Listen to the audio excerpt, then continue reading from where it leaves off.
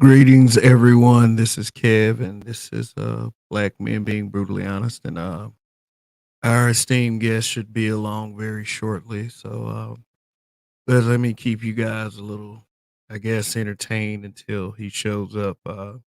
Yes, this is going to be tonight an interview with Obsidian. He was gracious enough to respond to my request for him to be here. So let's say, he's been pretty flexible this week. You know what I'm saying? He's gone around the space quite a bit. And I can only hope that my interview with him is as good as some of the others. So this is an opportunity I see to, really um, interview one of the guys who is seen as forefathers, one of the forefathers of this space that we call the Black Manosphere. So, and I advocate for the space quite frequently. So, um, yeah, I think it'll be an interesting conversation. So, thanks for all who are showing up here. So, you guys, RPM, what's good? We got Craig, the tech guy, said the old man putting in the work. He most certainly is. I mean, especially since, he got the time. I'll tell you that much. Just having a channel that he has kept busy for years terminated, which is unfortunate, but uh, we will talk about that tonight when he gets here. Hurry up and buy. What's good? Afro National. Salute Kev, Obsidian and Brothers. Long live the habitual line steppers. Long live Calvin Rogers. Got Longo Savage. Raven Knight. Long live. Gabe A, not Obsidian. Ha ha ha ha ha. What's good? Toya the Tutor. What's going on? Coffee. What's good? Yeah, hit that like button as y'all roll up in here. For real, for real. So, it's my intention tonight to interview one of the most polarizing individuals ever. Someone who pushes the envelope.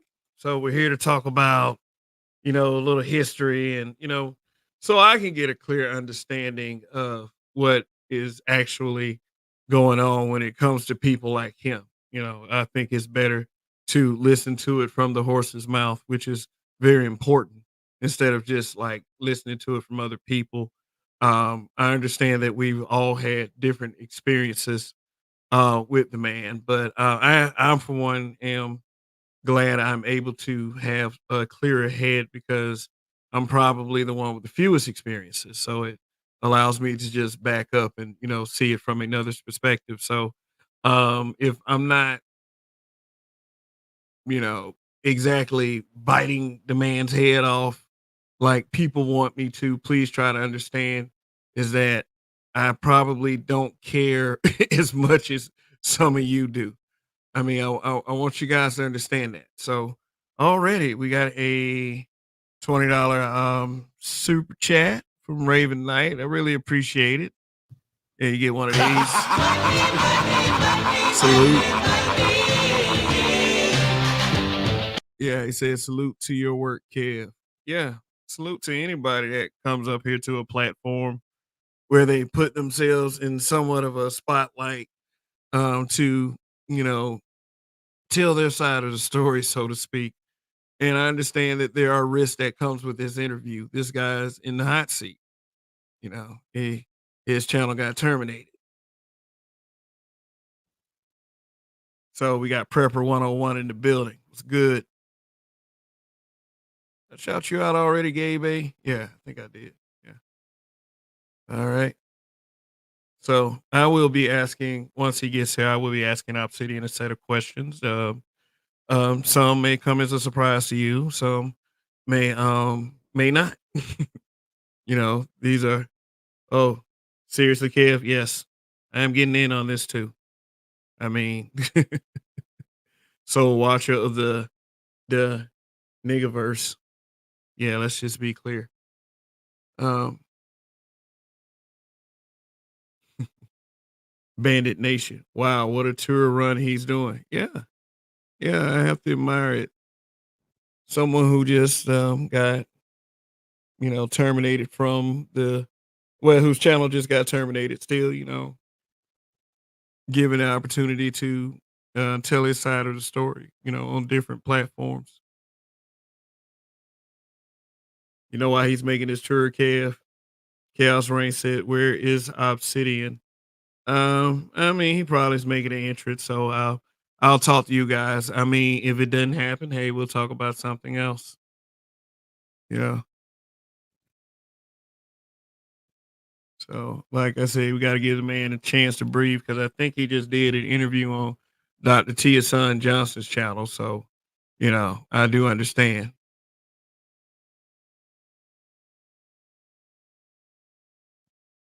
So I got you on full theater mode tonight. Let's get this civilized discussion going. Yeah, that's one thing I can promise that it will be civilized.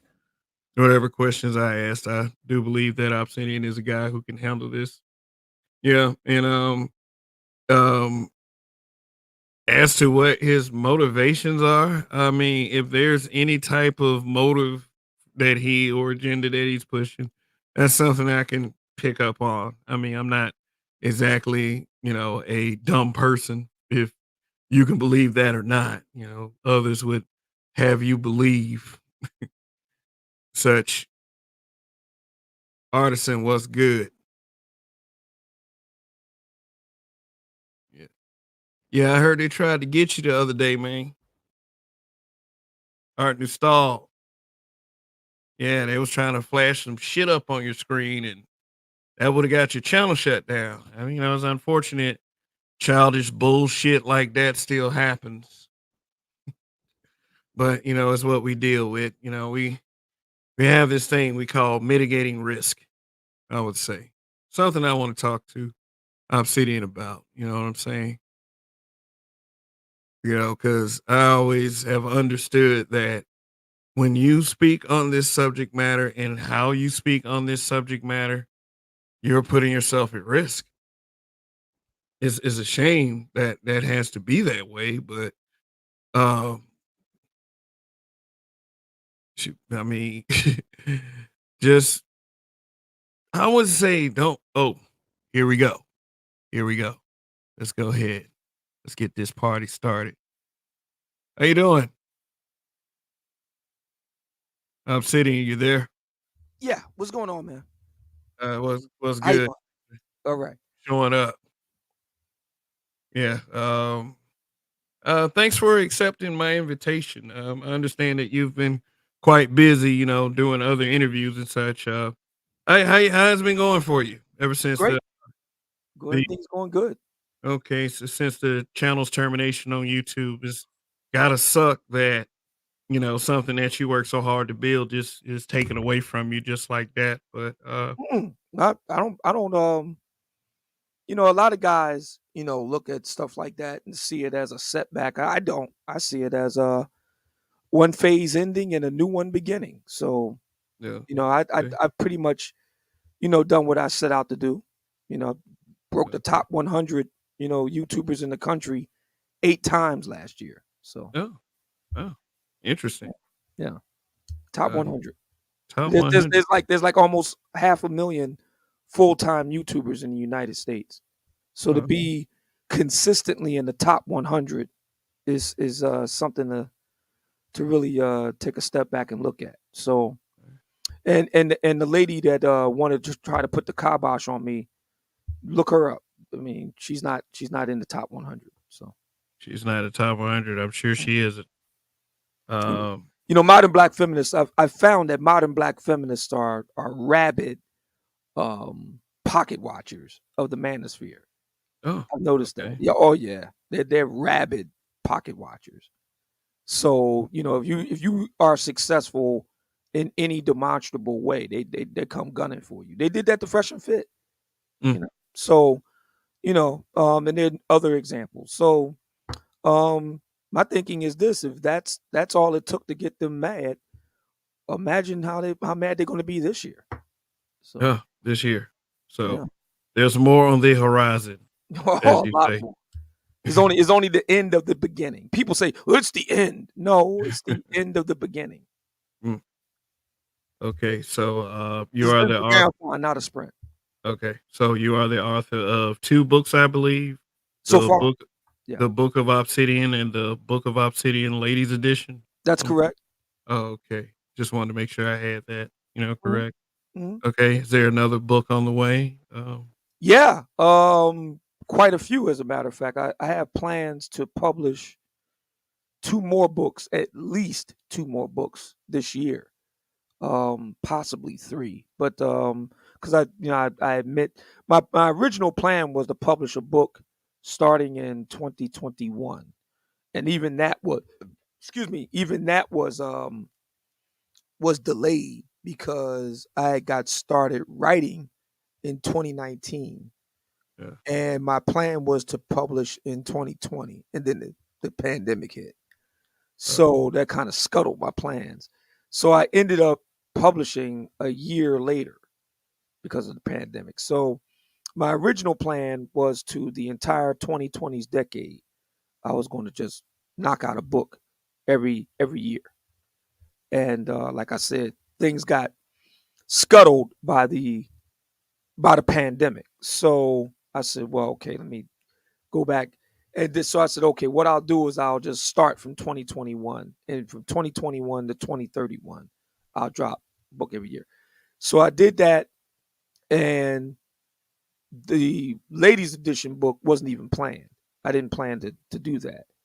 That happened because a number of ladies asked me to write a book for women. I had no intentions of writing one for women, but I'm glad that I did because mm, it was a very, very useful experience for me. I learned a lot, in researching for the book. There was a lot of things that I thought I knew and I didn't, or that I had never considered before. So I'm really glad that I did that. So that came out in 2022. 2023, didn't get a chance to, drop any of the books that I had on deck. So now it's 2024, and I'm able to refocus. And actually, what led to things ending on YouTube, and even that's a question mark. But what led to that is forming the basis of a book right now. I'm writing a book on modern Black feminism as we speak, and oh, yeah, and so I have Kimberly Nicole Foster to thank for that because I had a lot of writings about it over the years that had just been sitting there. So I mm, so when I'm going back and forth with her, I'm like, you know what? I need to go back. And I went back and looked up these. I was like, man, damn, that boy good. Let me go ahead and take these previous articles that I had published elsewhere over the years dealing with modern Black feminists, and let me go ahead and put this all into a book, including the material regarding Foster and all, in additional material, because it's something that needs to be written. It's a book whose time has come. So uh, I always make lemonade out of lemons. So that'll be coming out in time for the Black Manosphere Conclave later this year. And I got another book, interesting, a novel book on walking cane and walking stick self defense for oh, Black men. That'll be dropping. And then I'm working on a book on Kevin Samuels, a good friend of mine. I oh, affectionately refer to him as Saint Kevin. So I'm yeah, working on yeah. a book on that. To my surprise, to my pleasant surprise, there have been a number of books and at least one documentary that I'm aware of that have been done on Kevin. But he wanted me to write a book. Oh, So okay. yeah, I'm working on that. And I got some other books too. So all in all, somewhere around 13, 14 books in all. Oh, So yeah. all right. So you're staying busy. Oh yeah. Okay, okay. So let's dive in a little bit. Just want to ask you a question that I hear quite a bit, but I want to hear it straight from you, seeing that you are viewed as one of the forefathers of the space, which I would like to know, how do you feel you earn that distinguishment from the many people who frequent these spaces? it is what it is. Whether anybody in the bit, and feel free to respond to the chat. But I don't mind that. But of course, this is an interview. Um, what do you believe was is the purpose, the goal, the end game of the Black Manosphere? Yeah, I don't think it was something that marked me out as special in that regard. I think that me and O'Shea and Angry Man were just crazy enough to kind of go out there and kind of claim it. Mm, Um, a lot of black men in and around the space, and I'm not going to put any specific names on this because I don't want to get you in any trouble. But look, there are it's cross individuals, that bridge. yeah, there are individuals who will say, and I happen to like them, by the way, Yeah. and they will say, "Well, I'm not a member of any particular anything like that," and I think those brothers, I don't think that they really understand something. Um, you may not consider yourself part of this, and that's fine, Mm, but the other side does. So, it's like what Benjamin Franklin said: we either hang together or we will most assuredly hang separately. mm, A lot of ladies in our community don't make distinctions between and among black men. They kind of just throw them all in one basket, and we see that happening right now. mm, Even beyond Black America, like for example, for several years now at least, the idea of incels being part of the manosphere. well, They kind of just throw it in there. yeah. So I like to lean into stuff. I know it's a lot of guys try to recoil away from it. I lean in. It kind of throws your interlocutors off when you do that. I found when you just go ahead and just lean right into it.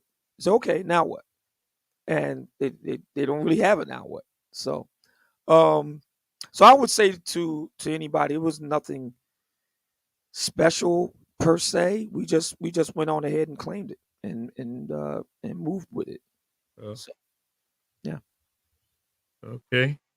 Plus, I And don't think a lot of guys like the idea of being kind of infamous. It doesn't bother. I think it's like amusing myself. yeah, yeah.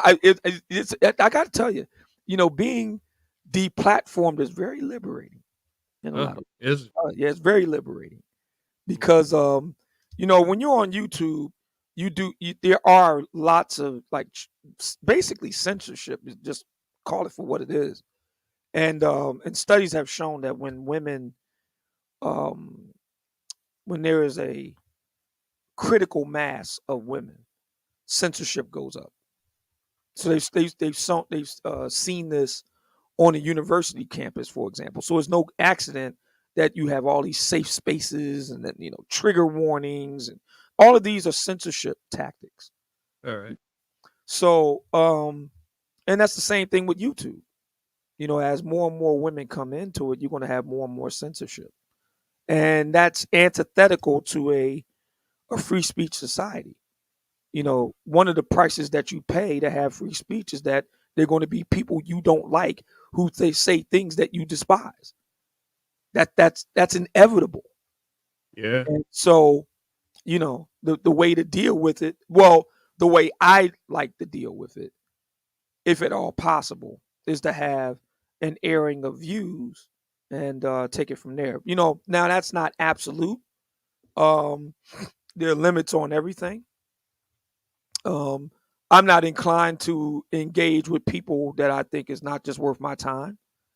The other side could say the same thing about me, and that's fair. Um, but the difference between us is I'm not trying to, you know, uh, deny her right to her say. Mm. So that's the big difference. Oh, yeah, yeah, absolutely. And that's to a fault because none of them really care about reporting us, which is why people are so cautious about going after a feminist.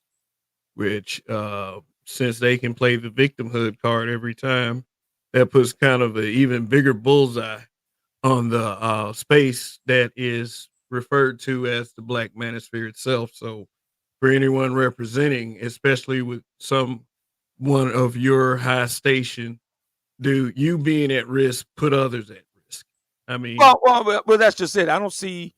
First of all, I'm not at risk. I'm on okay, the air with you right now. So number one, yeah. and nobody's going to do anything to you, by the way. Uh, I mean, yeah, I don't nobody's care, going to do but anything. okay, go Yeah. ahead. So there's that. Number one. Number two. Um, there are a lot of brothers that are kind of afraid of black women. They see black women as all powerful, and I don't. Do whatever you want to do. And even my opponent has admitted that she's won a Pyrrhic victory. Uh, So, studies have been shown, because I've looked into this. Studies have shown that deplatforming really doesn't work. It gets you early returns, but in the long run, it doesn't work. And the reason why is because you're going up against ideas. uh, You're not going up against a person so much as an idea. an idea. And the best way to defeat ideas is by having better ideas. Mm, Just build a better mousetrap. okay. So that's what I'm going to do. I mean, my thinking is this: if I can achieve being one of the top 100 YouTubers in the United States in 2023, when they're almost 500,000 full time, we're not talking about weekend warriors. Oh, We're we're talking not. about full time YouTubers. Uh, Okay, we're not talking about part timers, weekend warriors. We're talking about people who full time do this, full time. yeah, If we got close to 500,000 of them, and I'm consistently in the top 100, and I was able to do that on YouTube, what could I do on Rumble, uh, where there are far and away less restrictions? By the way, you make more money on Rumble too. By the way, oh, okay. yeah, yeah, I should try it one day. yeah. But You let's make. not let's not discount the weekend warriors though. I mean, Well, I'm just saying. I mean, I consider myself to be one of those guys. well, I'm just. And I mean, I understand what you're saying about working YouTube full time, but Yeah, based on the circumstances, which are extremely risky, you believe in any of us who claim this black manosphere that at this point that's a good idea? I mean, I don't mind it. I don't say I'm representative of the black manosphere. I support the black manosphere, and I understand that black manosphere at this point are buzz terms, which means that if you say it in certain spots, that you were likely to get, I don't know, heavily criticized. I would say that I would I say bring it on. minimize it that Bring much. bring the criticism uh, on. okay, Good. I so mean, what exactly? And when you see, these are tactics meant to shut you down and silence you. uh, yeah, I welcome the debate. Okay, exactly. What do you criticize the black manosphere about?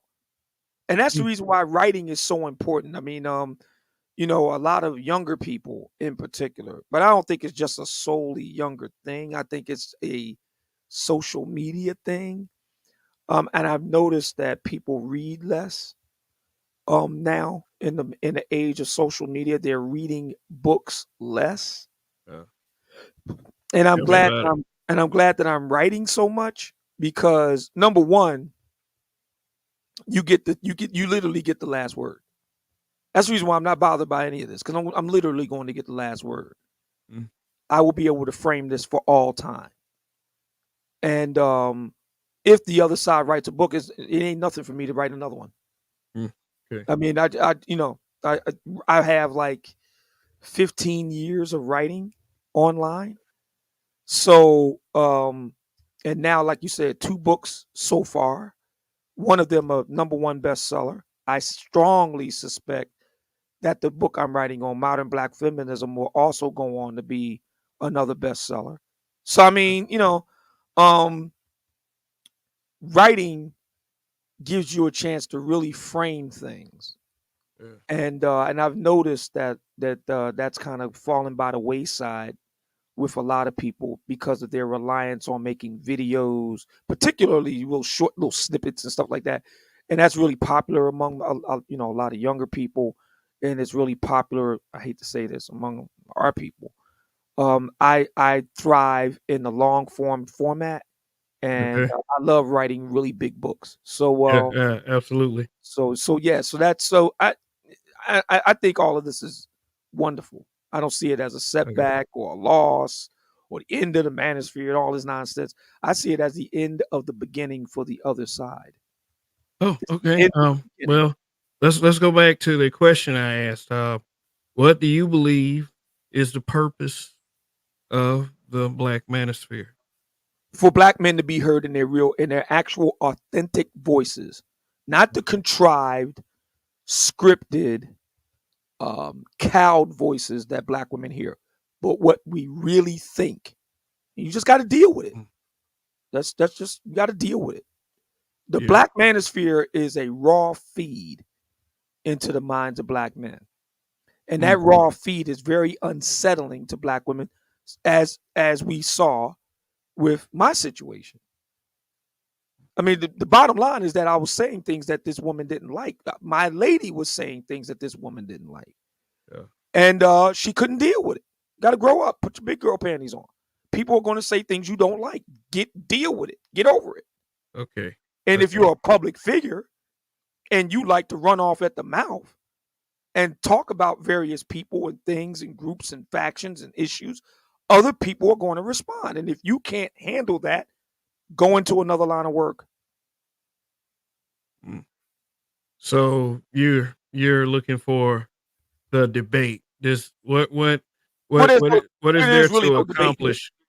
I mean, what is there to accomplish by, I would Defeating their say, ideas, defeating their ideas publicly. uh, yeah, That's absolutely. that's the point. Them Okay. getting cowed publicly, them getting Okay. clowned publicly, them getting debased publicly. That's Mm, the point. mm, That's the point. that's the point. Okay. We find out who has the better ideas, and Okay. who has the better results. All right. Because I can say that black women got married because of me and my ideas. Uh, I can say that recently. okay. So All right. How do we convey these positive messages to other black men as far as the purpose of the space itself? Which, by the way, I would say that although you are a bigger figure in this space, not everyone sees it that way or see it as a place where we publicly crush the ideas of feminism. I believe those ideas are so illogical that it's an effortless crush, and some people are just too stupid to see it. I mean, seriously, it's not something that is a challenge to debase or debunk any of that. So, well, the, not everybody is really good at you know, there's not everybody's really good at debating. Not I, everybody's really good at presenting their ideas. yeah, yeah, I understand. Not everybody is good at that. So I mean, I'm pretty good at it. And the reason why I'm pretty good at it is because I have the receipts to prove it. I've actually, one reason why I talk about money the way I do is because it's a demonstrable measure. You know, um, the marketplace of ideas is a market, and I've been able to, do things with it. And it's funny, the guys that disagree with me the most themselves have not been able to do that. Uh, I noticed that the guys who are my true contemporaries, guys that are actually, guys, for example, top 100 YouTubers. So Angry Man has made the top 100, right? The lead attorney has made the top 100. Anton Daniels has made the top 100. They're not out here windmilling like this. Okay. What qualifies the top 100 so the audience will be clear on? Well, according to Playboard, there are several categories. Just think of Playboard like Billboard. Everybody knows Yeah. what Billboard is. So think of Playboard like Billboard for YouTubers. And I believe that they're starting to expand into other social media markets too. So it's just like with Social Blade. Social Blade started out with YouTube, but now it's It has branched out into Facebook and Instagram and stuff like that. So I think that by this time next year, Playboard will probably include Rumble in it, more than Okay. likely. But in any event, in other platforms too. But in any event, um, Playboard is to YouTube what Billboard is to music artists. So you have different categories, Oh, singles, albums, and different genres of music, and so on and so forth. Same thing with Playboard. So you have top 100 in terms of super chats, top 100 in terms of subscriber size, and so on, and views, and so on and so forth. So you have different categories. The category I'm talking about is super chat. okay. So, um, I noticed that the guys who are up there in the top 100 with me, they're not the ones out here windmilling. Mm, It's the guys who are definitely not. So, I mean, it's one thing when your direct one-to-one peers are talking. That's one thing. mm. Fair enough. It's something else when people who are not in your same lane are like doing all the talking. It's like, why? So what are you saying that certain ones don't have a right to their opinion? Like No, that's no, I mean, I'm not uh, I would never, deny someone's right to their opinion. yeah, I get that. What I would say is that all opinions are not the same. Uh, yeah, You yeah. have expert opinions. Expert opinions. Mhm. Okay, so I mean, it all depends on what qualifies one as an expert. I Well, mean, again, I would say in this case, if you're a top 100 YouTuber, I would say that you're pretty expert at it. mm, So, and that's an issue for, some black men. Some black men don't wanna accept that, you know, some black men are experts, and some black men have been there, done that. yeah. Well, you can't deny the power of the content strategy. Yeah. But let me ask you a question. How do you feel about being used as someone's content strategy, whether it is positive or negative? And what I've seen a lot of is a lot of negative stuff. I mean, I know you're not blind. Are they I making mean, money you do, with it? I don't know, maybe a cash app here and there, but See, that's the only thing for I me. don't, I'm not like I told you, I'm not like the others. I don't sit there and pocket watch. Okay. No, no, the only reason why I'm asking is because if Yeah. you're gonna my thinking is this: if you're gonna talk about somebody, make money. Mm, Otherwise, what's the point? mm. Well, maybe they have some push, which I welcome, some dissension, some pushback against my opinion.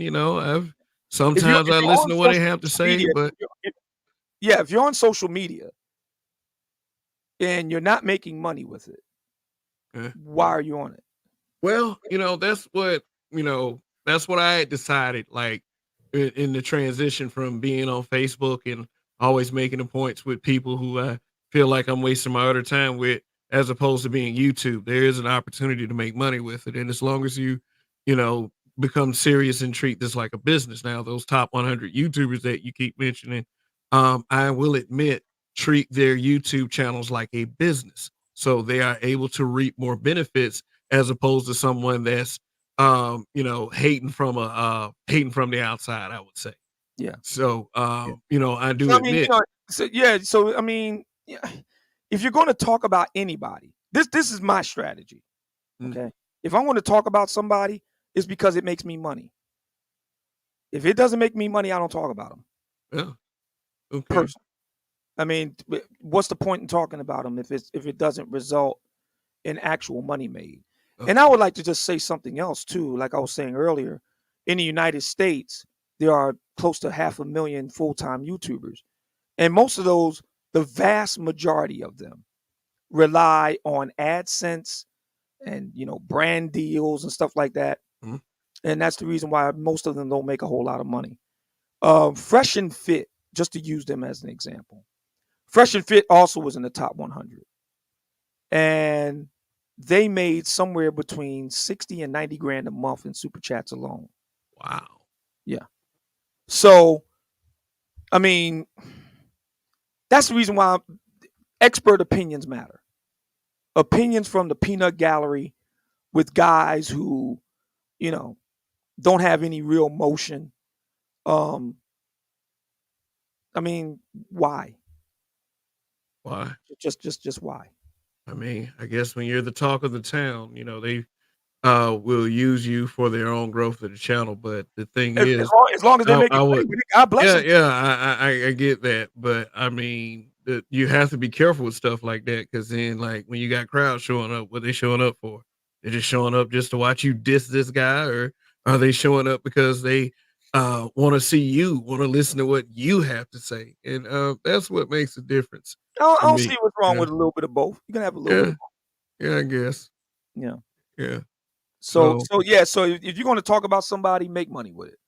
yeah, If you're talking about somebody and you can't even make money with it, there's something wrong here. Either your audience doesn't care about that individual, or you're just not that good. yeah, yeah. I would say that. You know, don't want to shoot yourself in the foot with some of the things that I heard said around here about other content creators. I mean, even recently with myself, but I'll deal with that on my own. I don't need to focus too much on that. You're the special guest here. So yeah, Yeah, so that's the other thing too. I mean, that's the other thing I would say to the guys who, seem to kind of want to follow me around like a lost puppy dog. You know, guys want to talk to me, and they don't want to talk to you, and there's a reason for that. and I have an open door policy. So I mean, just like you accepted the invitation, anybody that I've called out in the past could have accepted an invitation too. But where are they right now? And then where are you right now? I mean, thanks for coming through. Yeah, Um, yeah, it was a busy day today. I had well, yeah, I know. this is my third and we're 6 minutes out from midnight here in Philly. So yeah, this is my third interview and I got like three more lined up tomorrow. So yeah. Wow. Yeah. Yeah, a lot of guys, coming out of the woodwork, man. I think what ended up happening is that it my situation kind of yeah, I'll say the word galvanized. I think it kind of galvanized a lot of guys, or let me put it this way, energized a lot of guys. I'll put it that way. Energized a lot of guys and kind of roused them up because they see what went down as a freedom of speech issue, Yeah. as a censorship issue. Um and rightly so. They see it as an issue that once again men are being chastised for their freedom of speech while the ladies get to say whatever they want to say. We saw this with Cynthia G, for example, Oh um yeah. before she was finally dealt with. And for the record, I wasn't a fan of the platforming her personally, Yeah, I but know. I understood the rationale. See, if you want to live by the sword, then you want to die by the sword. Yeah. Yeah. So, I mean, I personally would not have preferred that, but I do understand it. And right. so yeah, a lot of brothers have been reaching out to me and setting up, wanting to set up interviews and whatnot because they see it as an attack on freedom of speech. I got tenured academics. Just did an interview with one just a few hours ago. Of about a week ago, I did an interview with another. Um, so I have tenured academics and whatnot reaching out to me because they see this as a curtailment of freedom of speech and censorship. And I'm not no, I take it back. I had three academics um over the past few weeks interview me. So I mean, I think a number of brothers are right to kind of be concerned about this. And what I want my situation to do is kind of galvanize black men into um really getting serious about supporting their own forms of media. I was thinking about this after I got off the air with Dr. Tia San Johnson earlier this evening. Um I was thinking about this while I was taking a break, getting ready to come on the air with you. Um the social media space, there's a lot of challenges with it, but there's a lot of great opportunities with it too. And on the opportunity side, there's never been a better time for us to do our own thing. I Well, mean, it's a lot cheaper. You think about radio, and that's what I like. I like radio. Talk radio is hugely popular with men. okay. Talk radio doesn't do very well with women unless you do it in a certain type of format. So, Breakfast Club, Steve Harvey Morning Show, Tom Jones, that sort of thing. Yeah. But you're more straight ahead. Howard Stern, Tom Likas, Rush Limbaugh, that type of mode doesn't really resonate really with women, but it does really well with men. And Okay. to go into terrestrial radio, right, costs a lot of money.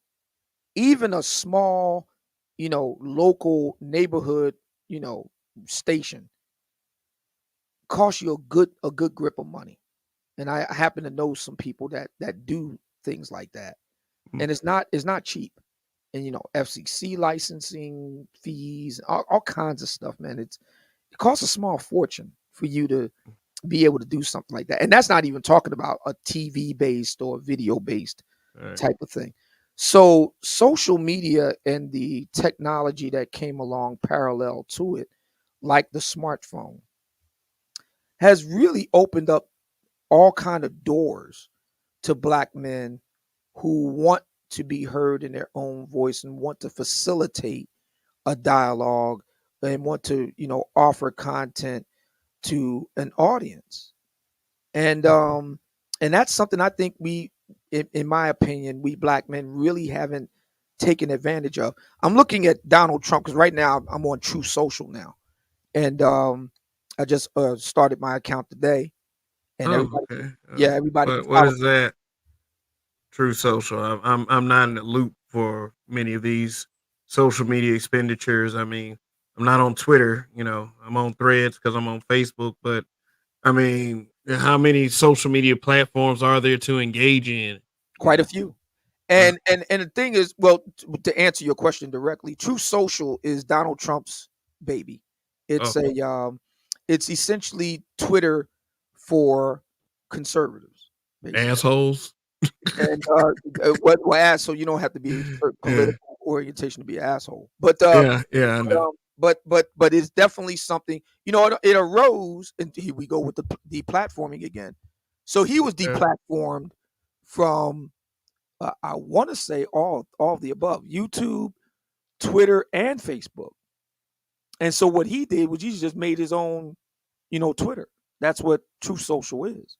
Oh. So, um, and this is before Elon Musk bought Twitter and turned it into X.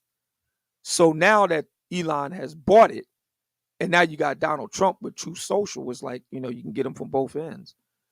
And what I'm noticing, and he's also involved with Rumble. Vivek Ramaswamy, Peter Thiel, a number of guys are involved with Rumble on the money end of it. Uh, So there's what's known as the freedom economy. These are the social media companies that have cropped up um, because the big tech companies are so censorious, and that's just the tip of the iceberg in terms of the problems. Um, Mark Zuckerberg was just recently, facing the Senate. He's been, facing the yeah. Congress Yeah. several times. Yeah. Facebook. Just recently faced the Senate, and it was very contentious. So, and there have been all kinds of studies done where the Facebook whistleblower. I mean, there's all kind of documentation behind this. So about the problems of big tech, and Uh, so the freedom economy has come up, True Social, Rumble, and others, locals, and others, to kind of act as a counterweight to that. And I mm, think that's wonderful. I think that's the American way. You offer more choice. You build a better mousetrap, and the truth will out, and the better ideas, the better products, the better services will out. That's what competition is for. yeah. It gives more choice to the consumer, lowers cost, raises quality. That's what the American way is all about. So and there have been accounts of people who do very well on YouTube leaving the platform and going elsewhere, either Rumble or another service. Um, I would say the thing to do if you're a black man and you want to have a platform is to diversify your portfolio, so to speak. Diversify portfolio, meaning what? Different forms of content No, no, no. Different or platforms. different platforms. Yeah, don't put all your eggs in one basket.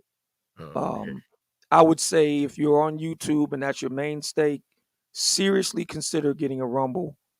Seriously consider getting, your locals, and a lot of guys like to use Discord. I've never really gotten into it, but I'm glad it's there. The point is to not just concentrate in just one area. Try to move it around. And I'm really excited about True Social. I think it was reported over the weekend. I think it was Friday. Um, the SEC, Security and Exchange Commission, has approved the merger that True Social was involved in, so that Mm, it can be publicly traded. So Rumble was publicly traded, and okay. on the Nasdaq, and True Social will now be publicly traded. Speaking And of Rumble, speaking of Rumble, yeah, how long do you think that can actually last before Rumble becomes just like YouTube? You know. I think it will last for quite some time. Uh, The CEO and founder Chris Pavlovski still holds, as I recall, controlling interest, and he's vowed that it will never be a place where you can be canceled. He has oh, a oh. firm anti-cancellation policy, and he's a staunch advocate for freedom of speech and freedom of expression. So that was one of the reasons why I did my research. Like, okay, where am I going to go from here? Well, And I had really sat down and did research on Rumble, and decided to go ahead and do that, along with, like I said, I'm going to branch out and do some other things too. It's going to be a really exciting year for me. okay. Really Okay, exciting. let's whip it back to Black Manosphere. I want to ask you a very, very, very, I would say straight question. You say you were great friends with Kevin Samuels, right? Yeah, Um, yeah, we were really yes, close. yes, yes. Okay, all right. Okay, I'm gonna bring up another content creator, YouTuber, mediocre tutorials and reviews. Yeah. Mhm. Okay. So you are a representative of the Black Manosphere, which you believe is a good thing for Black men to speak and Mhm. just get our word out. Reinforce the assertions that Black men have for the public ear and to push our ideas as being the best ones. Okay, so do you ever remember mediocre tutorials and reviews doing this video where he stated that Kevin Samuels wanted nothing to do with the Black Manosphere? Has Kevin Samuels ever said to you anything to that effect? I mean, we made plenty of content on him, and there have been content creators that have accused the departed Mr. Samuels of stealing their talking points. So when you hear guys like MTR say shit like that, what goes across your mind? Nothing. Nothing. Mm, I mean, well, first of all, this is news to me. This is the first time I've New heard. news. Okay. But All right. I don't second, expect everybody to know everything, but yeah, I just want to let you know. but secondarily, me and Kevin talked every day. Oh, The okay. last conversation we had was the Easter Sunday before he died. Oh, okay. So if that's how you, I mean, okay. So Kevin endorsed my book. That's what made it a number one bestseller. Yeah, yeah, I remember that. So if he's against the Black Manosphere, why would he do that? Mm, Knowing how you felt about the Black Manosphere, so Why would he do that? one would say that, say if mediocre tutorials, whatever context he meant, saying that Kevin Samuel said he wasn't involved with those guys, and mediocre tutorials and reviews was like, thank God, is that he's might be telling a slight fib. That's what Right. you're telling. That's what you're saying. Again, I haven't heard the actual statement, so I'm not going to speak to that. Okay. What I will say on the part of mediocre tutorial and reviews. But what I will say is that if that was how Kevin felt, why would he support my book? Uh, well, maybe he's just great friends with you and not thinking about who else is affected. I mean, some people, when they make it to a certain level, they don't look back. And in some instances, I do understand that I'm entitled to nothing from anyone that I've ever mentioned. But if you are going to, like, I would say, reconvey the talking points of smaller content creators. Some people feel I mean, there are certain content creators that feel kind of slighted because, they felt as if that was being done. So, I mean, if something like that was said and people really want to push this space as actually being something, there would be some that would be slightly perturbed by someone like MTR saying that, which it disappointed me because my thing is, it to me it's not only about the black manosphere, it's about any amount of black men speaking out of turn. I mean, I've seen it before I even knew it was a black manosphere. And for somebody like that to say that with the reach that he has, I mean, I think it's bullshit. So, I mean, but hey, I'm just one guy. Many people would probably agree with that sentiment, or maybe he was trying to protect his brand because he lost a sponsor.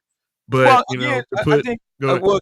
well, again, I think that as far as I'm concerned, and since you're asking me what I think about it, Yeah. I think show don't tell, and I think that Okay. actions speak louder than words. Kevin endorsed my book; he didn't endorse anyone else in his lifetime. That pretty much Okay. ends it right there.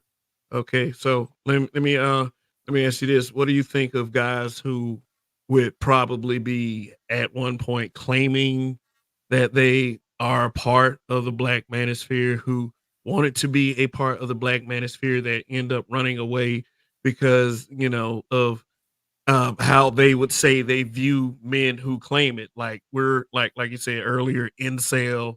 We're a bunch of basement dwellers. All we do is talk over and over again about Keisha, red pill rage, blah blah blah. I Mhm. mean the acronym SBE, which is a concept, but is used in other instances that probably isn't uh, really correct. I mean, what do you think of that? I mean, just I don't.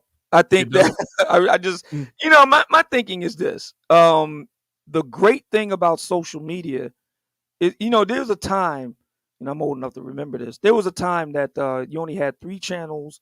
You had three channels on UHF and three channels on VHF, yeah, I right? remember that. And then you had Showing our HBO, age. and then HBO came along, Yeah. and then the rest of the cable and CNN and all that came along. So Uh, gradually, you started getting more choice with more channels. all right. You can make a case for grumbling back then because your choices were limited. Okay, fair enough. Mm. But today, why? If you don't like something, change the channel. Just turn the channel. Yeah, I agree. I don't I agree. understand that. I don't get why, if you don't like something, you're going to continue to follow it around, continue to follow it, I and think that's continue to talk about it. Why? Why just don't change the channel? Just find I, something I else. I think that I believe that is attachment of sentiment that they're not willing to admit, and to feel as if others are ruining the experience for them. Plus, also, clearing the air with who may be watching, such as law enforcement agencies, from what I hear, is watching this content, trying to find anything they can find to shut any of us down, which I don't fear because I don't own the platform of YouTube. And I just so happen to think that law enforcement agencies got better shit to do than to monitor a guy who can't even get 500 people in the room. So, I What mean, it about the doesn't make guys any who can't get sense. five? What about the guys who can't get 500 in the room? I mean, okay, so let's talk about me. I've done it. Let's talk about Mhm. Fresh and Fit. Let's talk about Andrew Tate. I mean, Andrew Tate, right? I mean, isn't the Andrew argument that Tate. he's in the dock for sex trafficking and rape and all the rest of it? Yes. I've been waiting for somebody to bring him to court. Okay, if he did it, bring him to court. He has his day in court, and we find out if he did it or not. I'm still waiting Yeah. for that. But it does takes its toll, though. The existence of guys like Andrew Tate lets you know that there is a risk to doing it that way. I mean, it's not that you're going to come out the situation unscathed, and at the end of the day, is it really worth it? No matter how great a person you may be or perceive yourself to be, it's just that it seems like this line of content does take its toll on someone, and many would say that about the late KS in many very disrespectful and disingenuous ways that do kind of piss me off a little bit, to speak ill on the dead. But hey, a person's opinion is a person's opinion.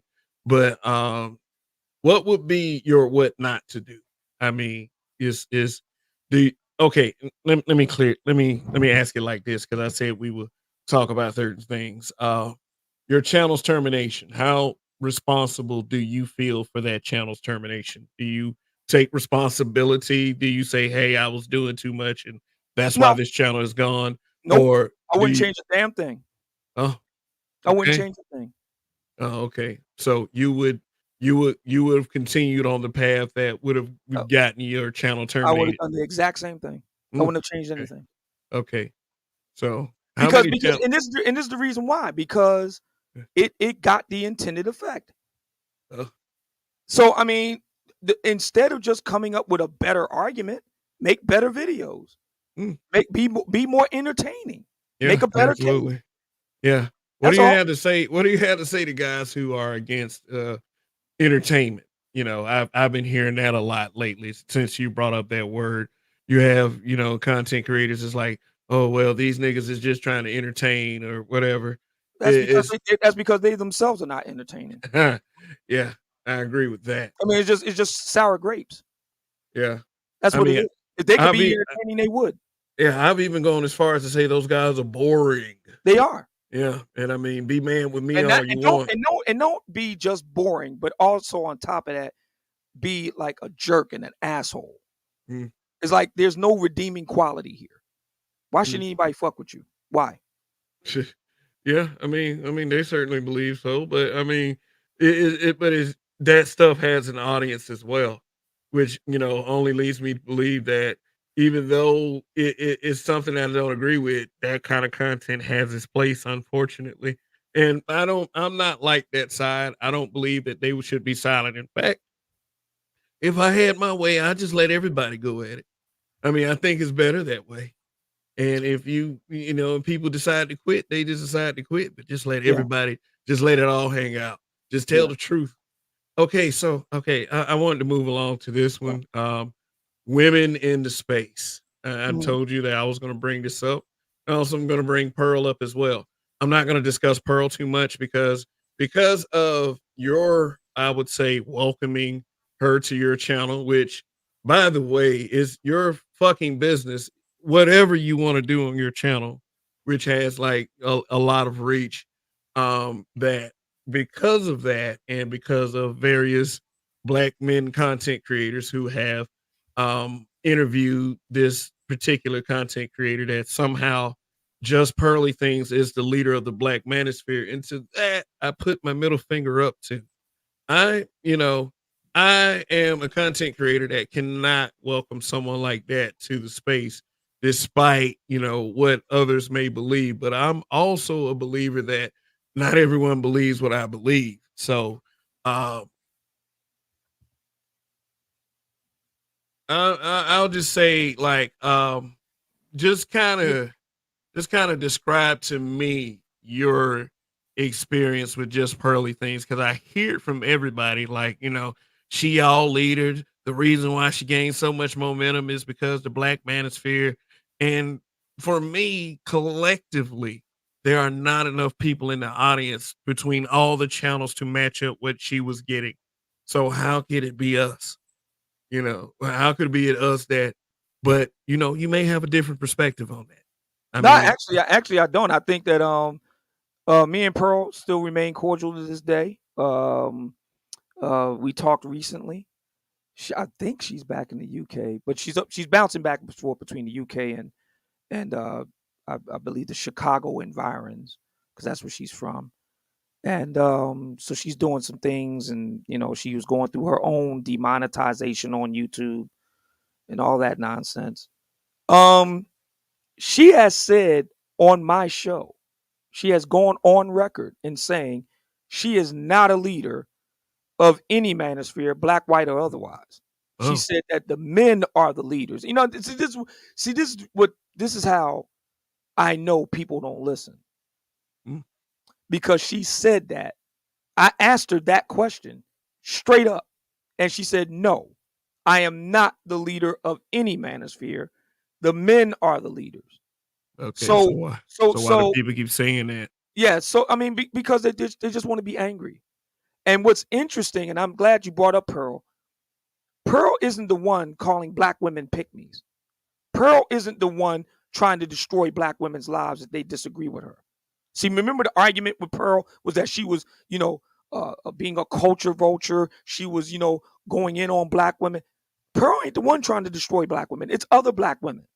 Mm. Yeah, It's other black women doing it. yeah, that's something very interesting because with the women that I've dealt with on social media who aren't exactly agreeable to the motivations and the narratives that the sisterhood push, they run into a couple problems. One of those I would say is very infamous is Celebrity podcast, Daphne.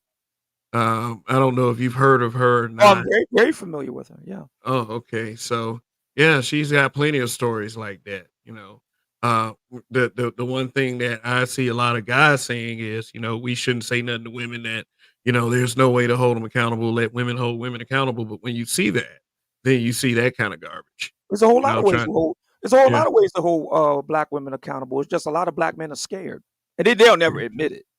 They'll scared. never openly admit it. A lot of black men are scared to death of black women. So I don't. but don't you believe that some of their efforts would be futile, No, because my women. efforts weren't Okay. futile. Okay. My efforts weren't futile. Okay. So, Oh, and by the way, for the modern black feminist useful idiots out there, your leader, since you want to talk about leaders, your leader, brother, said that going after me was a Pyrrhic victory. Her words, not mine. So there you go. okay. So, yeah, women into space. Let's go beyond Pearl and Celebrity, and do you believe that women in the space is a problem? No, Many men that are in this space and adjacent to this space believe that women being here is a problem. And once how women. so? Well, how Like, how how how are they a problem? here's some of the things that they said that, once they become content creators, they take off, they make the money that some other, male content creators make. They steal our talking points. They're able to shoot to the moon. And I mean, I've come to accept that because the very guys that say this be on those very channels. I think it's a bunch of horse shit. I think is I think that if you see 3 women on a list with 60 male content creators, that means that the 60 male content creators pretty much dominate that list. I don't know why we as a group of men always are so quick to shoehorn power to, women, which, I just don't get. I'm a man. I mean, I feel as if the buck stops here. I mean, when the shit hits the fan, nobody's looking for a woman. So why make the bitch matter that much? Like, it just that's my question for some of you, guys out there. Is that if you're, and I get it, man. There has been a history in the space where maybe you were here during those times, Obsidian, where there were other content creators that were piggyback off the men in this space, and then they'll just shoot to the moon, and all of a sudden, the black manosphere is the worst, most poopy thing in the world. So, I mean, I can understand men's cautions, but if it's sisters like I would say the breakdown and Jessica X that were in this space. And by the way, I want to ask you a question about Tough Talk TV. That they've said themselves that maybe they don't want to be. Well, Jessica X definitely said she no longer wants to be referred to as Black Manosphere, which I would agree to the sentiment that yeah, the primary focus should be black men, but, and I don't care what woman leaves. So why aren't these guys who say this just not shifting their focus to the men automatically? Whenever they see a woman around, all of a sudden she becomes the most important shit in the world to these guys. Like it's like why project that kind of thing on us? Like we want the bitch to be here, and by the way, all that bitch leading us shit, nah, mm-mm. That doesn't happen over here. That may happen on some of your channels, but it doesn't happen over here. And the people who are always watching me every night that I go on the air, they can confirm that. Okay. So, all right. Well, So, what okay. is your So, take, Obsidian? so to answer your question again, I mean, consider the source. So you just got finished saying that if you see two, and I personally can confirm what you're talking about. There are at best two or three black women over the past year, 2023, that are in the top tier of, since the argument is making money, they get in the Mhm. super chats and cat. We can't measure the cash apps, but we can measure the super chats. There's literally two, maybe three black women in and around the black manosphere that's clocking it like that. All the other Yep. guys that make it in the list, that's just it. They're guys. So you have to ask. So you mentioned mediocre tutorials and reviews earlier. Yeah. So let's ask: is he one of these guys that's complaining about black women being in space? No. Okay. Is Anton Daniels one of these guys? He's in the top 100. Is he one of these guys that's complaining about women being in space? I would have to say I don't watch too much of his content, but I haven't heard anything. Okay. Angry Man. He's another one that's in the top 100. Has he been complaining about women being in space? Uh, yeah, if you want to use Angry Man as a measuring stick, I mean, I would say no. Yeah, Okay. I've never heard him. All right. We know Fresh and Fit don't have a problem with women being in space because we can all see that for ourselves. They have women Yeah. on this show every night. So there's that. They're in the top 100. Who else? The lead attorney. He's in the top 100. Mm. Does he complain about women being in space? I mean, he helps women with YouTube channels, so of course not. Okay. And I would say this: if they're willing to pay, money's green, whether it comes from a man or a woman. So, Okay. I So mean, the point here is this. All the top guys are good with it. So now we have to ask, who are the guys who are complaining? Who are they? who are they? Yes. You want We know they're not top tier. So who are they? well, they're not top tier. You want me to say names? What I'm saying is, I who are mean, they in terms of their standing, their rank, how much money they make? Who are they? all right, as We know who pertaining they're to not. social media, I wouldn't say enough to quantify an argument if you're gonna just throw out qualifiers. I mean, but don't we want to get away from qualifiers? I mean, No, I no, we get don't. it. No, we I don't. get it. No, we don't. Because again, the topmost guys don't have any problem with it. They okay. So Mm. if the argument is these women, see, this is what these guys don't really want to say. They're taking all the money from me. No, they're not. You're just not stepping your game up, brother. Mm. The fact that the top 100 is dominated by men. In this case, black men. In this case, black men in or around the black manosphere says that your claim that the women in the space is bad for business, A, is bunk. B, that is these guys are making demonstrably more money than these ladies. So no, the problem is you. You need to Mm. step your game up.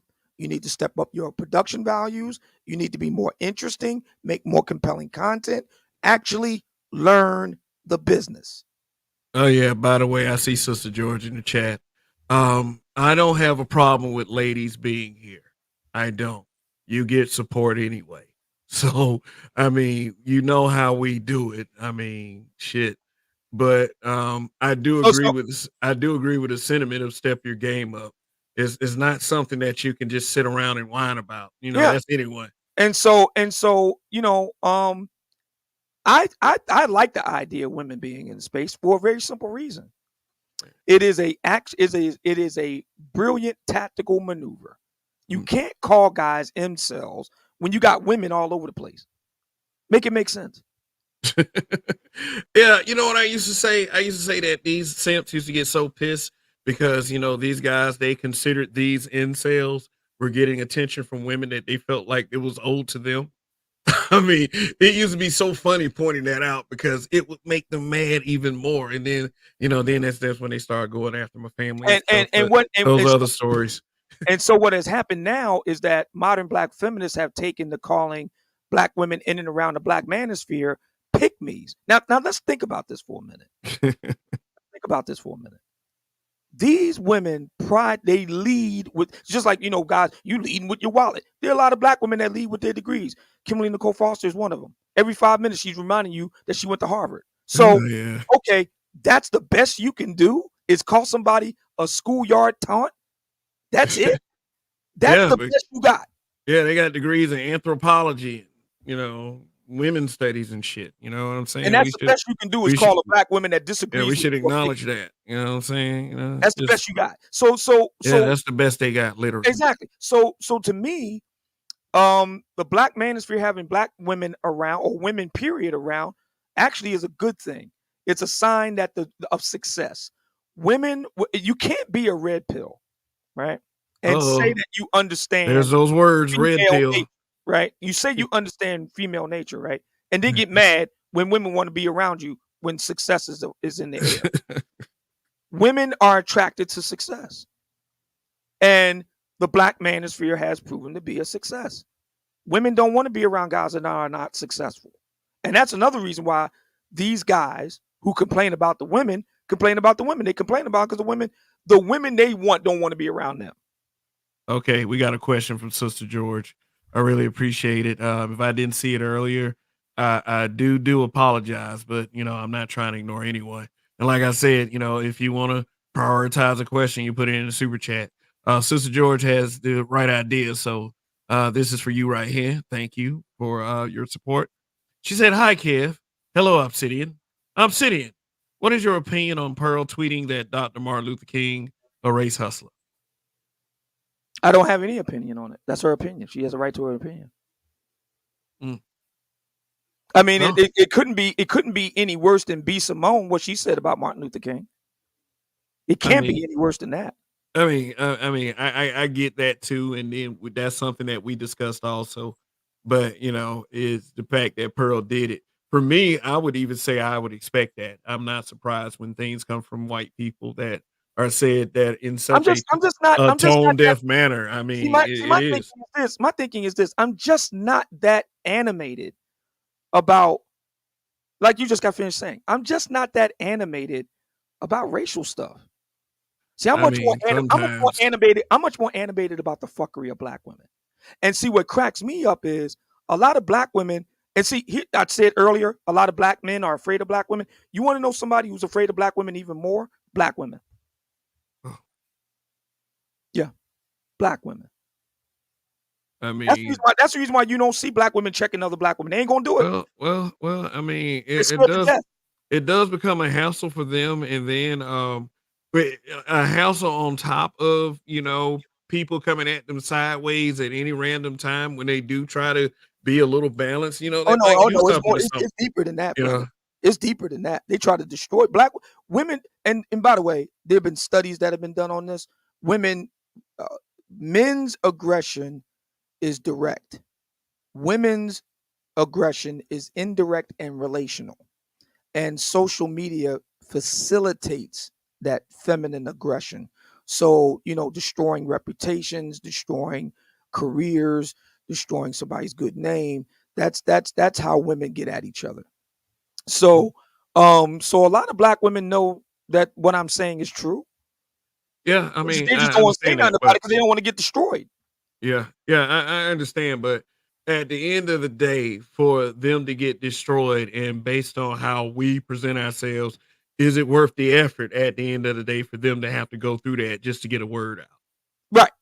Yeah. So that's what keeps the whole thing going because of that dynamic. So that's part of what's going on in the current situation too, which has now risen to the level of legality, and so I have to be careful how I speak about it. But yeah, I mean, I'm just, if B. Simone can be out here saying the things she said about Martin Luther King, and let's be honest, she hasn't been canceled. No, I have yet to see a true cancellation of a black woman who is very critical of black men at any level. I do understand that, but you also have to understand that there are some people that view white people as not being able to do the shit at all, and I'm one of those people. I Right. mean, But see, the problem is with me is you you treat people how you treat yourself. Or people, let me say it another way. People treat you how you treat yourself. So if black folks were really serious about the race thing, we would do it a lot differently to demonstrate to white folks this is how you treat us. For example, if we really believe that Black Lives Matter, then we would not be cool with all the bloodletting that goes on daily in the black precincts. Yeah. We Um, wouldn't be cool with. We would not be cool with it. well, I'm not cool with it, but Gabe, thank you for the super chat. He has a question. He has a question or more of a statement. So let me give you this one right here. Yeah, he said, "How isn't Obsidian animated about racial stuff?" And he claims he's the creator of the Black Manosphere, creating a space that starts with "Black is racial stuff." Mm, how do you respond to that? I don't. Next question. Mm. Okay, well, thank you, Gabe, A, for the super chat, and I will say something about that. That if you're going to put black in something, yeah, it is directly dealing with race. So, I mean, I get it. I get it. Sometimes people aren't shaken by racial stuff. We've had other content creators say that they don't do the race thing, and some of us are okay with those content creators. I mean, they don't bow completely out of the race conversation, but they have said things like that. I mean, so I'm not gonna act like Obsidian is the only one that says that. It's just that I don't roll that way. I don't, I think that race is, kind of important, but I don't let it victimize me as well. Same here. Same here. I'm more so. I don't get Yes, bent out of shape over an I, I, opinion. So I'm like this. You know, is that I got zero tolerance with whites. I'll say that. I don't go looking for white people to fight on it, but if you're going to be tone deaf, I'm not going to roll with that shit. I mean, so I see it as a diversion. I never saw Pearl as any type of leader. I mean, I acknowledge She, it she is already, what she it already, she is. already said herself that she wasn't. Yeah, it is what it is, and other people saying it is just crazy to me. So Well, I mean, I don't again, acknowledge Pearl, but see, I can see, also acknowledge. Go ahead, go ahead. see, here's the problem I have. The problem I have is that a lot of black people use white folks as a diversion. Yeah, See, that's the real issue. Again, the current issue right now has nothing to do with Pearl. yeah. It's about black women, a black woman attacking other black women, and everybody's okay with that. That's the problem. Okay, yeah. Um, I would agree that a problem is a problem. I would. I mean, I'm not trying to ignore anything or get around it. Yeah, there's certain issues that we do have to address amongst our own. I mean, plenty of them, and we. And see, what we'll do is we'll use Pearl as a way to kind of I can play gotcha. Why don't you deal with the fact that a black woman who has put out a shingle desecrating the good name of Harriet Tubman is out here attacking other black women because they dare to disagree with her, but y'all okay with that? Deal with Okay, that. okay, we got Lord Lovesmith. He says Obsidian will ignore issues of race long as he can stick it to a black woman. He will go as far as turning a blind eye to the wickedness of the small hats. Okay, so I don't need to, run interference for Jews or white folks with deal with black female fuckery. It's so evident. Look at Fannie Willis. I mean, really? I mean, look at Claudine Gay. Really? I mean, look at Marilyn Mosby. Really? I mean, I don't need to. I mean, it's pretty evident. You just go right to it and just deal with that. I would say that a lot of brothers will do everything but deal with black female fuckery because they're scared. And if you're scared, just say you're scared. You don't want to make mama angry, just say that. Stop fronting. Okay, Sister George, another super chat. Really appreciate the support I'm getting tonight. Sister George, once again, do you agree with Pearl on her opinion about MLK being a race hustler? Do I agree with it? No. But Okay. I don't. I also don't agree with what B. Simone said about Dr. Martin Luther King either. And I don't recall anybody being up in arms about that. I do, actually. I was in the rain driving, and I heard some broadcasts that were very off-putting. I think Dr. Tia Son Johnson said something about it. Okay. So, I would say that How many black women took her out to the woodshed? black women are, that's just the thing, not many at all. Oh, okay. All Okay. right. I mean, there may be someone that said it casually during a live or something, but I didn't hear an extended campaign of black women talking Okay. about what B. Simone said was fucked up, you know. Okay. And Okay. There you go. really, the tone that we set as men, I mean, we make those things to where they don't have to do it. And I mean, we catch ourselves stuck in this space trying to move the needle back, and it's wow, it's been quite the daunting challenge. So, I mean, I get it. I get what you're saying about that, but I mean, I'm not going to ignore Pearl saying that. You know, it Well, just I didn't. I was asked a direct yeah, question. I gave a direct answer. I just asked a follow-up question, and now we got all the the tap dancing. yeah. Okay, I got it. Okay, so I'm really like I haven't been very good about shouting people out. I was trying to focus on the interview itself, but so for some of you that are in the chat, if I didn't acknowledge you, which I usually do, yeah, let me go back. I think I said D Rock then, YAS4W. He said read that super chat. Okay, yeah, I think I read all of them. Yeah, I think he was talking about Sister George, super chat. So, sorry I took a little long. Just trying to have a conversation here, and yeah, all your support is very much so appreciated. Seriously. So, Knight and the Bishop was good. He said women can be in the audience, but no one wants them on panels or as content creators. I mean, I'm a believer in give the grace to ones that you can, and leave the rest of them outside if they don't. Like, if you really want to be a space full of men, let's encompass that all together. Otherwise, uh, sh- uh, uh, Well, what I would say is just let the free market shake itself out. okay, I have we no got problem with it. we got endless the spokesperson, ZA reinstat Obsidian, and we got Prime VA 757. Okay, let me see who else I didn't call out down there. I thought I seen number 16 down there. He's a huge fan of yours, Obsidian. Infantry skills, what's good? Telescope 3, what's going on? LaShawn Jefferson. Uh, let's see, Days. Earthian. All right. Wisdom speaks. Majin ego. He said, so you have an opinion on what B. Simone said, but not what Pearl said. I just gave my opinion. Yeah. I just gave it. Okay. Yeah, number 16. Like, he said, I am not worried about that black stuff. I am worried about black women. I mean, do you think he's making a point? He said he's not worried about that black stuff. He's not worried about I black guess women. I guess he was calling himself quoting you in, the sentiment that you are expressing right now. I don't understand what he means. Like I saying, no, when you said that, you're not shaken by, the black stuff and, what Pearl said about MLK. Okay. Yeah, and but you are someone that comes off as being very direct with black women. I would say that. Okay. Yeah, so I think that's what number 16 was saying.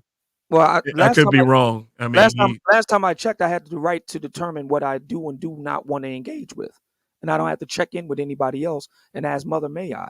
I choose to okay. deal with black female fuckery. Don't like it, don't listen. It's that simple. Uh, okay, all right. Also, yeah, I said I would get back to the Tough Talk TV discussion. What happened to that? One day it was here, and the next day it was You gone. you have to talk to you have to have Danielle George on to talk about that because Okay. she and her partners ran that and Weren't you so like a part I was of part the of it, yeah, show but for a yeah, while? I was part of it, but I didn't run it. So Oh, you have okay. to ask I her thought about it. that. I mean, it started out good. I thought it would have been something successful, if people had stuck to it. But And it still I can just be. wanted to get, I wanted to get your, But if you say I got to And it talk to still Sister can be. George, then It still you know, can be. I think it still can be. maybe me and Sister George should, have a conversation one day. I agree. Y'all should.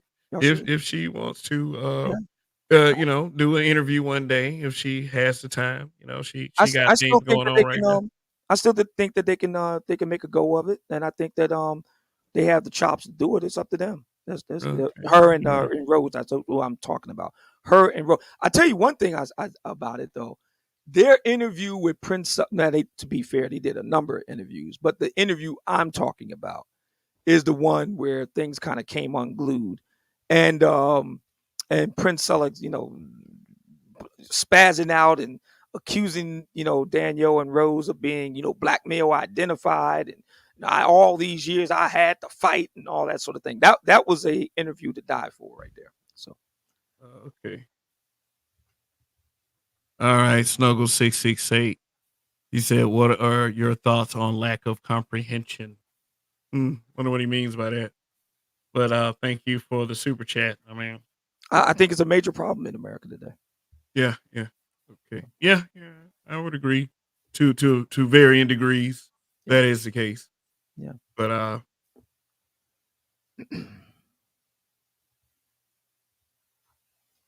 yeah. So we got opulent digital designs. Said our city is scared of Pookie G. LOL. Pookie G. Who is Pookie G?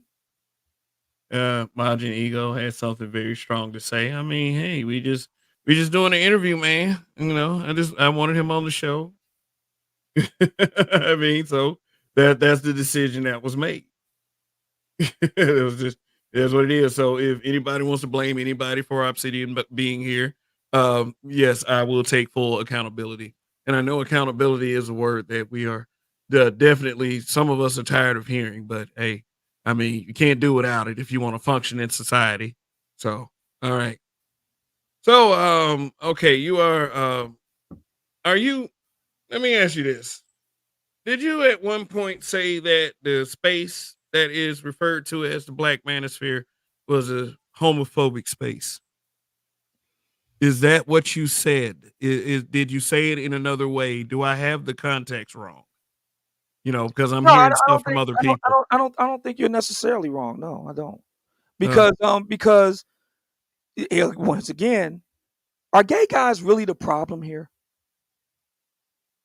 well, I have expressed time and time again, just to be clear, that this is a heterosexual man space over here Right. on this channel. Yes. But that's different than saying gay guys are the problem. Mm, Saying it, that this is a space for straight men is one thing. yeah. Saying Yeah. that gay men are the problem is something else. Gay, who has said that? Yeah, are there panelists, content creators that express that on a regular basis? Because I mean, That's what I'm trying to get to the bottom of here. oh, okay. But did you say that? Did you say Yeah, well, I think a lot okay? of I think Black America is deeply homophobic. It's not just black men. I would argue, as a matter of fact, if anything, I would argue black women are far and away more homophobic than black men. I would agree with that. Every time a straight man says something they disagree with, oh, you gay, Yeah, just exactly. So I think and, that that's something that I mean, come on, man, we're all adults here. Stop it. yeah, yeah, I get that.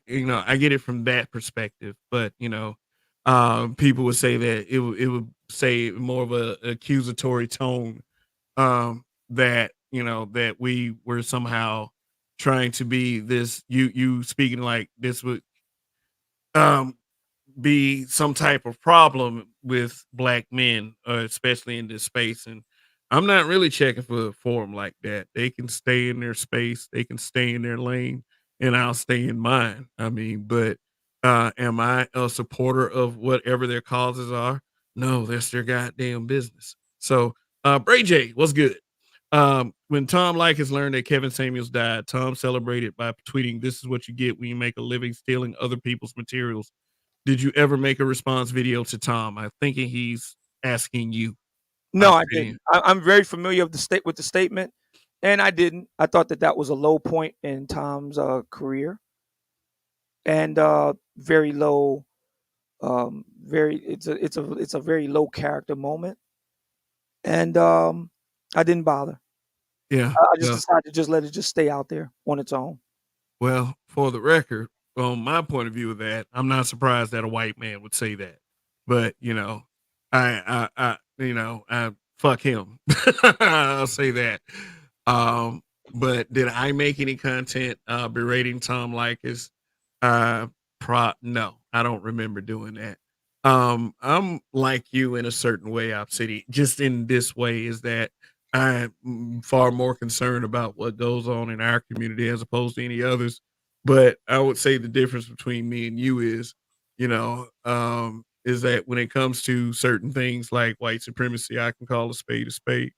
I mean, to say that it doesn't bother me is not me alienating an audience. It's just it's what it is at the end of the day. And I would just agree to disagree with your views on Pearl. Was Pearl a content strategy?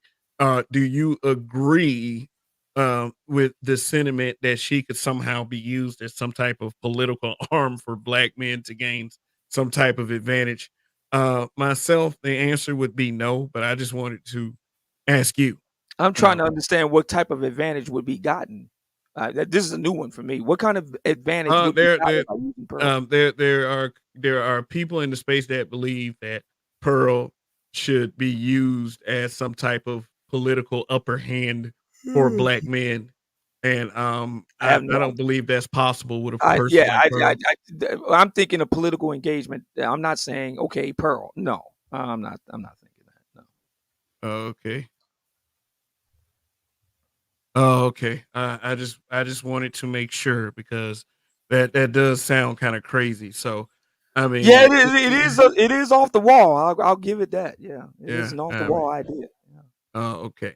So, all right. How do you feel you've represented the space? You, Obsidian, Mum. How do you pronounce it? Mumia. Mumia, Mumia. Mumia Obsidian Ali. How do you feel is your own view on your representation? And I would like to go ahead and like just as far as the super chat goes, anybody that wants to ask a question, that's fine.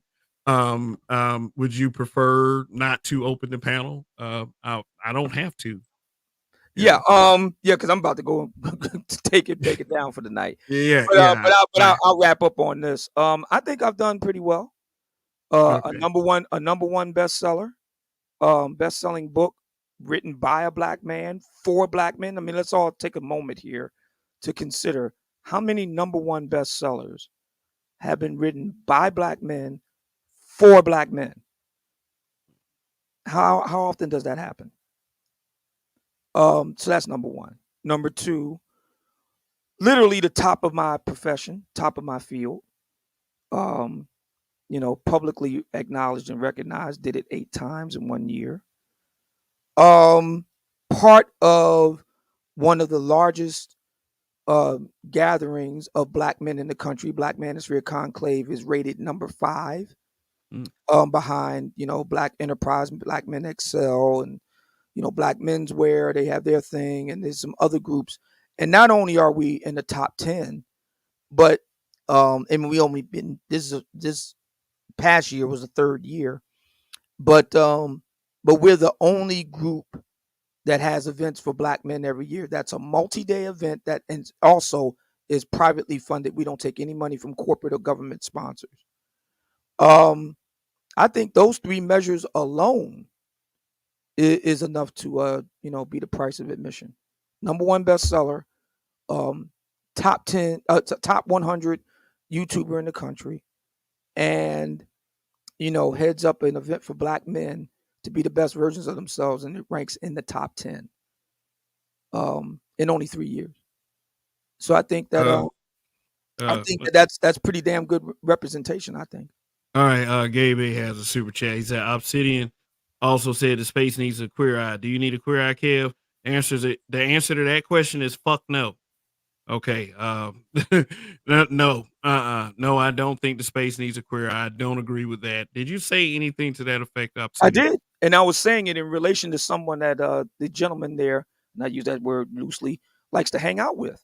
Um, when you sit in your kitchen and you got slack jaws and you guzzle beer every day and you clearly don't work out and you clearly don't take care of yourself and you're slovenly, I don't think you're in any position to be talking about who's gay, who's not, who's this, who's that. And if I have to choose between that representation of masculinity and Gianni Versace, Versace wins every time. If I have to choose Mm, between that and Tom Ford wins every time. yeah. Well, the no. Okay. I just that'll be a difference between me and you. I mean, I see the example that you said, but straight man is a straight man is a straight man. No, a slovenly man is a slovenly man is a slovenly man. Yeah, It's I not enough get that you're. that. But if he's It's straight, not enough. See, that's the problem. That's the problem now. It's not enough that you got dick and balls. yeah, You got to do I some get work. it. I get it. I get it. You Put know, in some work. carry a good image. All right. Then. So if you're talking about, getting a brother that's suited and booted and he's well put together, and then you putting that up against, you know, fill in the blank gay guy, that's one thing. But what I'm saying is the context is you remember watching Bart the Simpsons and the guy that's at the bar, hey Bart, we're talking about that. Yeah. So no, No, Tom I Ford. wouldn't say that would be a quintessential example of what masculinity should be. I would say But that, that but was the context of the you that know, was but that was the context uh, of the question though. no, I mean, but So we got to deal with the context of the question. I mean, but That's I will and have see to. and see the problem is in the black man. We need to talk about this. The problem in the black manosphere is that there were a lot of guys who are on that end of the spectrum doing all the screaming and hollering. Again, it wasn't the Dennis Sperlings, it wasn't the MTRs, it wasn't the Style OGs, it wasn't the lead attorneys. It was these guys. Mm, And I'm saying to them, if you're asking me, do I think you need a queer eye for the straight guy? The answer is yes. Yes, I do. Because look at you. You're a slob. Yes. mm. Yeah, I said in the chat another day, why would a grown man need a stylist? I Because mean, because I that's easy. Because you're a slob. That was the whole point of the queer eye for the straight guy. You had a lot of straight guys out here looking like hell on a stick. mm. Well, I would say this: at least take a bath. I mean, I don't think you have to go as far as that, but okay. I see where you're going with it. It's just that the perception is key for some people. But not only perception, but science. Science has determined that men that are well dressed, and in this case, we're talking suited and booted, they women would prefer a man that's well dressed even over having sex. But that would require a hetero eye, not a queer eye, if you're going to speak in terms of men and women. I mean, like I said, I But get where you but were that going holds with true. that. But that holds true for bisexual women too. Okay, well, bisexual women are a different beast. So, let's see. I mean, as long as it's the two girl thing, I would say. So But so again, so again, it all really comes down to which men are we talking about, and the irony talking about modern black feminism. So they don't like hierarchies. Like the modern black feminist that we're talking about tonight, she literally has made a career, trying to take down, uh, you know, beauty hierarchies and the politics of aesthetics and all the rest of it. okay, And there are guys in and around in the dark corners of this space. They really want to yeah, do the same thing. They don't articulate it that way, and I have my theories as to why they don't say it like that. But the net of it is the same. The bottom line result is the same. They well, really want to flatten the field, and I well, don't. I don't. I think guys need to. I think competition and striving is integral for men. I think a big part of the problem in Black America is a decided lack of that. I think mediocrity and bottom feeding standards have kind of set in for both sides, both men and women. I don't think that that's a good thing. I think that it plays a corrosive, cumulative impact on our society, Black American society, mm, and And I've noticed over the past few years, but actually more like 5 or 6, the guys who do the most hollering and screaming are those guys. It's not the lead attorneys of the world. It's not the Dennis Sperlings of the world. It's not the Stylo Jesus of the world. It's them. Well, And yeah, it's funny you should mention Dennis Sperling because didn't he call for the deaths of certain individuals, which I would say is no better than what the Divester Troop does. And since we're making comparisons here, and I don't know. I don't know. What did he say? no, no, no. I mean, no. At one point, he said "death to Pookies" and shit. You know what Oh I'm wow, saying? he said that really? Yeah. I Wow, mean, I get the spirit of it. You know what I'm saying? wow. I mean, That but is kind at of the same time, that's kind of flagrant. that is a rather strong statement. It is kind of I flagrant, would agree. That is a and I strong mean, statement. like, it is at one I would point. like to know the context in which he said it. I mean, but at the same time, I remember you and him being on panels together. Mhm. It was this one panel where it was I forgot her name. It was another one of them broads that would come into space and say all this hateful shit just to gain some momentum and get right the fuck back out of the space. Yeah, is you and them, you and her and him were on a panel together at one point. Okay. It was a Mhm. long time ago. Okay. But he was expressing that sentiment, like, death to all pookies. I mean, I don't think that's a good look if you're gonna call yourself being a part of a collective of black men. But at the same time, whatever on that. We all have our different opinions. Well, here's the thing. Here's the thing with that. So, um, all groups have a protocol. All groups do. Bloods, Crips, football teams, military organizations. All groups have their own criteria for acceptance into and maintenance of membership.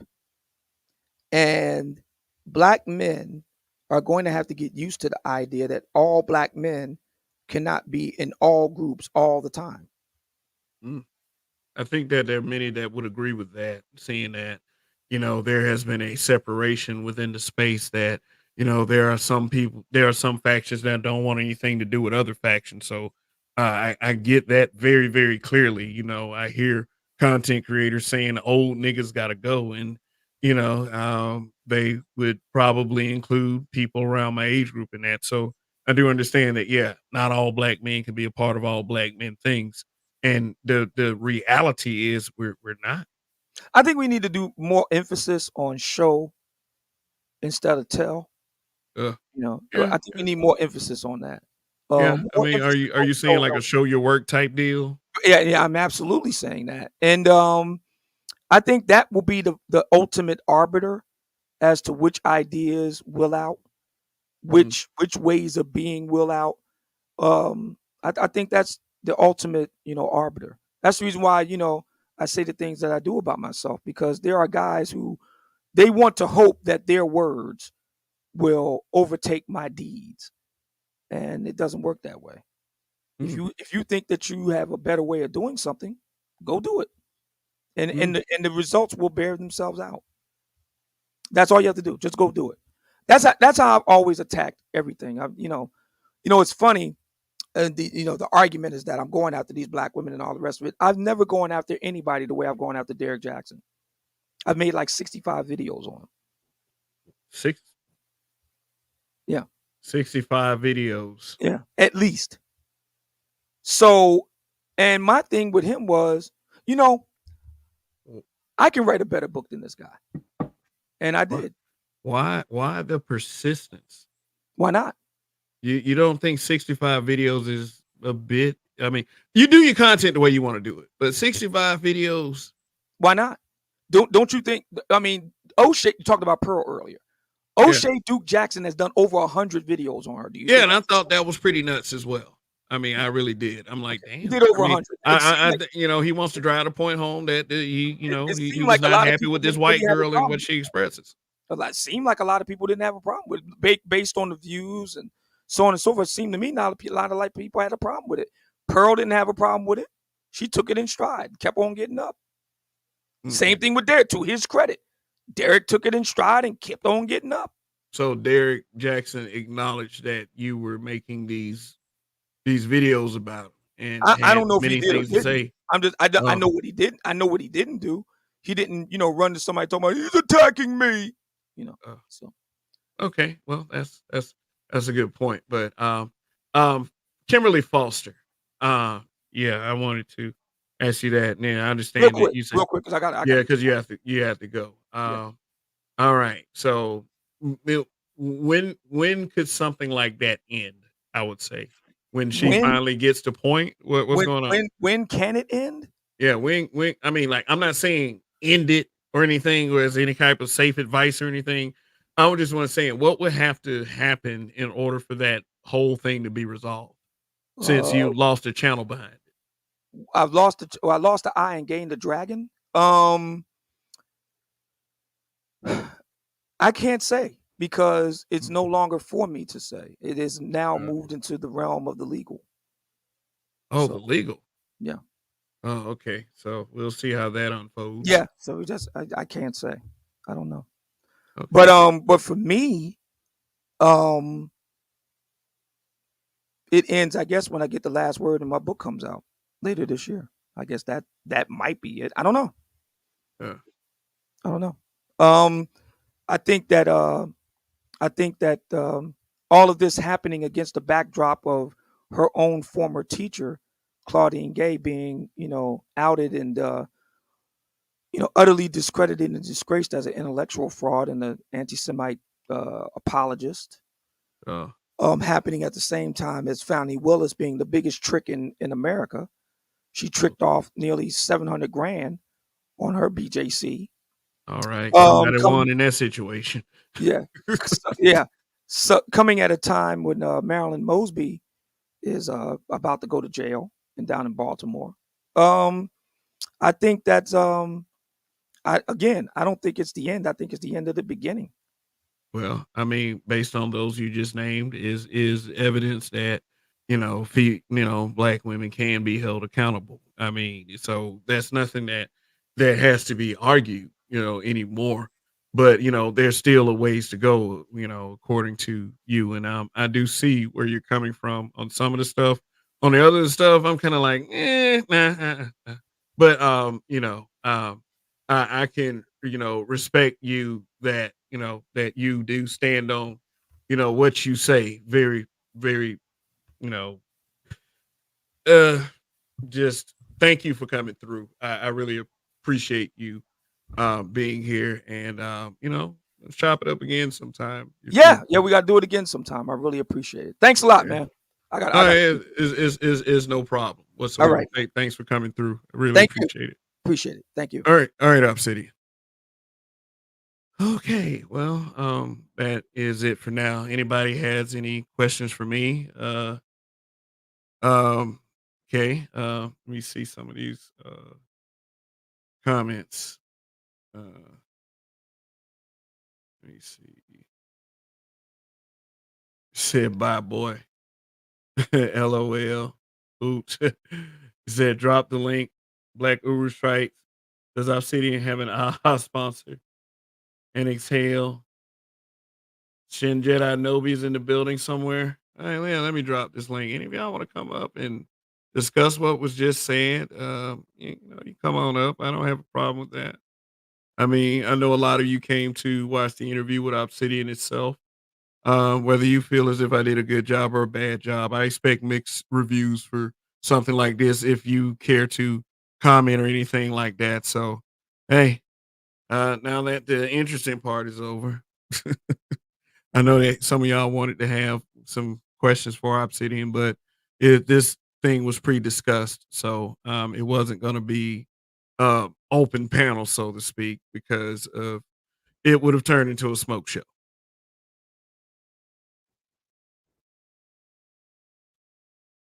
So, all right, I see Black Guru's in the building. Uh, I mean, the link's down there. Shoot, let me go back in some of these comments. I know y'all was, kind of like, what? Number 16, I'm aware I've been into space since maybe 2012. I have many things in the archives that are no longer on YouTube. 65 videos on a deleted YouTube channel is wild. I support women tricking on black men. Yeah, I mean, who's winning? Who's winning at that point? I mean, it's not something you hear very often. You know what I'm saying? Okay. Put up Chaos Rain. Well, what's good, man? I'm waiting for Political Keisha's taking mad L's out here. Yeah. So Obsidian has an issue with people being anti-Semites but not being racist. I mean, yeah. I'm just gonna go ahead and say if people don't understand that queer eye stuff, I'm not gonna roll with that. You can the depend queer on eye. Yeah, I mean, he has his view on that, but it was interesting, to say the least. It was interesting. I'll go back and watch, what I missed tomorrow as this conversation was going on. But I think I paid attention pretty good. I mean, it's the first time I ever interviewed anyone, so that was a person to start out with. So, any other very guy? first interview? Very first. Yeah. I mean, damn. I'm just a guy that just comes up here and talks. Now, one time, it's not no. Go ahead. Doing some shows by your channel, and I don't know how many videos you have on your YouTube channel, Kev. Yeah, maybe if you have over 900. You have 900. Now, one interview. Jeez, man. No, not one interview. I mean, I just long really time overdue, man. You know how much people you could have interview right now on this channel would be popping, bro. Cause I know you're a solo man and you do good work solo because people like it. But I say, how would it be interesting if Kev was one-on-one with someone and had an interview and had a discussion? I mean, I'll say it like this. I mean, like I would actually want to interview Angry Man and O'Shea. But see, here's the thing: I'm not paying nobody shit. I'm not giving you any goddamn money to talk to you. I didn't give any money to Obsidian. Some of these guys be like, oh, you're gonna have to pay me in order for me to come on. Well, fuck you then. I don't want to talk to you. But anybody who's willing to do an interview for free just cause you want to shoot the shit and get some questions asked, you are open to do so. You know? But anyway, Black Guru, what's good? Hey, how you doing, Kev? Thanks for having me up. I hope you and I hope you and Chaos are doing well. Oh yeah. I'm good. Yeah. Been a busy week. Yeah, I'm glad to hear that. I hope it was productive for you economically in other ways. I hope so. I mean, we'll see some results here in a little bit. But what brings you through? Obsidian reminds me of. I don't know about Miss you. Majin I'm Ego older super than... chat. Hold on one second. Let me say it. I apologize, Majin Ego. I don't apologize for much, but I'll apologize for that. I don't want people. If I was slow on reading super chats, I'm sorry.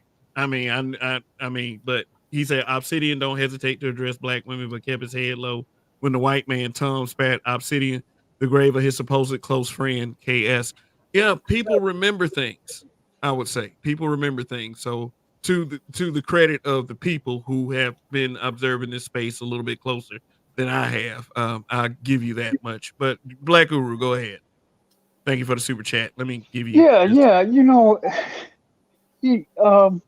I think about Obsidian. I think about one of the sobering things about getting old. And I'll admit that is, and when you have adult children, one of the most thrilling and sobering experiences you have as a father or a parent. I guess maybe mothers have the same experience. In some cases, I think it may even be worse for them. But one of the most thrilling but sobering things about that is when you witness your child be so much better at certain things than you are. I don't know if you have adult children yet, Kevin. I don't think no. Maybe you're not. But you'll learn. The likelihood of me becoming at least a great granddad is very slim to none. So I'm just telling you, she's 10. Oh, so, well, no. Well, let's pray that.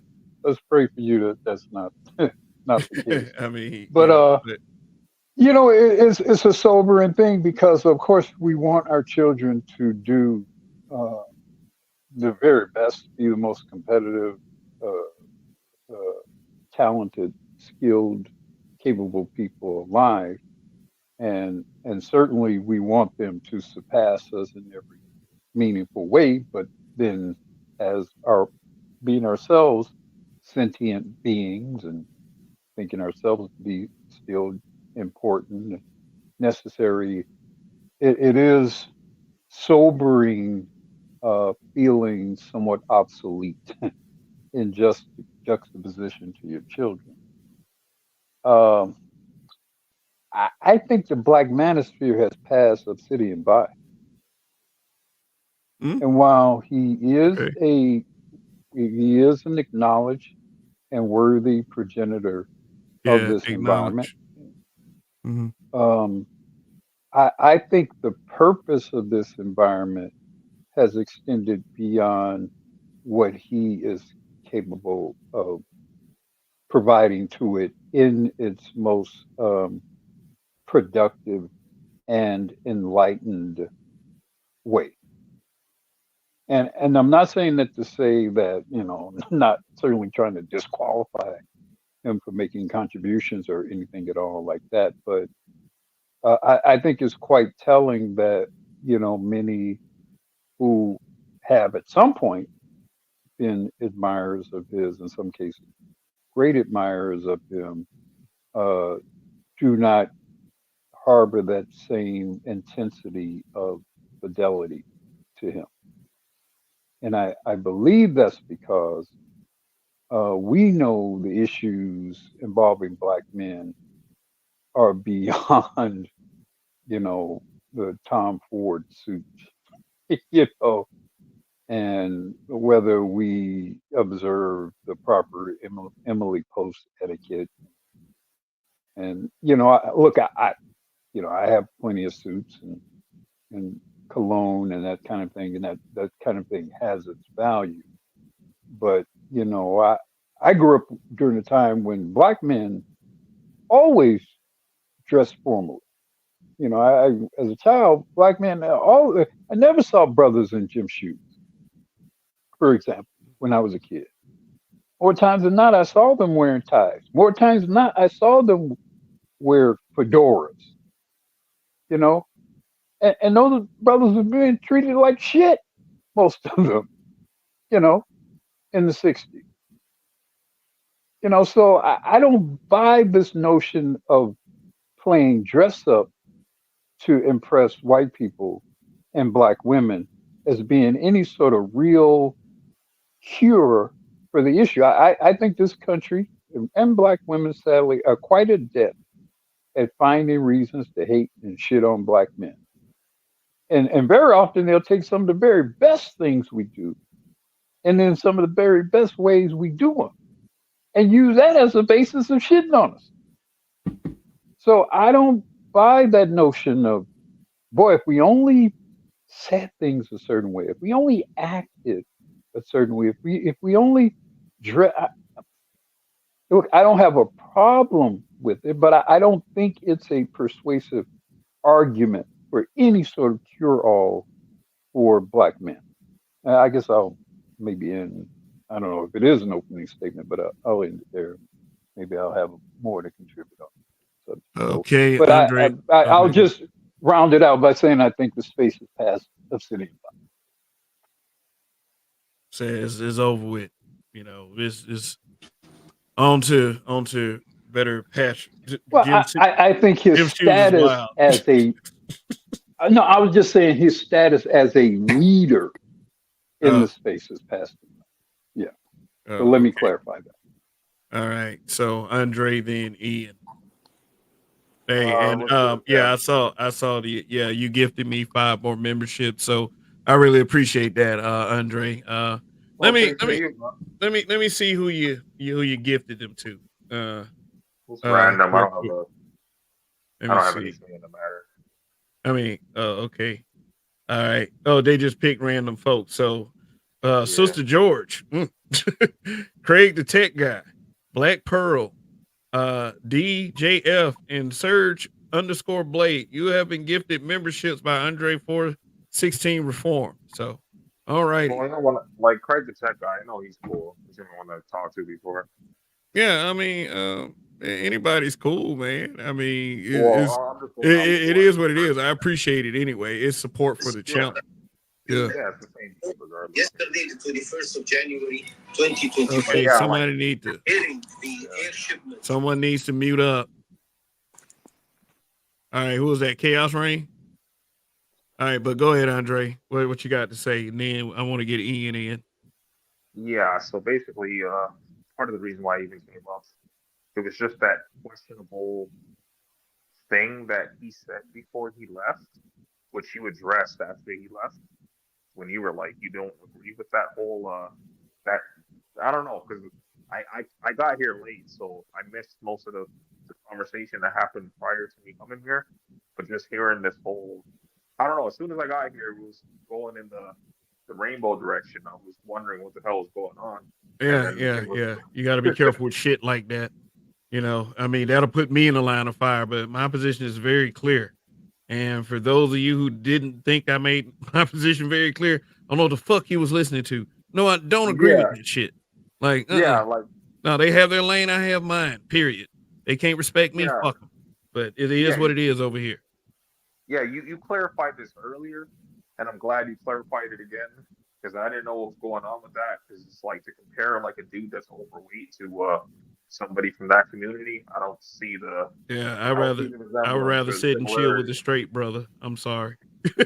You know, I'd rather exchange like thoughts with a guy like that, because you never know, man. You can't really judge a book by its cover. I mean, damn, dude, take a bath, but shit, you know.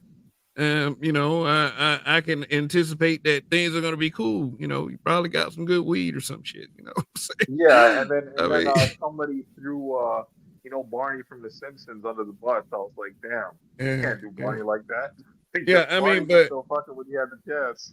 I mean, but I mean, you understand that Obsidian is a guy that has been, I would say, constantly attacked, and you know, the way he feels as if he has to defend himself is to do more of a show your work thing, which doesn't always defeat whatever point that the other guy's trying to make. I would say, if you haven't been watching, you know, if you are an accomplished black man, it's something that you cannot brag about too much. So it's not that some get to brag about it and others don't. It's just that we have to have a consistency across the board, and you know, that's just what it is. It's not that I'm gonna jump to this position one day and then I'm gonna jump to that position the next day, and you know, people call that out. You know what I'm saying?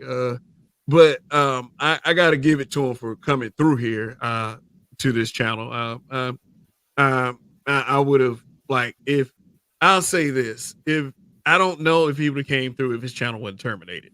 I'll say that much. But I do respect the fact that he accepted the invitation. So and like the thing is too, like tonight, normally I don't agree with the majority of what Gabe says, but sometimes, like, you know, Gabe has some good points. But tonight I agreed with Gabe more than I disagreed. So that's saying something. Well, I mean, it's saying that you're not blindly loyal to a concept. I mean, the Black Manosphere, it's no different from any other entity. There is going to be some criticisms that are being expressed, and are they all bullshit? I don't believe so.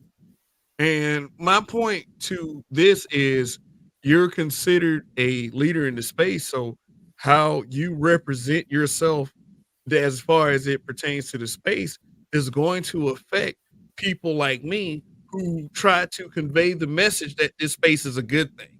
And it's very hard to come across based on some of the shit that is said by someone who has such a senior position. So you know, for people to try to usurp that in order to try to make for a better look, I do kind of understand that to an extent. But you know, I'm just not one that denies contributions. I mean, if you, whether you agree or disagree. But well, if I'm gonna keep it 102 as well, the fact that when you were asking about the panel, when he was saying that he had to leave, but then he stayed for like another like 10, 15 minutes after that. I thought that was a little bit interesting. No. Here's the thing. Seriously, he'd already done like 2 interviews before me. I mean, so Okay. I mean, that can be kind of exhausting. I mean, for real. I mean, I did it, and I didn't even mention this earlier. I should have. I have it in my community tab. I did an interview with Toya the Tutor earlier, and yeah, I had a great time with that. So I put it in the community tab. So for any of those that want to go back and watch it, you can. It's there. It's available for your viewing experience. And like I said, I had a really good time with that. And tonight's interview is the first interview I ever did with anybody. And to start with Obsidian on that. Which, like I said, if you are a content creator, and just like with my reaction Wednesdays, no content creator is immune to it, and there's no statute of limitation. So if I decide to react to something 10 years ago, that happens. But just like that, I will be willing to interview any polarizing content creator. I mean, this is what I am. But it's like for the bigger guys, I ain't paying you shit. I'm broke. I don't give a fuck. Fuck you. I'm not paying you any money. Let's have a conversation. This is supposed to be about black men to me, and I'm very serious about that. I don't use it as a fucking virtue signal. I don't. I don't use this as a way of projecting some type of shame or hiding behind those who are more successful than me. This is some serious shit, at the end of the day. But people say it's just the internet, the internet, so to be, So go ahead, Andre, and then we gotta let Ian speak. Yeah, to what I said, like I didn't mean that like I was trying to act like he was trying to avoid smoke or possible hostility or confrontation or anything like that. I just look at everything analytically. So, that's why I said it was interesting. And like what I did want to ask him though, this is like one of the arguments that I heard from the other side was that their argument is that he said a while back that he doesn't care about like black men and he only cares about making money, which I mean, like I'm a capitalist at heart, so I can't really wrong the guy for doing that. But like just because it was coming from the other side, like I would have wanted to ask him about that. Okay. Whether it's true or not. That's it. Oh, okay. Well, maybe you get an opportunity one day. Yeah. But this is one of those things that I'm not gonna try to milk the cow as much as I can. I understand that many are doing interviews with him. So, all right, Ian, and then Gabe. What's good, Ian? Peace, bro. How you been doing? Yeah, word. I've been good, man. Busy week, man. It's been busy for me lately, but hanging in there just like anybody else. What's good? Yeah, man. I think it is a tragedy, what happened, and I think a lot of people are short-sighted as to what this really means, because I think people think that the black manosphere is always going to be here, and the only reason it's here is to kind of give a safe place for black men to have voice. But this is the global technological age, right? And you have to understand the development of communication and consciousness. At a certain point, look at Kevin Samuels. He crossed over. So I think what people don't understand about Obsidian is that he's a trailblazer, and he understands what will become of the talking points and the black manosphere proper as our intellectual property grows and gains more acceptance. I just saw if you go to Sergeant Willie Pete's community page, he just had he just put a video, Fox News, where a female was basically she wrote a book. She's being interviewed by the TV newscaster, and she's basically using all of the fucking talking points.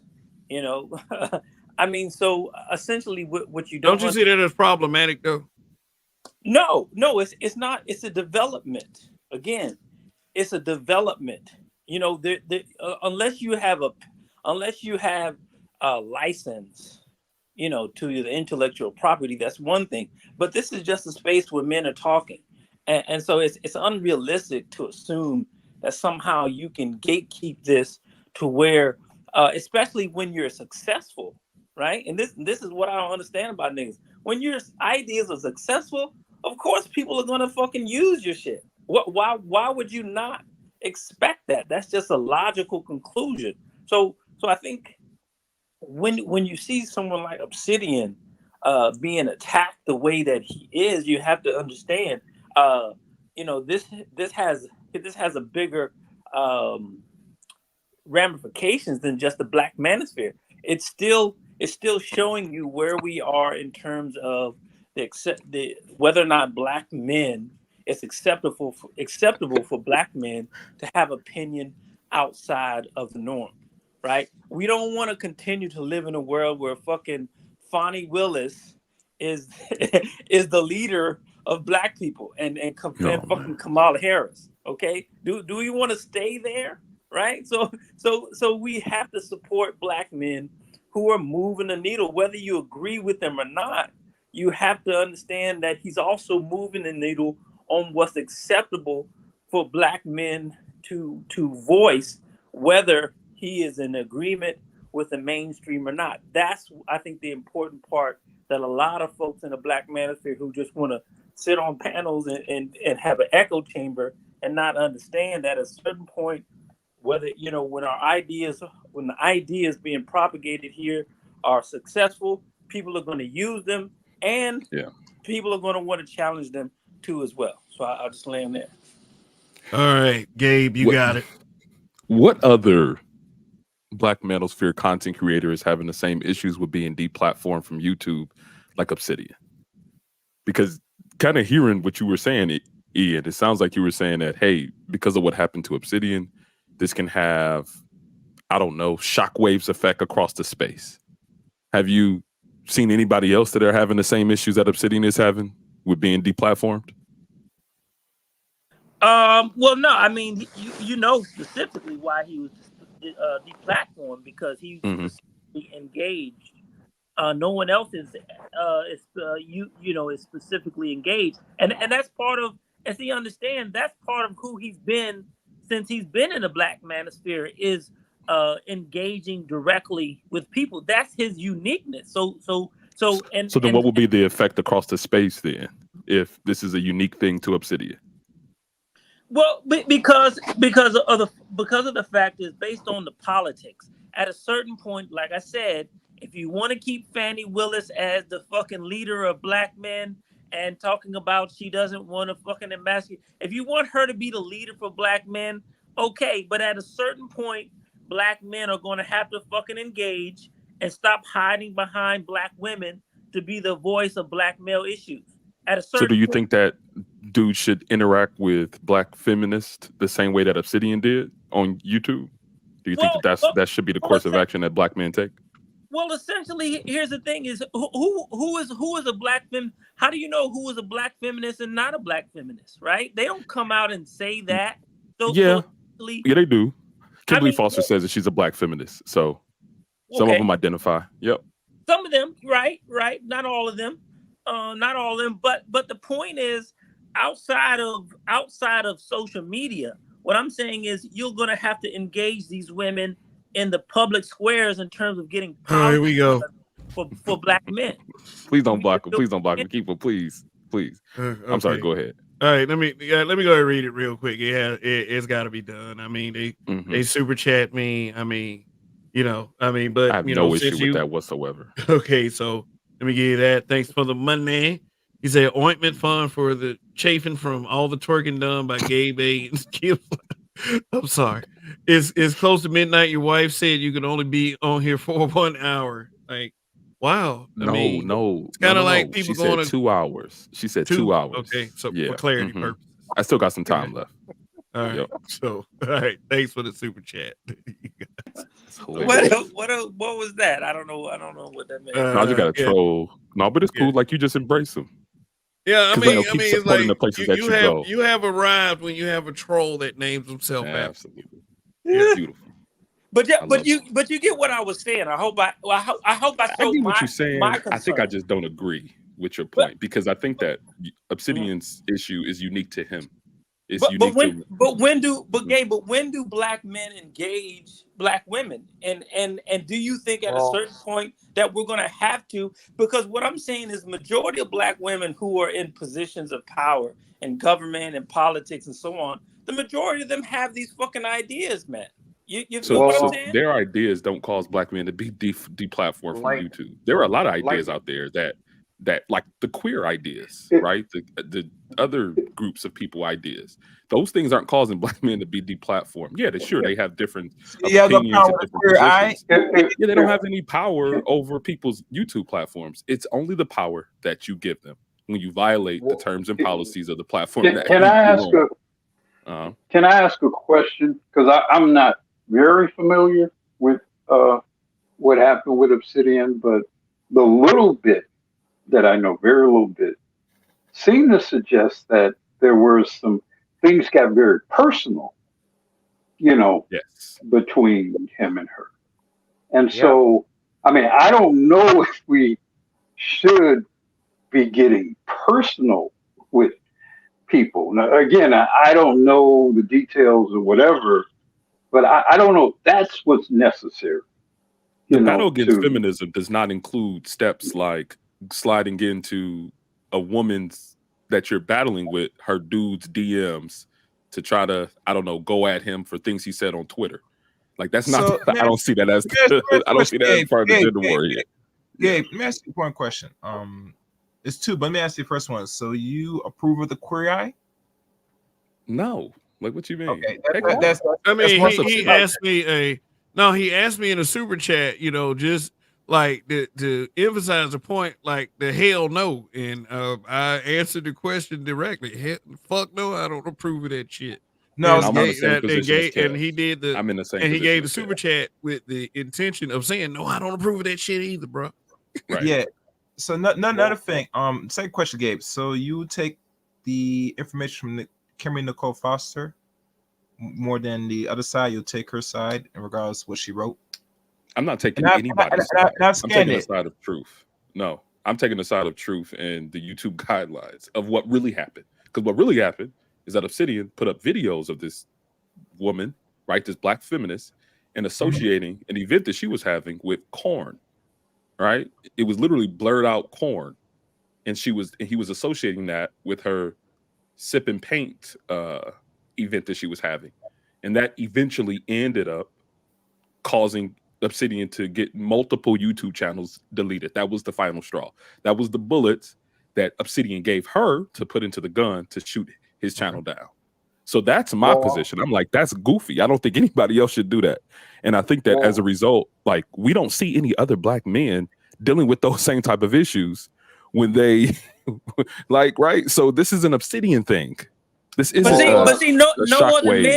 no other men are engaging women head on at all. So what I'm saying is he's a trailblazer in the sense that I don't know any man, you or anyone else, who has the guts to go toe to toe and head to head, right? So when you say trailblazers, that typically means somebody will follow. And go you follow women doing that toe to toe and head to head, right? With a bona fide black feminist, right? Mm-hmm. I don't know that a lot of black men in the black manosphere proper who have the fucking balls and are equipped enough. That's not balls. That's lack of mental ability. But I'm not just talking about her. You have an 8+ year long running you framing his channel. whole career. His whole career is not centered around what he did or didn't do. Hold on. It's not surrounded by it, but it was ended by that particular action. Everybody can't talk at once. Hold on. What did you say, Gabe? I said it's not. His whole career is not centered around that, but it was ended on YouTube because of that. That's what I'm saying is the problem, and that's why I'm like, other content creators should not follow that same example in the space. But other content creators don't have the ability to follow him in the first place. Is what I'm saying. No, they can. No. You can. You can very easily go at Kimberly Foster the same way that Obsidian did. You can do the same thing. No way. I want to say something real quick to Gabe. It's like everybody's frowning on him, and like tonight is actually one of the nights that I actually agree with most of what he's saying, because he's making sense. Because even like when he was speaking to Ian, like he asked him a direct question, and like Ian said that like this situation was unique to him, but and Gabe was asking him, but if it's unique to him, then how is this a broader issue? And even Obsidian himself said that like he's not a victim, he's a willing participant. So I'm not understanding why we're doing this whole, you know. I just say that he's not a trailblazer. Is my only thing. Like, okay. Real quick. I got 137 in the building. I got 116 likes. So there's somebody out there that hasn't pressed like. So hit like on the video. And I also got one of these too. So now I'm feeling objectified by your male gaze. Damn. Yes, I finally got a dislike. So appreciate that, dog. And we got Truth as I Know It up here as well. Truth, go ahead, speak, or whatever you want to speak on. That's what we're here for. So thanks for coming through once again, I might add. Thanks for having me up, Kev. It was a nice conversation last time. Yeah, pretty good host, Kev.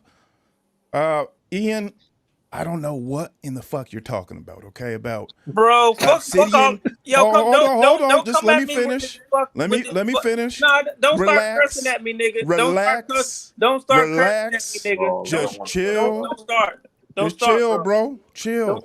Don't start. I don't know what in the fuck you're talking don't about. Listen, Obsidian being a trailblazer. Fuck you, nigga. You don't have to know. You don't have to know, fuck nigga. Why are you so spicy? You don't have to know. Why are you so spicy? Why you so spicy tonight? You the spicy nigga, bro. I'm attacking your points. Your talking points. No, you didn't say anything about my points. Listen, I didn't say a word about that high-pitched voice like you've been castrated. I didn't say a word about that. You didn't say shit about my points. Okay? You didn't say shit about my points. I mean, fuck you, nigga. Fuck you, nigga. You sound like little Eddie, like Eddie's big brother. Well, technically, Truth spoke. That's what I'm talking about, fuck nigga. That's what I'm talking about. Listen, you just got horrible talking points. You had that shit lined up for about an hour before you got your punk ass on the fucking stage. You just have horrible talking points. That's all I want to deal with. Lined up, nigga, and you still not saying shit. And you can't say shit. All you can do is just ad hominem fuck shit, nigga. That's all you can do. Every time you speak. Every time you speak. You done?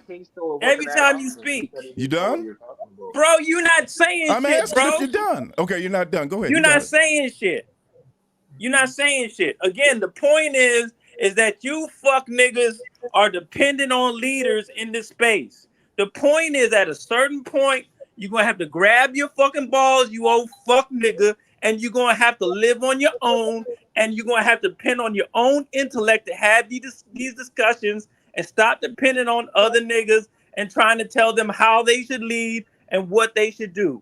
Bro, the point of this space is to give black men a voice, not to have a specific agenda. Those are people have specific agendas, but that's not the overall purpose of the manosphere. The overall purpose is to give black men the ability to have voice no matter what their position is. Who gives a fuck? Ian, you sound like you're afraid to be critiqued. Who gives a fuck if you your just rambling position now is at this different point. from any other man? You gotta chill, man. Let them get in. Yo, relax, Ian. Who gives a fuck what your specific position is? Who gives a fuck He's what your terrified to be critiqued. Look at him. Who gives a fuck He's what in your fight or flight specific mode. position is? I'm not arguing positions here, you fuck nigga. I'm arguing the fact is that he is a trailblazer in the sense. Can you make your point, Truth, without going after Ian? Can you just make your? I mean, bro, because we'll be here all night. Go ahead, please.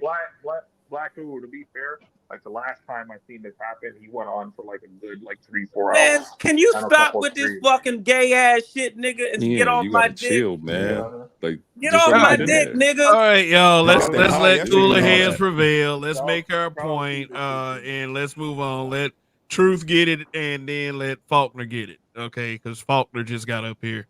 So go ahead, Truth. Well, you know how they say in the women's penitentiary, high estrogen, high energy. So he's going to keep going. But about his talking point, when it comes to Obsidian and him being a trailblazer, that's some crazy ass shit to say. Because when it comes to engaging feminists or scholars or really anybody, trolling people, making fun of people. Nigga, you ain't cracking jokes engaging on anybody people. but me in It's the never to be fucking taken space seriously. because you got Here we go. other fuck niggas Here that we you go. think gonna back You gotta you. chill, man. You in a space when you got other fuck niggas you think are gonna back you is the only Yeah. time your punk ass will speak up. You don't have the ability to gauge yeah. anybody Oh, my outside Shout of out. being in this fucking cocoon full of other fuck niggas. Shout out to he is Deron on. Jones. What's going on, my brother? Okay. True, you better hurry up and get in there. All right. Yeah, so get it while you Well, get okay. So the thing is, though, I mean, it's real obvious. Trolling women and he told me, Obsidian told me, I get pleasure out of trolling black women. I just love it. I can't get enough of it. Right. That doesn't make you a trailblazer. It just don't. It just doesn't. And I don't understand this new generation. Like, these men have been in the gender war for so long. Y'all have became a new gender. Like, Ian, you actually Nigga, you personify sound that. dumb. See with that Nigga, voice? You sound dumb, bro. You This sound like nigga Ed, like talking you and about Edward both got you this hear this nigga talking about a estrogen new Ian gender? and This estrogen nigga is Ed. dumb. This nigga is dumb, What man. Edward do? Edward ain't This even nigga here. dumb. It's This the nigga voice, dumb. though. You see it, you hear it, Gabe. This You nigga, can hear the nigga, you are tonality. not a comedian, nigga. I'm telling And you don't have the fucking intellect or the fucking bandwidth. Shut the fuck up. Just because you have a bunch of fuck niggas got your back in here, nigga, don't mean that you making any fucking sense. I thought it was on hostile territory. What you mean? I'm Who just got my saying. back? Hostile Who's got my territory, back you- around here? Edward ain't got nothing to do with this. Bro, No, stop. he doesn't. But Stop. Stop about that. the feminine energy is both strong, very strong. And the talking points are terrible tonight, though, Ian. We can't say this guy Obsidian is a trailblazer because he trails black women. We can say whatever you can say Confronting whatever you black want. women You can with say whatever trolling them Bro, you does keep not make you interrupting some type of leader. And see, you like, do you have children or are you married? Are you Nigga, shut up, you Are you a fuck manager nigga, at man. work? Shut Like, if you've up. ever been a leader of men, you would never Shut go, up, you I'm fuck going to nigga. troll this chick Being over in here. this fucking I'm a leader. cocoon, nigga, It just doesn't don't make work you a that way, leader, bro. you It just fuck don't work nigga. that way. Nigga, It just don't work that being way. in an echo chamber full of other fuck niggas doesn't make you a leader. Kev, can you mute this sissy? He's just interrupting. Bro, you keep engaging me, you fuck nigga. I I'm mean, engaging you're with talking interrupting. point. Like, all that. you're interrupting him every time he speaks. He's bro. engaging me, you fuck nigga. I don't have to engage him. He's Andre, speaking Well, to me. like, He's speaking to me, and I'm speaking That's back cool if to you him, you think that fucking way, but retard. That's how that that- works. If he but, wants to make a bro, point, he can make a it's point. retard, not If he retard, addresses retard. me, I'm going to address Retard, him not back. retard. That's very simple. Can, fuck can, you don't understand about Truth can Truth be allowed to address Obsidian's points without you interrupting? Ian? He's addressing me, motherfucker. What No, don't you I'm understand addressing about that? I'm Go saying ahead. if he just refers to what Obsidian has done, can he do that uninterrupted by That's you? not what he's doing, though. And you know that's not what I'm he's doing. asking. I'm saying Ask going that fuck forward. nigga to stop I'm playing saying games.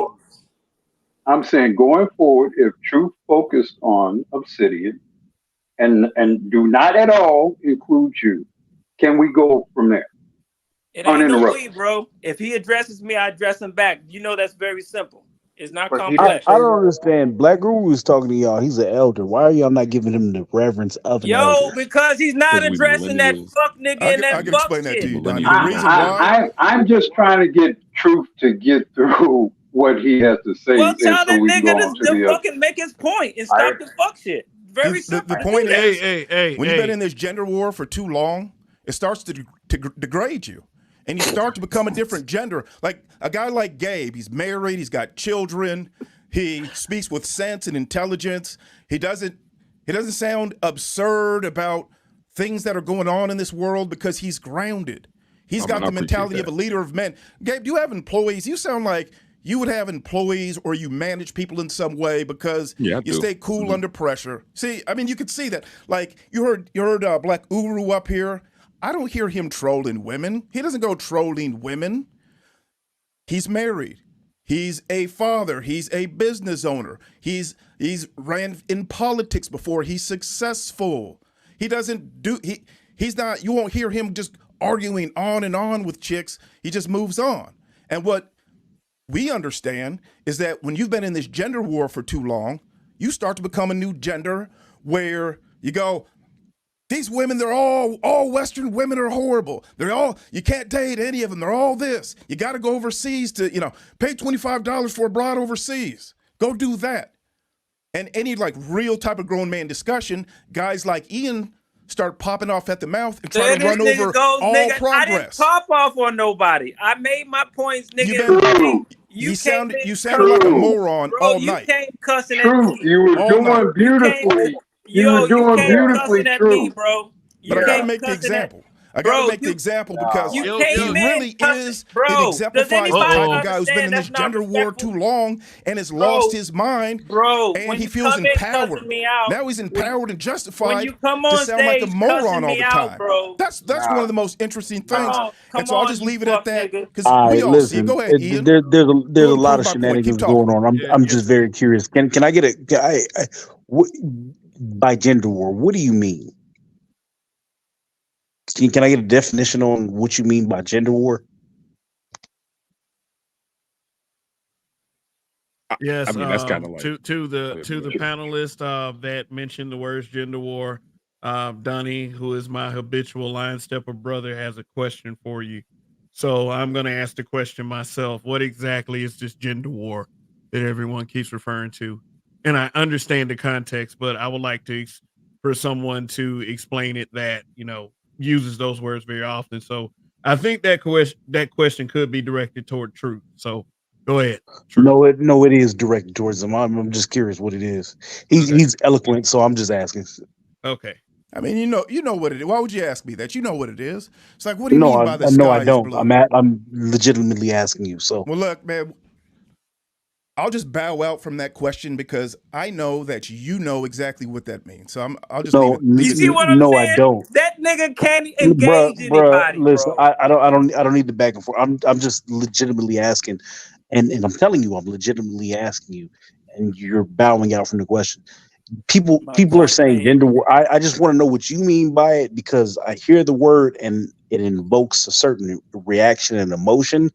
And I'm nowhere near that. So I'm trying to understand by gender war, what is your definition? What do you mean by that? I mean, I think I've heard it several times tonight, but I just don't understand. Been around in this space, that's what I'm saying. The nigga would just like talk, we've been talking about it for like years and years and years. And it's almost like a side conversation to what the Obsidian stuff was. So I can understand Truth from that perspective, but I don't know.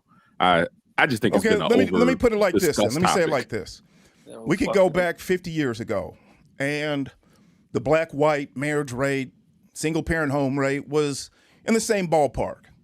And then since then, with feminism, divorce laws, marriage laws starting to shift, you've got these legislation where women are getting jobs with the economy.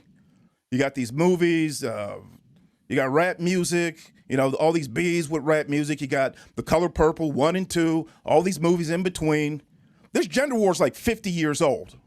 It's a minimum of 50 years old. And basically what we have is black people throwing rocks at one another and talking about the black family in ways that doesn't solve problems. As families dissolve, as kids suffer, as it makes us all more vulnerable to the pitfalls that tend to attack black people. So and then we have people who come online. Let me stop you because I'm legitimately.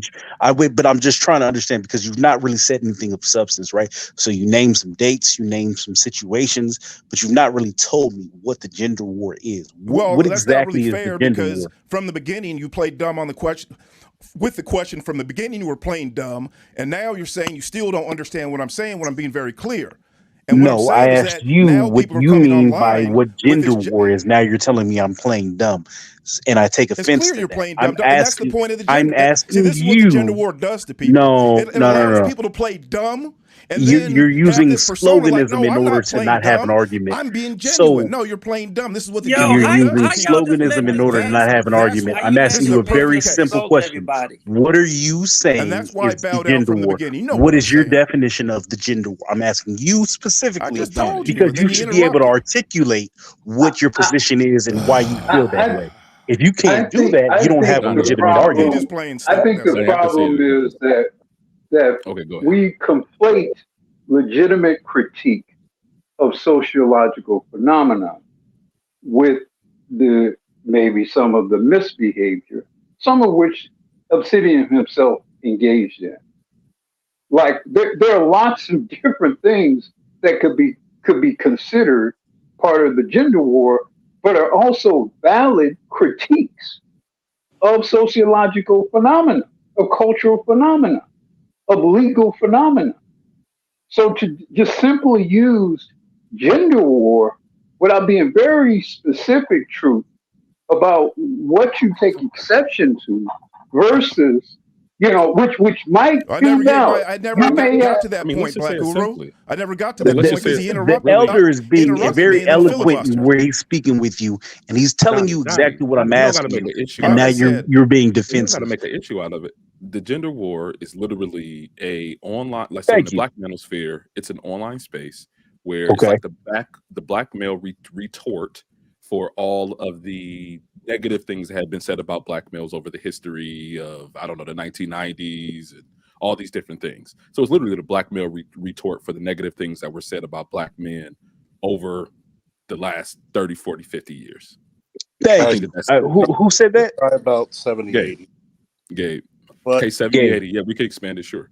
Appreciate it. Black So male it retort. Yep. so it's the black male retort to basically all the shit that's been talking about black men for over the decades. That's Yeah, not what I like said.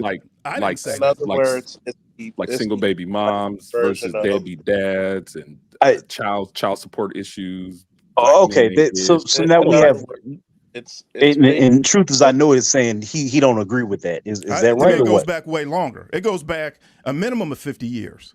Okay. So Right? expound upon it. Please give your definition of what the gender war is. I just did. No, somebody else did. Take exception with No. I is just now summarized what he said. instead of actually like dealing with black family structural and institutional and legal issues, black men are coming online and trolling women, making jokes out of the situation, and then getting into this online hive mind where we just agree to stupefy the whole conversation to the point where you take a Harvard lawyer, I think, and troll the shit out of her until you get your channel burned down, instead of really addressing people like grown-ups in a professional and in a very calculated way. So when we have so there's on one aspect, sure, black men should speak truth to power. We should galvanize and hold women accountable, but we got to do it the right way. We got to take these proper steps. And what we have is a bunch of gender warriors who are these weak and weird ass men who troll black women and throw gasoline on the issue and try to make jokes so they can get their subscriber counts up and get their YouTube money, instead of really addressing this in a way that grown men should address this. That's why you guys act weird and weak. And then so your definition, like that's not exactly what's going on. No, And I'm just trying to understand. Based on your definition, black men are trolling trolling black women on their response to their version of feminism, right? That's essentially what you said. Into the middle. No, I think you may be coming into the middle of the conversation. There was a person. Well, no, that's what he said. He said trolling. He specifically went to trolling. Listen, he didn't say that there was an. Hold on 1 second, Donnie. Obsidian just came on the panel. He did an interview. And I heard it. Right, and the truth of our knowing was saying that Obsidian is the one that trolled his channel away on YouTube. Right, he wasn't saying that the gender war is just trolling. So he's saying specifically Obsidian, because I didn't hear him say specifically Obsidian. Right. Why that dude can't speak? We all know Obsidian is petty. I think that communicating clearly will clear a lot of this up. So let's just let each other speak one at a time. But that dude, he can't speak for himself though, bro. And Donnie, Truth, then Faulkner, please. Truth is not speaking for himself. He got Donnie. What did I say? Donnie, Truth, then Faulkner. Okay, let's do this. So the purpose for my question asking, the purpose for it, my intention is to try and understand or get on a level playing field so I can have a legitimate conversation with Truth, right? And based on that, Truth didn't want to have the conversation, and it spiraled. And his basis is black men's response is trolling. is more or less what I got out of it. He didn't specifically say Obsidian. Now I'm being told he's specifically mentioning Obsidian. I'm just trying to get a baseline with truth so that we can have an honest conversation and go from there. And I'm going to see my time, and you can go from there. All right, true. So basically, you're trolling me now, and this is what these gender warriors do. They like to stupefy the conversation. They try to pretend like they don't know things, or try to sound like they're experts about just about everything. But it's all this extremist language. So now he doesn't know what the gender war is. He didn't understand anything that I said, and he doesn't understand what I said about Obsidian. Of course he understands that. But the whole point is to ruin a great conversation, to actually not use our intellect, to not actually be more calculating in how we talk to women, to make sure that we never organize, we never build anything that's real. That's the whole point of his whole conversation, which is the whole point of trolling within the Black manosphere and participating in this dumbass gender war. Because if you're a grown man who runs a family, who runs a business, who's a leader of men and wants to get shit done, you would never waste your time trolling women. Period. And I cede the floor. I just want to respond. I'm very quick about what I say. I think that what he said was disingenuous. I think that he knows he's disingenuous and he has no retort to what I actually said. I wanted an actual legitimate and honest conversation with him, which is why I tried to have him give me an explanation of what he meant by Dude, gender you're war. filibustering and spreading I nonsense. didn't interrupt you, did I? See it, Donnie. Did I interrupt you? Bullshit. Did I interrupt you? Thank you. So I think that it's foolish for him to get up here and say all of that he said and know nothing about me. I am everything that he just spoke of. I am a man with a family who is a leader of men.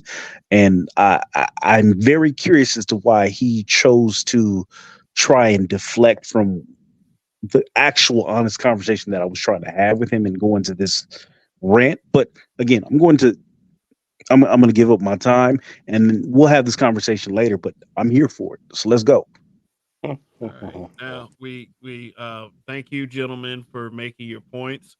There might be some unresolved between the two of you, so hopefully some discourse can go down, at another time, maybe this broadcast again, or But I appreciate it all either way. So we got Faulkner in the building. I know you've been waiting, so you got the floor. You ever been waiting for so long you forgot why you were waiting?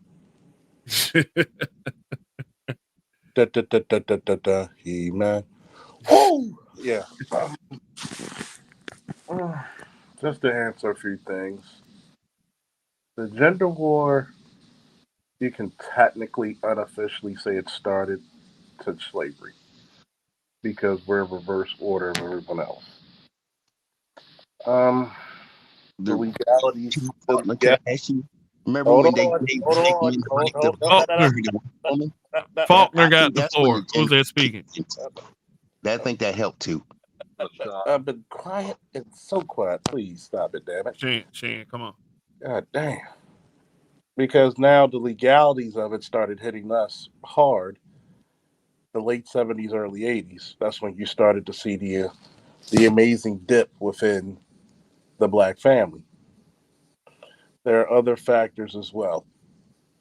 Have other men went and challenged females on other platforms and spaces? Yes. I have been one of them. So has BGS. Hey, Kev even had a female debate him once or twice. So it's not something revolutionary. I never looked at it as that one. It's just people forget the number one thing about this space. The number one objective of this space is to let Black men know they're not fucking crazy, that we all see the shit. Phase 1 of Manosphere 1.0 was to get the voice. Number 2 was to get the talking points. Number 3, it was to get the intellectuals. 4, which either is about to start or we're in the cusp in, and the start of, is about obtaining political power, getting our names or what we want on ballots. You may agree, you may not agree, but that's the logical conclusion. So when I look at this thing about Obsidian,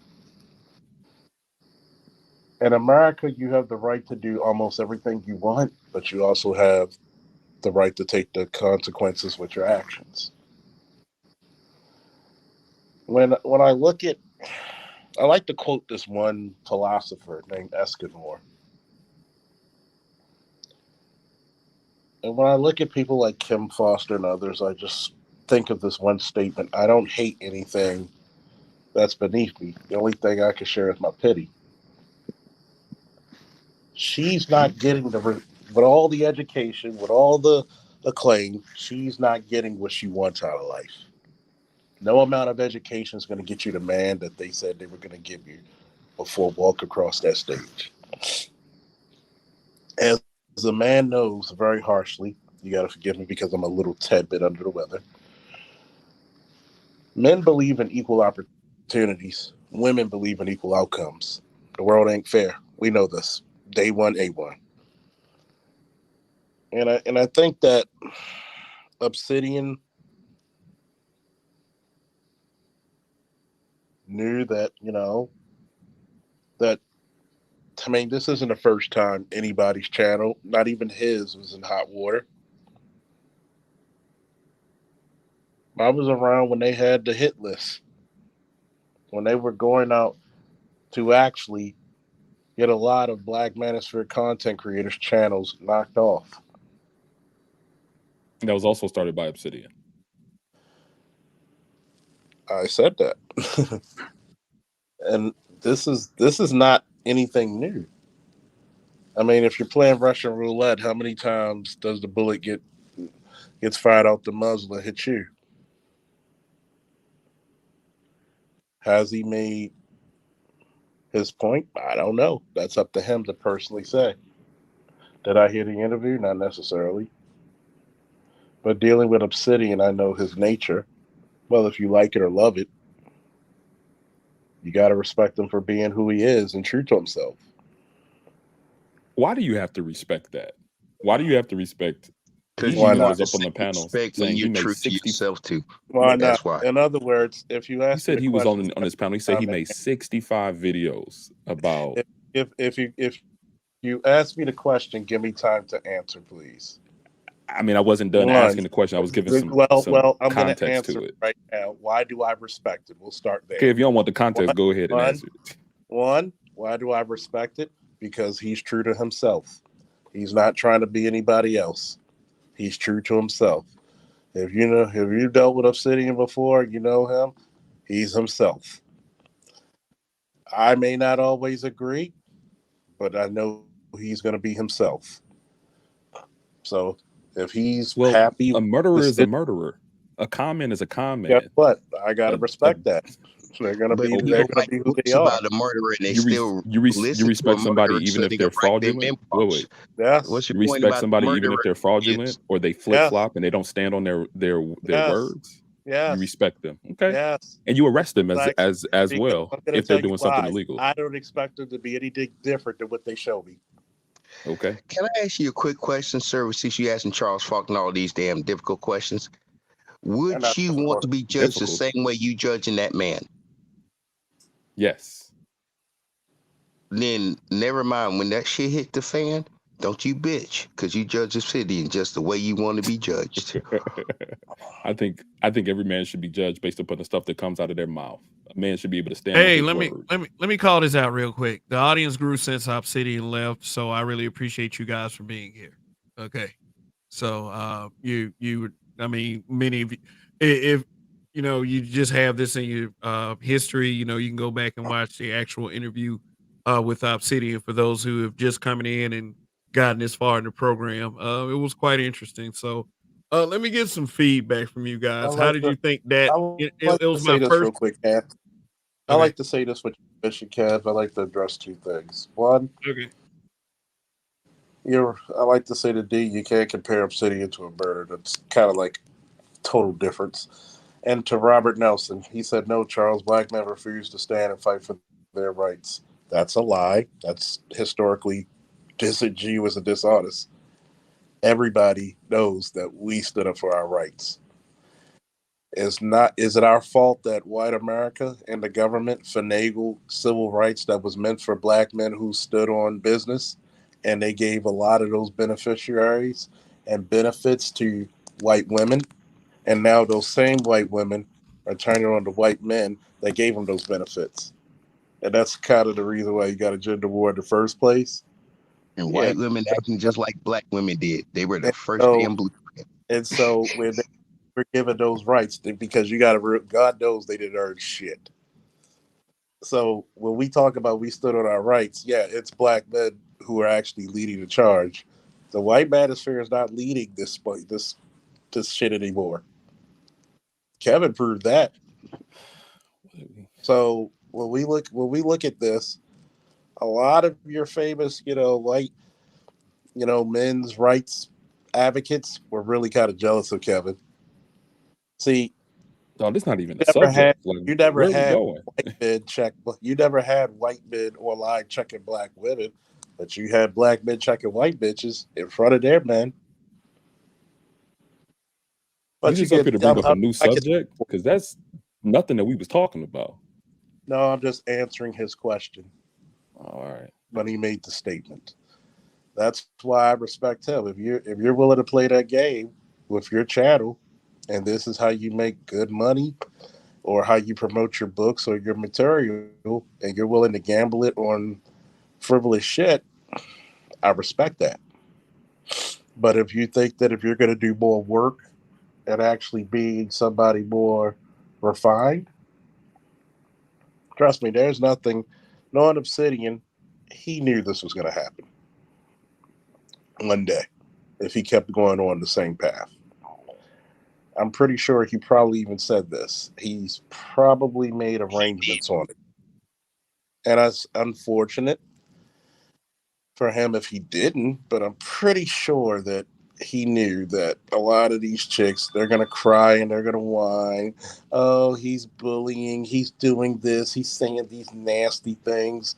I mean, for how long did we have a chick talk about aborting black male babies, getting X amount of dollars each stream, having well over 100,000 people subscribe to That's them? the traction he used to sell his book. Her channel is gone. That's the traction he used to sell his book. And it took, you right, 100%. How long to get that channel down? I can see this. Well, YouTube is making more money off China and Cynthia and all them, whoever wanted to put a C in front of their name, than they were making off Obsidian. That's why he got canceled, because YouTube makes more money off their 30% than they will ever make off Obsidian's 30%. YouTube did the math and said we get more money off them than we do you. It's not even 30%. Like, YouTube's business model is not foundational in super chats and cash apps. It's foundational in sponsorships. That's why as soon as people join the YouTube creator group, right, the monetization group, they start putting ads on your videos. But let me ask you something real quick. Mm-hmm. Do you know McDonald's got the most raggedy ass people trying to sell you a meal that you could already buy, but they slap their raggedy ass name on it, and you pay an extra $2 just because you like the rapper? That sounds very fucking personal. Actually, I mean, what McDonald's you been to? But no, I'm just talking about the ads they pushed on national TV. Hey, you want to buy this rapper meal? This is what I buy when I go to McDonald's. It's been a rapper meal, bro. Look. Hey, it's been a rapper meal at McDonald's. Don't be mad at me because they grabbed their cash. You better argue with them. I ain't get paid off that. I don't even like the rapper. But you bought that rapper meal, didn't you? With that chicken soy sauce, or that Szechuan sauce with the chicken nuggets and the beef patties with the McDonald's Big Mac sauce on it. Yeah, you did. So they bring the Szechuan sauce back. You bought the material and they sold it to you. So there you go. Congratulations. At least you know what it tastes like. All right. Okay. Yeah. Thank you guys. Thank you guys for all being here. We got 147 in the building. Hopefully everyone has pressed that like button. Oh, I got 3 more dislikes too. So I mean, it's from that They one. bought the So rapper meal. They You bought made the it, rapper Ma. meal. I'm You sorry, made I it. got you 3 did more that really dislikes. fucking happen? It's my I fault. mean, Put it on me. Come on, man. You made it, man. Get the dislikes, man. They still count. yeah, they do. Yeah, they do. So, no, let's weigh in on the actual interview this time. Okay. Well, so, for the first part of this particular live stream, I was interviewing Mumia, Obsidian Ali, and it was my first interview of anyone ever. So, in some of you's opinion, how did that interview go? What did you take away from it? If you have criticisms for me, that's fine. I mean, I know The that gender my war is taking over, existence brother. my existence, isn't, you don't have to agree with everything I say or how I approach things. So, and but what did you get? What did you get from it? What did any of you can comment at this So point? what I took from it is the gender war is taking over. I can't define what it is. I don't know what it is, but you know what it is, and the gender war is winning, brother. I need you to do an interview that's less gender warish in the future. Okay, all right, Johnny. I think that Duly noted. I think that you're from the little bit that I did here. I think that you were fair, giving him space to speak, and you did a pretty bang up job, man. You got the calm, collective. Maybe it's because you have a few gray hairs in your beard than most. I mean, people say you're old because of that. I mean, Guess that's what? not necessarily a good thing that according to how some people perceive it. But I Well, mean, that's okay. It goes with the territory. I've learned from a few guys in the police department and the military. I may be old, but I'm old for a reason. And also, fear the old guy in a profession where the good die young. Okay. Yeah, Anyone I think else? the interview went well. I think the interview went well. I think it served both purposes, right? I think that Obsidian coming on your channel, seeing that he had been banned, it's like the hottest kind of conversation happening in the Black manosphere right now, and I think it definitely helped to drive up the views and the interaction, the engagement. But I think Obsidian's has also got something from it, right? He's doing this tour since he's been banned on YouTube to try to siphon everybody's YouTube audience over to his channel on Rumble. So I think that there was an invested interest on both sides in order to kind of like everybody wins in some way here, because we know dang well Obsidian don't typically come to people's channels off nothing. So I think his purpose was served here. Okay. And that was another point that you made earlier, Gabe, that I agreed with.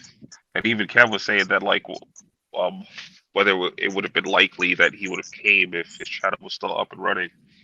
No, because I mean, even in the way that he talks, right? I'm in the top 150, top 100. He looks at other channels that were less subscribers and less views and less super chats than him as lower channels than his, or the content creators as lesser. So he didn't. There you go. He didn't shout out anybody's channel. Well, He didn't do interviews. He didn't bring up any of the smaller content creators on his panel unless you were super chatting heavily. So I mean, hey, you know what? To get that Rumble, yourself up by the bootstrap, you can't call yourself better than us because you came out the same group of Negroes. We all coming out the same group. That's not what I was saying. Blaze, you're hilarious, man. Shout out to Blaze, you're hilarious, bro. Obsidian, Thanks for coming. honestly, I don't care if he listening. Obsidian, as soon as you got your new boots on, you start kicking us down the ladder because you didn't want us to share the damn ladder with you. That's not what I was saying at all. I'm saying me personally, Obsidian, not him. Yeah, I ain't saying that. But you know what? Every time you get canceled when black women say we don't want to support you no more, now you a black man. You part of the Black manosphere. When the last time you been part of the Black manosphere? Because you don't include us in your channel, conversations, or nothing until they cut you off. Period. Yeah, I wasn't saying it. I wasn't saying it. Piss him off. That's what he doing. This and that's what he doing. Only. That's what he doing. Period. We don't have to lie to Obsidian. Man, you ain't been 100 with us as soon as you got traction. You were gone. And now, as soon as they kick you off, you thinking you gonna come to us like black women can go to and get like $42,000, and the bitch just got an allergic reaction, her forehead swelled up. LaShawn, you be having Somebody got hit these with a brick. access to No, man, grind. you got hit with a brick on purpose. Wait. LaShawn, whose forehead swelled up? No, That's don't You know ask him that because you know woman he gonna got go that into it. GoFundMe and now she got to go to court because she did fraud? He's talking about the brick lady. Yeah, but that was an Wait, what does allergic the brick reaction. lady That's have why to her do with head. this? No, she didn't get hit by a brick. She had an Nothing at all. allergic reaction to some shit she ate at the Boy. damn like 3 a.m. and the bar still had the goddamn kitchen open and her forehead swelled up and she talking about, you mug don't care about me. This man done sat there and these black men's like sitting there smoking a blunt, looking at the bitch. It's like, bitch, we smoking over here. Why you calling? Why you blaming us? We Sigh. high. I know you're Nobody not hit supposed to your exactly say ass. sigh, but it's sigh. Yeah. All right. Okay. Who haven't we heard from in a But while? I mean, nothing up here? personal. But Obsidian went to war because somebody said something with him. Now, see, the problem is he wanted to go in and get a little draws and stuff. But the same thing is, you can't be a petty pendergrass when a woman can be more petty than you, and then you get your knees cut off. And the only thing I'm gonna say to that you, makes sense. look, wait, time out. Let me finish because I'm about to drop off, and y'all can finish the conversation. How long Obsidian ain't dealt with women, but now he got a girlfriend. Now he a dating coach, and he proud of telling everybody else what they can do with what they doing. He said he's So married though. he made Is he his a dating own coach bed at 75? and he set his house on fire, and ain't nothing I can say to him except, hey, you thought you were better than me, but you forgot. They can take your better away, and you're gonna be just like me, like you were talking about me when you thought you were doing better. Now you want me to be your best friend. That's what Obsidian's doing. And this ain't nothing about hate on Obsidian, but he purposely went out his way to show everybody, every one of us, that we wasn't nothing to him. And This sound like now something you he want experienced in to real be life part too. of the group again because he nothing to them, and he was dependent on them to support him, like I just want to know when Derek Obsidian Jackson. gave dating He advice. wanted to be a short Derek Jackson, and that's all he wanted to be. And I'm sorry, but bro, your lifetime of history is known. And you know what? You got to remember, black men can get to the highest point, but you a black man, and it will gladly tear your foundation down, and then you back on the ground floor. Now you done been pooping on us. And you gonna sit there and say, well, I'm your homie. I'm the founder of the. No, you ain't. Black Manosphere evolved. There's new So leaders. is Obsidian out here with hoes? Hey, help me out. I want to understand. Obsidian sold his ass out, and Obsidian ain't got no buyers. That's what he did. He Do sold do his ass Obsidian out. have hoes? He all by Y'all himself, said and the that's nigga what's was a happening. dating coach. Does Obsidian have hoes? Is he out here in the streets? Look. If you look, I still listen to Obsidian's channel. And yes, Obsidian's got a dating coach book. He got How You Can Make More Money book. He only has two books that was stated earlier. He got black women and they is like never mind. He used the better words because he looks it up in the Webster dictionary on Google, and you can't buy a Webster dictionary that costs more than Google. But anyway, but he uses all the big words and stuff. He sounds qualified and everything, but black men don't care what the smartest word you say. I just need the best common sense and the right thing to do. Don't give me a big word. Tell me if I'm screwing up. Tell me I need to quit this. LaShawn. We don't be sitting there saying, hey, would you like to have a philosophical conversation with me and Sir, stuff? you need to quit this. That's what I'm saying. Kevin's That's trying what to tell you. Sir, you need to quit he's this. in his own damn world, and he made it himself. And I'm sorry, Obsidian, but you don't see, he ain't listening. He don't have to listen. He made his Sir, own damn you world. need to quit this. That's it. Okay, every man. I'm sorry, but I'm just being honest. I don't have no hate towards Obsidian. I'm glad he got his successes. Right down here. But if you're gonna shoot yourself in the foot and do what you just did, and you posted that, You can't go toe to toe with a woman. You done shot your foot off before you go toe to toe with the woman. I'm sorry. That's what you did. Listen up, he got a As soon story as to you tell. posted that, you shot your foot I'm gonna off. There drop was down, no man. I'm gonna let argument it go. because she could All right, man. easily Thanks for having turn me, that Kev. into something. All right, Gabe. Right. So I'm sorry, bro. I mean, look, maybe you should have kept in contact. It's like, hey, you might have had some black men that, like, if you kept black men around, like, bro, I don't think this is a good idea. But you ain't had them around. So you were doing this all by yourself. All right. And now Well, your Shane, you about girlfriend's ready like, to? what we gonna do? Because So you what kind lost of some hoes money. Obsidian And got? then I'm you just might not got curious your since he's girlfriend no dating more. coaching out here. Are we gonna You land? back to Are we gonna square land one this again. plane, or are we too drunk? Or are we too Sir, drunk to sir, taste you need this to quit chicken? this. Sir, you need to quit this. Yeah, he's gone. He was too drunk to taste this chicken. So, all right. We got Black Guru. We got Black Guru back. What's The good? OG, the elder. The elder. But I think it was a good interview he did, and I think that you doing the interview, and I think the point I was making, outside of the talking points, is that it's good to be aware of the levels of the gynocracy, basically, whether you agree with him or not, or how he did it. I don't even get into trying to, critique and judge the choices that other black men make in their life. You know what I'm saying? That's just not my business. And, about gossip and, hearsay and, whatever, you know what I'm saying? I don't get into that, you know what I'm saying? Because we're talking about grown men and I'm not interested in talking about other grown men, what they do and what they don't do.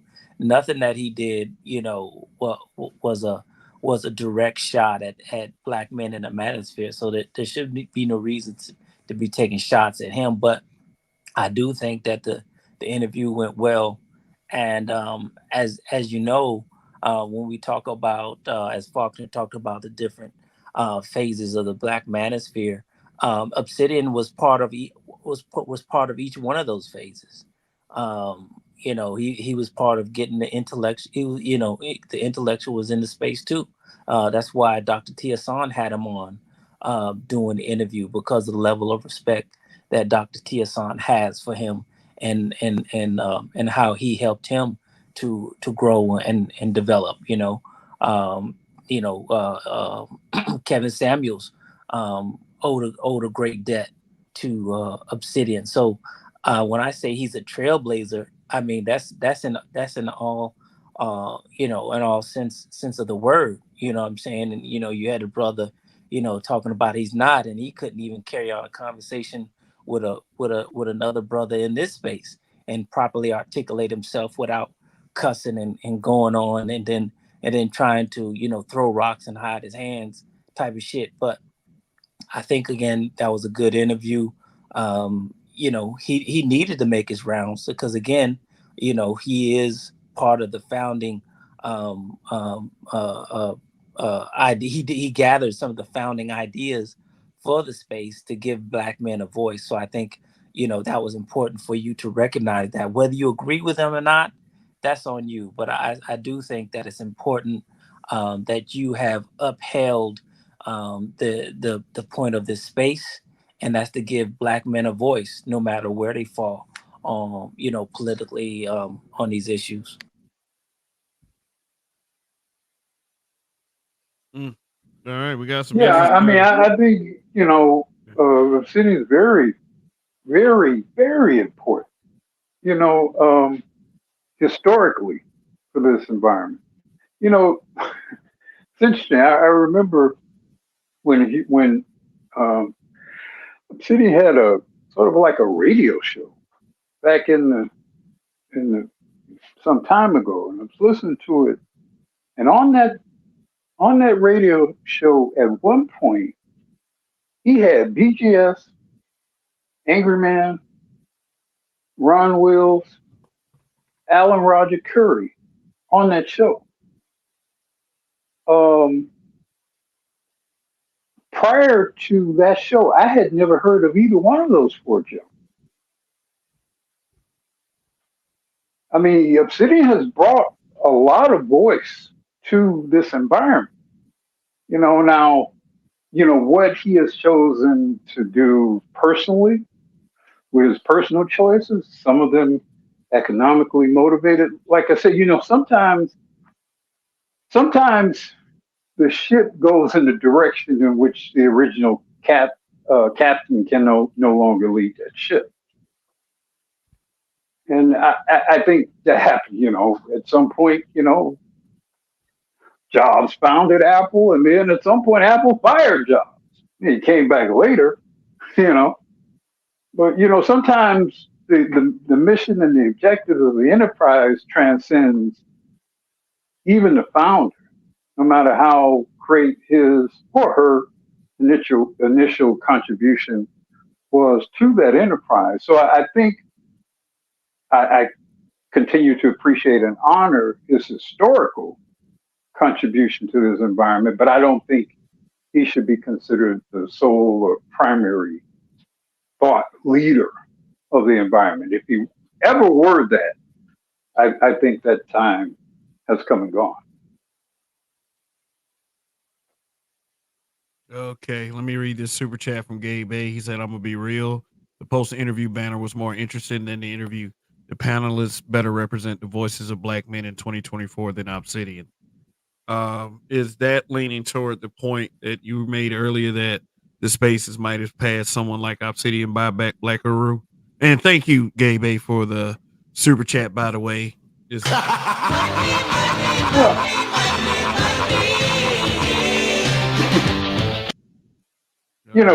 tree grows well above and beyond that initial seedling, that initial soil watering.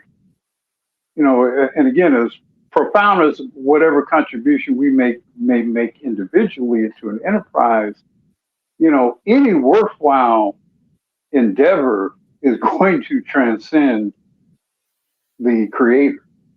Any that's worthwhile. Anything that, if you've ever been involved in any major productive project and time goes by and you look and things are very different and things have been added and some things I don't necessarily agree with, but it goes beyond us as individuals.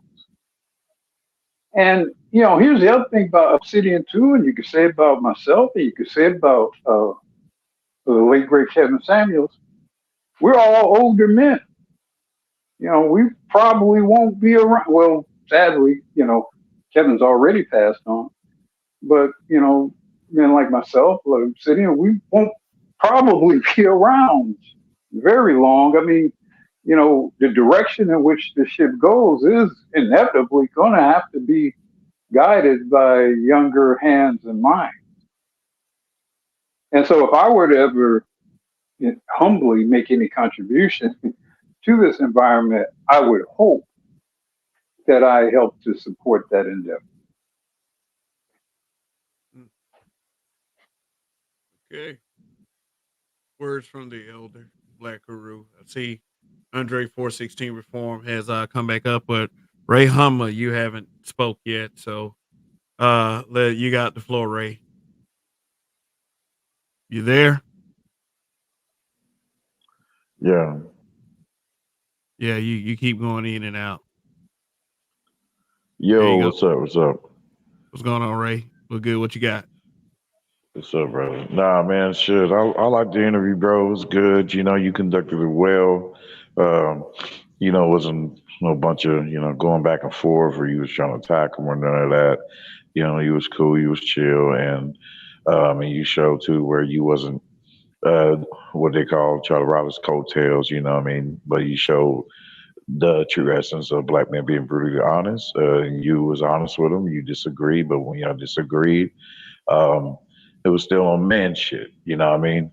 It ended on some masculine shit, and I like that. So, and plus, and I like how he kept it real. He didn't lie himself. So, and I don't understand the dudes that want to celebrate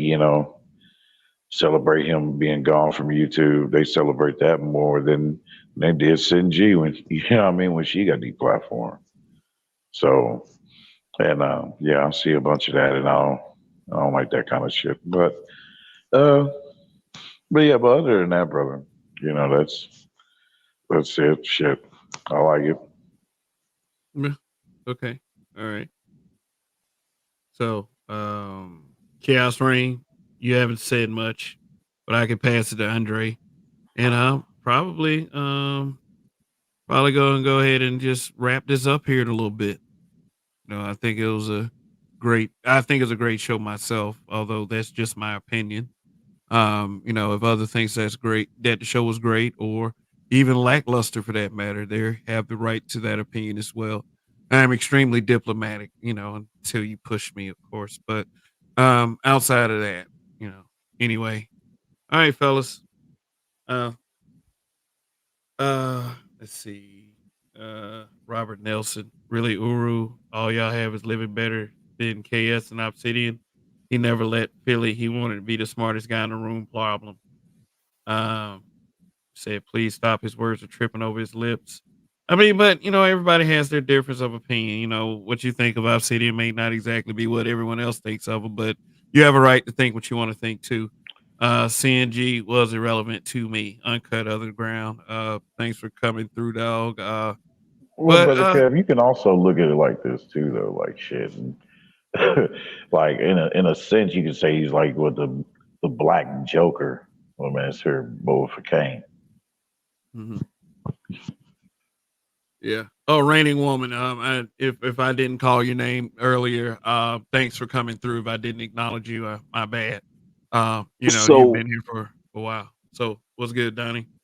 so legitimately speaking, um, I think that this interview was a dynamic interview. I think that it was a interview that needed to be done, and I also believe that this interview was Obsidian in a matter or way of his way of passing the torch. I think that Hmm? he's clearly he's going to have to move on from YouTube, but Well, he it's going to have to didn't. go to the next generation, and that next generation is you. Uh, you know, I've always told you that you being one of the habitual line steppers with a moderate background, you are a father, you are a family man, you are a dynamic man who isn't with all the foolishness and the silly talk. I think you're an everyday man, right? So I think that your show is going to take over in terms of being one of the leaders of the space, and I think that this conversation is more or less Obsidian acknowledging that. Um, there's nothing else really to say other than that. I think you do a great show. I've always told you you did a great show. Maybe I'm biased because we cool like that, but it is what it is. Uh, okay. I appreciate your compliment. We know each other for a long time, Donnie.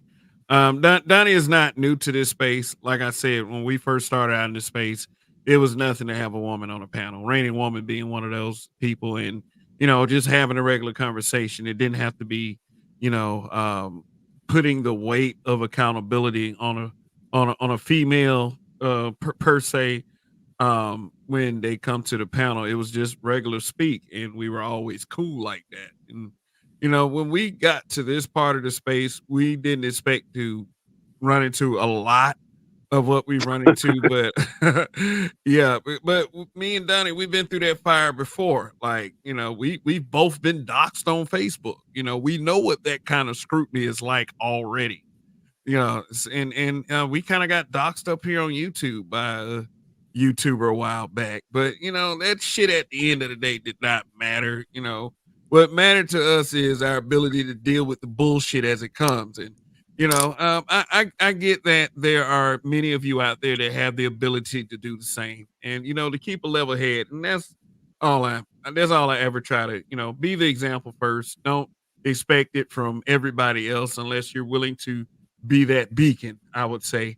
As far as being a leader of the space, that would have to be something that the people would have to decide. I mean, it's not something that I could just insert myself into. But if you believe that I'm a competent guy, then I don't mind just kind of I'm not so much taking a senior position, but to continue to consistently be the person that I am. And that's is about as real as they come. I'm not up here to pretend to be anything that I am not. I don't think I've ever tried to do that. So for those of you who don't know me exactly well, just if you got a question, just fucking ask. I mean, I have no problem with that. I have somewhat of an open door policy, and you can tell that I'm the kind of content creator that just doesn't block people just because they disagree with me, or the first thing I'm doing is calling you a troll, because you came here over here being an asshole. I mean, sometimes people are assholes for a reason, and I can respect that. So who else wants to go? Yeah, let me go. Part of the thing too is there's probably more people that hate BGS than Obsidian. Hell, there's people that fucking hate Green Gorilla. I mean, it seems, and this is what I don't like. It seems that people, when we talk about leadership, and this is what I'm gathering is that Black men are lacking leadership within themselves. So there's this heavy critique of other Black men, as if everything that you want and desire in leadership is supposed to be in the men that are put in front of you. And I'm like, and that's what I was, the guy before, he's doing all this heavy critique, but I'm like, bro, you not nowhere near on the level of the person that you're critiquing, and haven't put in the level of work, to even open your mouth and speak on certain subjects. You know what I'm saying? It's like, yo, man, you want to talk about manhood, but it seems like in the manosphere, you want everything on a silver platter without actually contributing anything outside of, like I said, just being an echo chamber, for Black men to just talk back and forth and just kind of coddle one another that, oh yeah, we all believe the same thing. But that's not real life, man. In real life, men don't have all the same ideas and don't agree with each other. That's what real life is. Whether you say a man is having a family or not, one man with a family doesn't necessarily agree with the next man with a family. So I think that has to be looked at in terms of why it is that people in the manosphere have this fucking love hate do or die relationship with people that are contributing to the space. I say this: it's hard. What I see is I see a bunch of motherfuckers where it's like it's hard for them not to treat other fellow brothers like shit. It's like, why is it? It shouldn't be hard for you to not treat your fellow man like shit. So I don't see that from Obsidian. You know what I mean? So, well, I think in a world where when you have, like our group, we've been denied so much, just historically, you're mostly given scraps for things.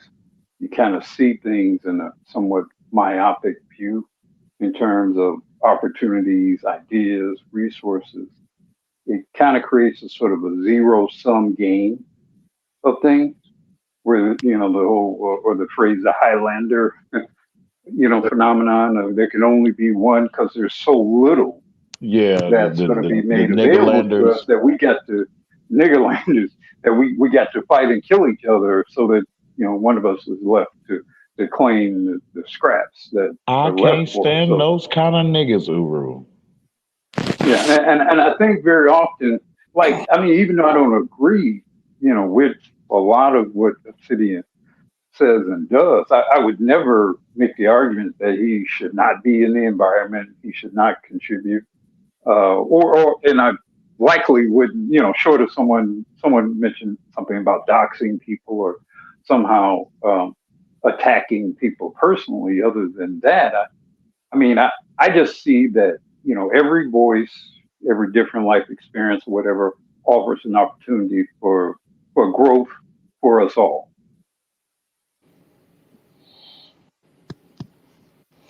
I think this is a valuable learning lesson. Yeah. You just inspired me to what I might do my show on tomorrow about. All right, officer. Will Black men ever sit down and actually work towards a common goal despite their ideological differences? Yes, man. To come together like after a good dog fight from hell, both of you bloodied up, damn it, and y'all come together with a brotherly warm embrace, damn it. Hey, I like that kind of shit. Either that or just kick you in the nuts and walk away and be like, I still love you. Hell no. Like Shit. the craziness about it is that I think that people put a lot of stake in things that a lot of things that govern their life, and they see it within someone else's. Because I've noticed this one thing about the grifters and the drifters of this space is that majority of the people do not stand up for themselves and talk openly about what bothers them. They just don't. That's why, everybody has, subscribers, or the subscribers will actually, draw to the person they relate to the most. Because that person, because of whatever situation implanted here, can speak freely about their situation. And it's funny because one of the shameful things about masculinity today is that you'd be surprised how effeminate that men and boys are today. In such a situation where the littlest things bother them, the littlest comments, and it stands in front of progress, unfortunately. Yes, We've it seen does. we've seen ideological differences within men, and men still work well. It's called the military. It's called the fire department. It's called many other goddamn organizations. But it's something special when it's about black men. I don't know if it's just cultural. I don't know if we're just trained that way, but it's always got to be a firing effect. It's always got to be the greatest insult. It's always have to be, I got to be the biggest nigga in charge. I don't care if anybody sees me a leader or not. If you do, in the words of, Fort Moore, formerly known as Fort Benning, their motto is follow me. I'm not just going to teach you how to think. I'm just going to teach you to think. Be able to stand on your own too. And that's the Well, shameful part about it. A lot of men want to point fingers. Stand up on your own too.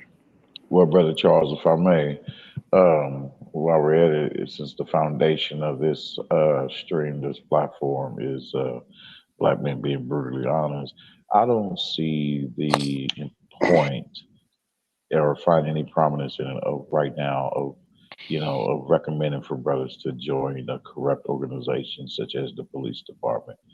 Though you're a strong anomaly versus the corrupted ones. You know what I mean?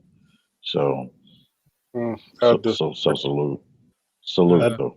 I disagree with that strongly because that's one of the issues that we have in the black community. We'll complain, but we won't transform. So you say it's good to flood them into the departments to try Yes. to flood out the corrupted.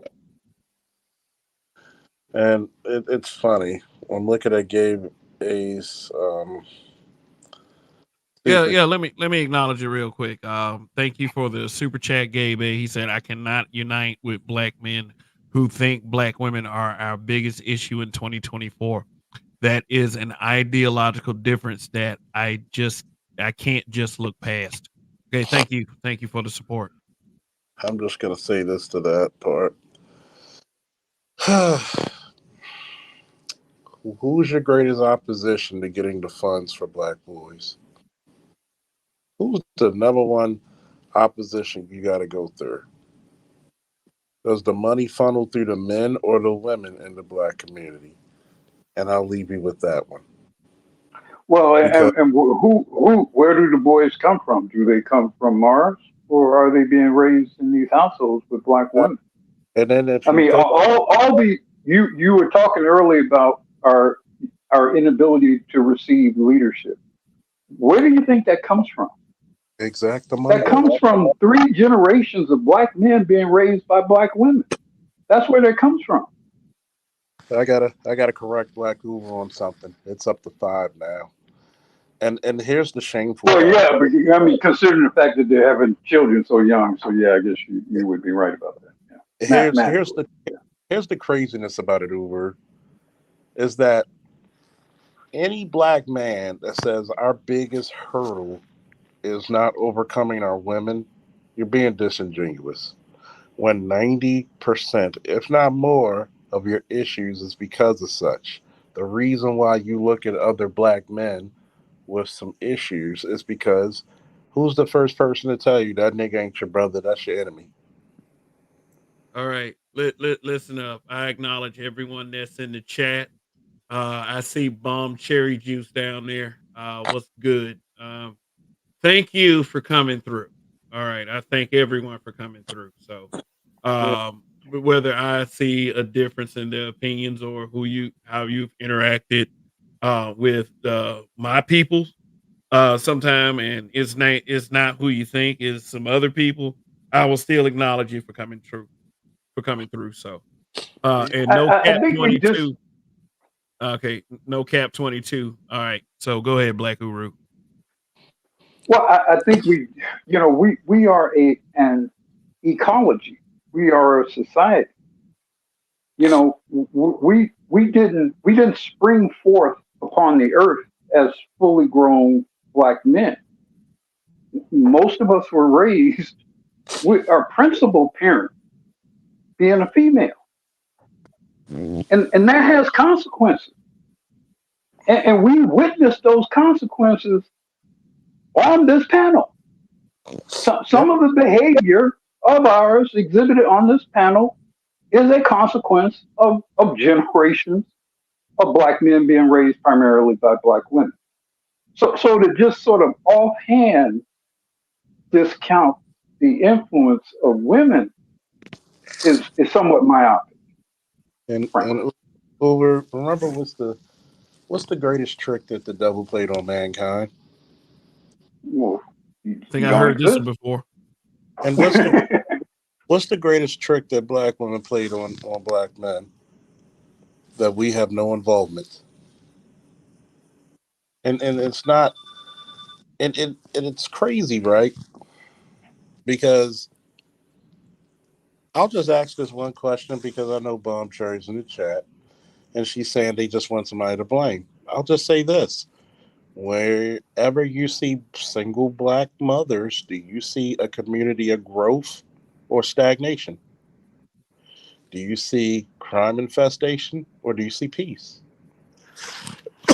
Do you see well-taught kids? Do you see an infrastructure? If you can't say yes to any of those, then guess what? I'll say this to you, to all my friends who are single mothers. You complain about the fathers, but you chose which one you was going to make a father.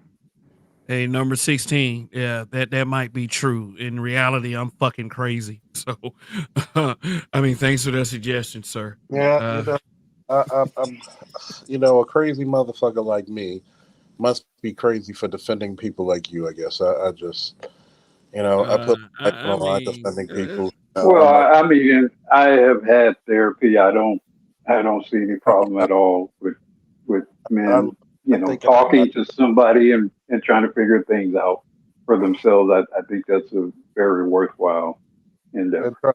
You can't be a black man in America and not have a few screws loose of how it treats you.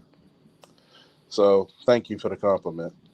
All right, LAPD SWAT 1, thanks for the super chat. He said, don't forget the supply line enablers, the white liberal. Yeah, a lot of motherfuckers, I would have to say, for the less trained mind can, be susceptible for that bullshit garbage that those white liberals spew just because it comes on the TV and it has $1 million machine behind it. So I do understand where that comes from. So don't be swayed, black person. Don't be swayed. But, I always like to. I don't always like to, but I like to tell the story when I can Jomo Kenyatta, the former president of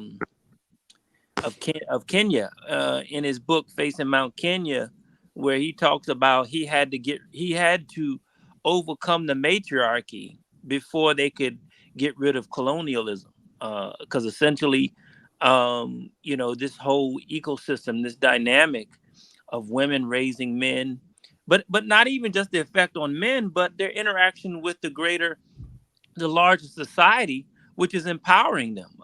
Dr. Tia Son Johnson did a show on that where I forgot the doctor's name, but the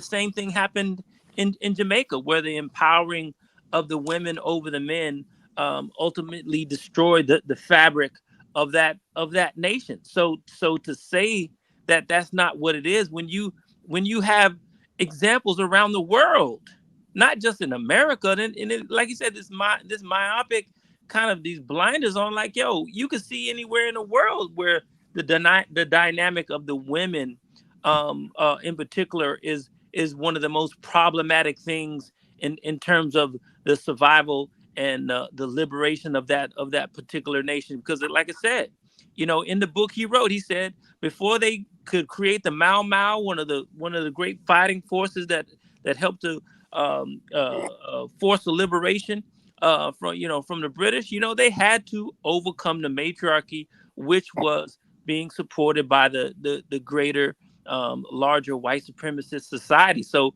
to say that's not what it is, when that's always the dynamic, when you're talking about a colonized or an oppressed people, that is always the dynamic that you have to deal with. And if you don't deal with that, you don't really understand what white supremacy is, and you're not really dealing with white supremacy. So maybe you don't think white supremacy is a thing if you're saying women are not an issue. Matter of fact, Faulkner, hold up. Let me address Uncut Underground's comment. He said, if you're in your 30s, 40s with mama issues, you can't be at your potential in manhood, and you need to keep your manhood advice to yourself. Let me tell you something. As far as I go, whatever differences I had worked out with my mother, they were all worked out at 18 years old when I opened my goddamn mouth and said exactly how I felt. I said, Mom, I move a certain way. Sorry, it ain't like, it was back in the 40s and 50s and shit, You know what I'm saying? I decided at one point in my life that I would move about, and I would go with my gut as a man, and I think many of you guys have decided to do the same. So yeah, I think that's a very good point right there too. Once you're a grown man and you have some sensibility about yourself and you can point out that, maybe that the ones before you way of thinking may not be very functional for you, then you need to move forward because once you're a grown up, you can put one foot in front of the other and start taking some agency within yourself. And if you decide not to do that, then that's going to be problematic for you. Like, don't let it be projected upon other people, whatever whatever issues you may be having. And I mean, I get that completely, but I also understand that there's a cause and effect. Some people, I mean, it's so bad for some people they can't get past it. And is that worth the examination? To many, it isn't, but to some, it is. So, I mean, knowing that I live in a world where it ain't all about me and my way of thinking, I try to take that into consideration. But feel free to say something that's stupid all you want. I don't have a problem with that. But go ahead, Faulkner. I mean, I'll challenge anybody to come. Well, before he go, I'll say this though: those with mommy issues, I'll define those as those who live in fear of their mother. I will say this: I challenge anybody to come to my panel tomorrow and openly discuss with me. Why do you think? Oh well, y'all need to start doing this without women. Last time I checked, look at South Korea when their women are acting against their men and they have a negative birth rate. See, this is the reason why it's important to have fathers in your lives, and a lot of you do not. A lot of you don't even have men in your family that you can speak to. That's why a lot of you need this place, who are older or wiser. or at least more, probably your same age group, but more experienced. Because a lot of you think like women, and I hate to say that. A lot of dudes do think like women because you've been raised by nothing but women, and you think the same way they do, and it's called nest. You don't think Yep, legacy. You don't think exactly. generationally. You think nest. If you really think that Monahan, Dr. Clark, and others who are sociologists who looked at the black community specifically and saw that matriarchal mindset put its fingers in the community and think that something isn't afoot, then you niggas are truly the problem because you believe that, well, we can overcome the women, but who's voting against all your fucking interests? All right, peace out, Ty City. Who's voting against your interests? How many new cases of fucking child custody and child support court? I actually had females tell me men get a fair shake equal to women in court. I've had a woman tell me this. But yet, is it the only issue? No, but that's your first fucking hurdle. You're not going to go anywhere soon, especially if you're still dealing with women in this community and you're a part of this community, no matter what the fuck you say. If your women are voting against the interests of you, then they're going to automatically vote against the interests of the children. They don't even see you as part of the family. They see you as interchangeable. Hey, come on now, Bum Cherry. Come on. Come on now. I just saw what she put. That's yeah, that disingenuous hilarious bullshit. Okay. That's that disingenuous bullshit that people will believe. And you will set men for failure for that bullshit. That's a fact. Really? Really? What happened to I think she erased that comment where she said men have the upper. She erased it. Well, I still see it in StreamYard. I mean, and she said this is a fact. This is a fact, but you can't prove it. Prove it. Shit. That's all. It's the fact of the matter. I can prove mine. What about you? Oh God. Oh boy. You gotta love it. That's bullshit, man. And that's the problem right there. You will throw the rock and then fucking hide your hand. All right, number 16. Telling women the truth is not going to change anything. They are going to do what is in their self-interest. Worry about your issues over everyone else. Micro over macro. And that's the problem. Oh shit! Number 16 versus Charles. Oh shit! That's the problem. It's not a versus. It actually has to be a challenge first. Number one, that's the problem. Oh shit! Nobody ever said you got to tell women the truth. The truth is going to be the truth no matter what. Who said we got to stay there and tell the truth? If your hurdle is the women, fuck them. Get the women that will follow you. If you're into black women, there's plenty of black women all over. All over right. this. What do y'all think of what I got on the screen? Men win 65% of their child support cases, sir. Get the fuck out of here. I mean, I would just ask him to cite the source. I'm going to assume you are a man, and unlike Bomb Cherry, because let's be real, women can say any kind of shit, right? Let's be real. I'm going to be chauvinistic here for a moment. Oh, women can say any fucking thing, and are inclined to say any fucking thing that's of their convenience in the moment's notice. But a man is required to provide empirical evidence. So if you're gonna make a statement, like that, which we know is ridiculous, brother, you got to cite your source. No, the fucking. Leader. Even in the white community, that is not true. The lead attorney did the numbers on that because he did a whole stream maybe a year or so ago where it was a white man who was actually saying that the problem is that men do not fight enough in court for their children. And lead attorney says, see, as an attorney, he knew because that was his specialty. You see what I'm saying? And so he's like, yeah, the reason that statistic the statistic is high. But here's the thing, though.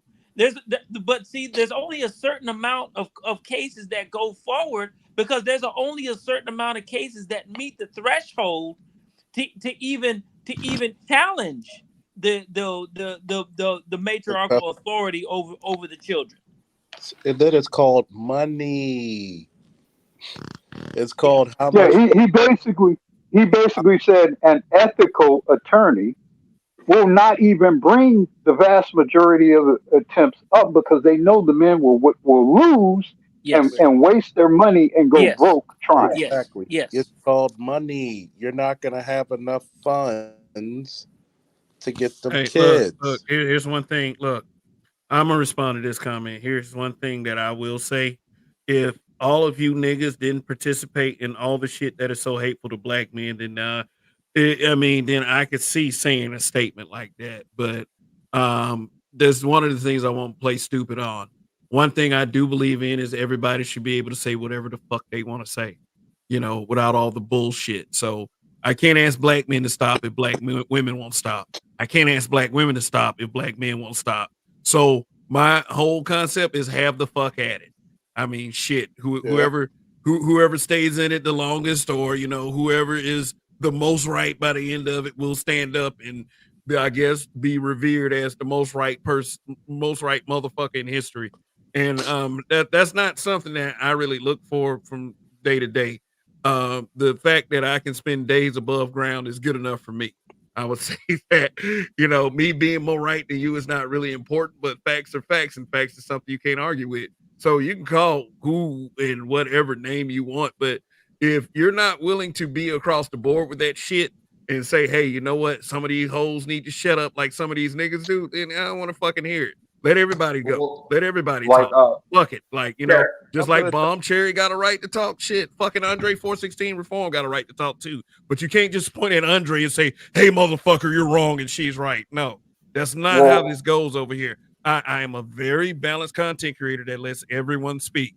So that means that you can come over here and say what the fuck you want without fear of being blocked from the channel or being doxxed like, a lot of these sectors around here. It's just that's and if you're a goddamn doxer and you have a mod wrench in my chat and I find it out, I will block you from this fucking channel. Like we don't participate in crap like that. So I mean, you're either gonna disagree. You can call me whatever name you want. Oh, you bitch ass black man, you're cowards, blah blah blah. I mean, my upbringing in Montgomery, Alabama says a lot different than anything a motherfucker can say on the internet. So you're gonna accept all conversations, or you don't, or just don't be a hypocrite. I don't care about protecting someone's feelings when it comes to facts, black man or black woman, period. You can call me whatever the fuck you want to say. You say I hate black women. You can say I'm misogynistic. I do not give a damn, period. It's not up to me to come and give a damn about something that I know is not true. So, I mean, but at the same time, I can see what you're saying in that. I mean, you have to have the ability to call it all out. Don't pick and choose. Okay. Call it all out. I'm looking at this.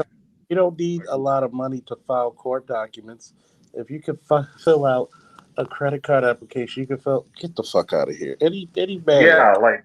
Any man. I just want fucking court for custody or divorce or child support, and he doesn't take representation. That's a foolish gambit. That's a goddamn. See, this is the part where I told you the ideological differences between how a man thinks and a woman thinks. You're only thinking in your fucking space, not how men have to deal with the court system. They're not favorable towards men. First and foremost, do you know the level of anxiety a lot of men get going into that courthouse? And guess who pays child support the least when they get ordered to do so? Women. That is a statistical fact. Let me ask you, what are you gonna go into court without legal representation? You go into that court, and what you discover is that that your baby mama or your ex-wife or whatever has made a claim that you touched your daughter. What the fuck are you going to do in that court without an attorney? Exactly. What are you going to do? Yeah. And then on top of that, that claim Yeah, right there, because I'm not an expert when it comes to criminal justice. I'm not an expert, but you're fighting an uphill fucking battle. You're going to have DPS involved. You're going to have law enforcement involved. You're going to have so many entities involved even before fucking court date is even sketched out. So fellas, from what everything you just explained, so are you saying that men's rights is an issue within the Black manosphere that should be, that should get more attention and more focus on our ability to be able to navigate in society without being screwed over by the court systems, and also acting upon the knowledge that we obtain to fight for our right to, be treated with fairness. That Oh, that's all. So if we put one foot in front of the other, what is the other obstacles that is stopping us from doing all of this? Basically, I'm asking that in the spirit of, whoever may be sitting up here saying that, that this is a panel full of non-men and all y'all do is whine and bitch about Black women But guess and all what? this stuff. I'm saying that to say is that, the basis of the point being made is that, I guess without all of the little insults that come along with it, is that this space needs to, well, not saying what the space needs to do or what the focus of the content should be on, because I could care less. If you earn your audience through your personality, then talk about whatever the fuck you want to talk about. But what about the forward motion for Black men as a collective, as far as how the Black manosphere can impact that? Not to say that it is our responsibility to fix things that people continuously fuck up, because I think it's a waste of goddamn time to try to build something on a pile of shit. And I don't get why some of you don't get that, to build on a pile of shit. Don't ask me to waste my fucking time with that. But at the same time, say it wasn't a pile of shit right there. How do we move forward? Guys like number 16 don't want us to talk about Black women. Period. Even when they've done something. Here's the thing about that. I mean, people can not want you to talk about something all you want. It should not stop you from talking about it. But at the same time, anybody who deals with a certain subject matter has to deal with the consequences of said subject matter, and get ready for the pushback. How we deal with the pushback is, what is going to define what points we're actually trying to make. Sometimes what I would do is I would challenge them to let's go through the logistics. Let's go through the real detailed logistics of how a Black man proceeds in life from birth. But let's go through the whole pathway into childhood, into school, the matriculate or maneuvering around the neighborhood, going into biased employment scenarios, educational opportunities, disproportionate grant and funding, discriminatory grant and funding programs. So who are these, Vultramites or Kryptonians who are supposed to navigate through all of that to become these supreme beings, right? I mean, sometimes I wonder, does anybody actually look at the actual life of a typical Black male, a boy? Matter. Apparently, no. It's called mind over matter. They don't mind because you don't matter. You're supposed to be the sacrificial Jesus Christ lamb on the altar, and you're supposed to take all the arrows. Even though she can make false claims about you. Oh, you gotta be strong. You just gotta endure. Fuck all that. Hey, fuck the arrows. Why should a Black man have to fight at all? And that's what some dudes want. And some dudes want that for their behalf too. You know what I mean? What I wanted to say is that Hold up, let me finish this real quick. I will not stand by and have black men die of fucking ulcers, heart attacks, and stress over some broad who constantly want to bring them into court. And I told a friend of mine, you know what? You handled your child custody court with grace and dignity. I would not blame you if you would write a letter to her each week and wait till she's 18 to give her the fucking true story. Well, and it's crazy because we're the only motherfuckers that have to fight. Nobody gives a fuck about black men and their fucking transgressions. Yeah, because we're supposed to be the strong ones when you get to act a donkey ass fool. Well, like I wanted to take it a step further, and it's like this is why I was getting heated when I was reading these comments, because it's like these people don't know what the fuck they're talking about. They have the right to say that. We have the right to respond to it. That is there is to it.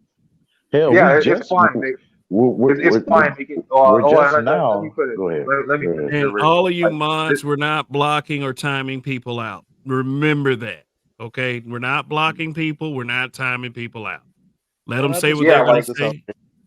Yeah. I just want to put this out short, just real short.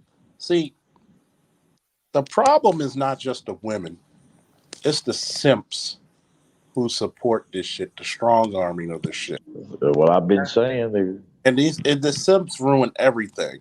Because she's just a woman. You just gotta learn how to deal with it. You gotta be strong enough to deal with her. Maybe you should have dealt with that motherfucker at all. Maybe you should King fucking. Kucher, you probably don't get no pussy. You probably don't even have kids. All right, okay. All right. Listen up. How much time? Okay, we are 2 minutes from the 4-hour mark. I'm tired. Like that dude in that movie, Diary of a Tired Black Man. I am tired. I'm that guy right now. So, okay, all right. So, okay, let's do some final statements. Whoever wants to go first, then I'll do my closing, and then we out this bitch, and hopefully some of you will come back tomorrow for the smoke show. Well, I have another hard hitting ass topic that might trigger people, but it might not. So. Whatever. Trigger away, nigga. Trigger away. Yeah, trigger away. So who wants to go first? Time to land I'll go. I'll go. Like the topic got changed somehow, and we got a bunch of people in here talking some goofy shit. They probably don't even know what the fuck they're talking about. And like that's what I was trying to get to. It's like we're making this a black thing. It's not just a black thing. Like when I came into this space, it was the general manosphere, right? So this is people of all races. And I'm talking about people that's spending like tens of thousands to hundreds of thousands on their family court case. So what the fuck are these idiots talking about? Talking about just man up and get your money up and go to court? Like you have no idea what you're talking about. Like there's people that are paid way more than black people are paying. Like what are you talking about? It's okay. I'll respond to is like everybody. I would just chalk it up to everybody ain't me. I would say that they're different fucking people, and I mean if they, as long as they're not being too disrespectful, like just coming in, Kev, you a bitch ass nigga, fuck you nigga, like as long as they're not coming in here like that, I don't have no fucking problem with what they're saying. I mean shit, but at the same time, there's always a rebuttal. They can rebut you, you can rebut them. You can take them down with words just like they trying to take you down with words. We have to be unafraid. That's all I'm saying. Oh Lordy, Lord, no. No, Lordy, they scary out there. You won't get out of women's. And like the last thing I'm gonna say quick, and I'm gonna hop off, is like the other thing too is like people got a lot to say in the chat, but they don't hop up to say whatever they have to say in real time. Well, I run a smoke show every Sunday night. If anyone has anything to say to me, I will open the floor. I have an open door policy. I do not turn people away. And, I expect the same treatment from them, even though I probably won't get the same treatment from them because we're all different people. But I can only be responsible for who I am when it comes to that. So Smoke Show Sundays is tomorrow night. You got any smoke for me? You got any smoke for anything that happened in this interview? You can hit the link tomorrow night. I mean, and you are welcome to do so. And because you're not me, I'm not you, we're different. So, yeah. So Andre, anything else you want to say? And Andre 416 Reform has been a member of this channel for a few months. So I really appreciate his support from month to month doing that. So, and thank you for also gifting the memberships as well. You've gifted 10 memberships in the past, I would say week or so. So their support of the channel is always appreciated, sir. And your contributions to the panels are also appreciated. So, oh yeah, Andre's gone. So, Ian, Charles, because Chaos Reign doesn't really, Nigga. unless. I'm just gonna say this real quick. Number one, we don't need more stepfathers. Stop teaching black men to always get to use cars. Okay. If you choose to be a stepfather, that means she's got to prove that she's 100 times the feminine, submissive woman she's supposed to be, because there's a penance to be paid when you fucked up your reproductive system. Sorry. Number two. She got that throat. I mean, Well, that she got throat, that something else. dope, but guess what? She still needs to pay that penance of proving how feminine she is. Okay. And let's get even into this one, even better. Don't tell. Well, you should pick better women. You can pick the best of women, and guess what? That woman will change on you like the goddamn wind. That's how I can tell a lot of niggas never really dealt with women. By the way, tune in tomorrow on my channel. It may not be a smoke show, but I surely got fired for your ass. Okay. All right. Ooh. All right. Thank you once again, Officer Faulkner, for coming through and sharing your thoughts. Ian, what's up? Yeah, man. That's a good show. Appreciate everybody being on. And despite, what I'm saying, I do have to deal with the fuck niggas every now and then. You know what I'm saying? I don't mind that, and that doesn't change who I am, because I understand, a lot of men, they don't have the ability to really see the importance outside of how it benefits them in terms of the manosphere. And that's the way that a lot of black men in the manosphere look. Okay, what can the black manosphere do for me? And if you say or do anything that might kind of interfere with their with their level of comfort here in the space, it's going to be a problem. But what men do and should do, they should focus on their contributions, not necessarily on what they're getting out of the space themselves.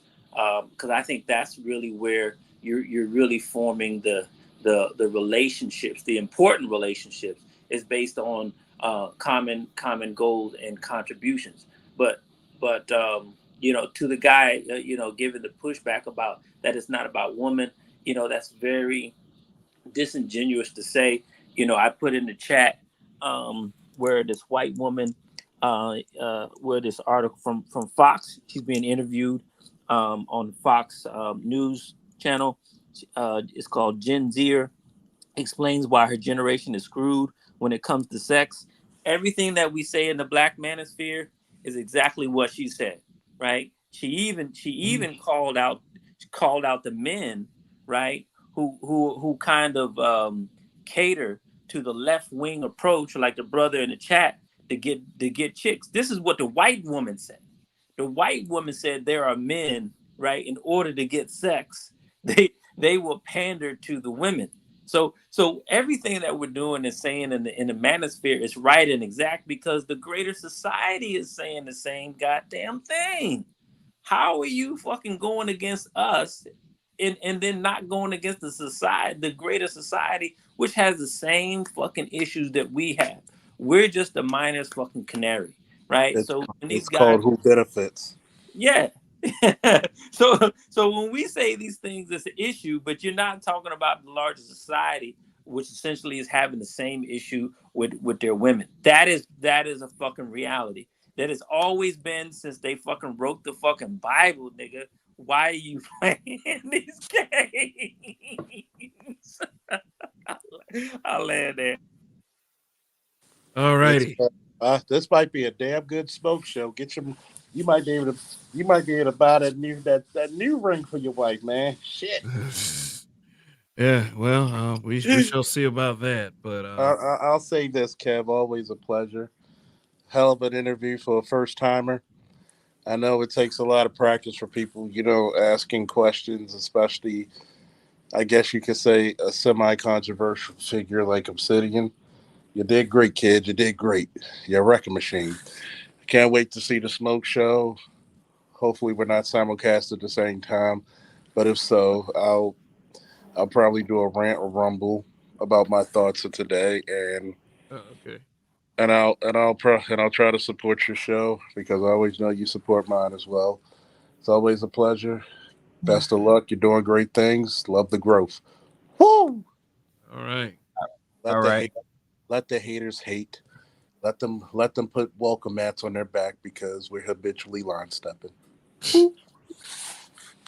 Okay. All right. Chaos Reign. Is there anything that you want to say before I shut this motherfucker down? I mean, yeah, this is a very good interview. I'm hoping that in the future you do some more of this, Kev. You know, you're going to have to reach out for them people. You know, as yeah, you know, yeah. in my, I'm the person. Oh, and yeah, that's all I'm gonna say on that. And one other thing I just discovered on my timeline on YouTube, it looks like Dr. Ron Neal released his actual book now called Beyond Death in Jail. All He right, has a Dr. Neal. me tab. If you're interested in any literary works from any of the men in this space, Dr. Ronald Neal has just released a book. He just read. I wish I could show it right now, but I don't got the camera on. I would show it, but you know those guys. But yeah, if you guys subscribe to his channel, look up his community tab. It's posted right now, and he's very proud. Look. All right. Congratulations to Dr. Ron O'Neill. Yes. That's a great contribution. Anti-blackness, black masculine, and the demonic imagination and religion, and also Greek scholar and professor now of the Okay. Always All a right. pleasure. I'll see you later. All right, officer. Thank you. Woo. All right. Oh Okay. yeah, let me say. Can I say this last thing? I think part of the Go right thing ahead. too I had meant to mention was with Obsidian. One of the things that was a big issue with regard to what was part of the problem was that there's an article being written against the pygmies, against black women who support black men in the manosphere, and you know, and so this is becoming basically a study from you know, from a academic perspective for these black feminists. These black feminists are ramping up, especially when you're looking at the ending of DEI, right, as we know it, based on the Supreme Court ruling. You know, everywhere. You know, the Fearless Fund, where black women in Atlanta, you know, where you had a grants particularly for black women, that's being done away with. So feminists right now. So this is what people don't understand. This is just the beginning of the fight. And if you think that somehow these women are just going to go silently into the night, especially when the government is taking their fucking goodies and grabums, as Gigi one says, you are fucking mistaken. And you, this is not a place for the faint of heart. If you think Obsidian is just is the end all be all and you just act right, these feminists are coming, right? There's an article out right now that labels the Black Manosphere as a terrorist group, right? Like, yo, you guys need to be real about where you're at. Oh, If we you're gonna be terrible. in space. We terrible. Okay. Yeah, no. Yo, if you're in this space, you need to fucking hold firm and stand your ground and understand that they're coming for you because they have nothing to fucking lose. That's it. Appreciate you.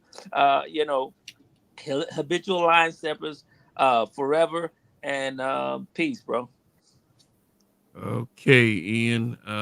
Thank you for definitely coming through. Once again, as do all of you who choose to hit that link and share your thoughts. Thanks for all the super chat love, man. I really appreciate that.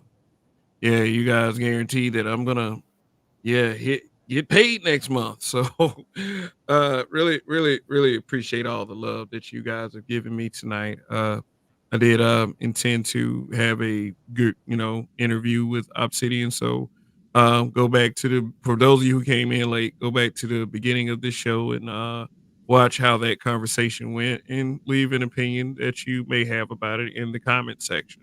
I don't mind if they are unfavorable of me. You know what I'm saying? But I may respond. So just want to put that little tidbit in here.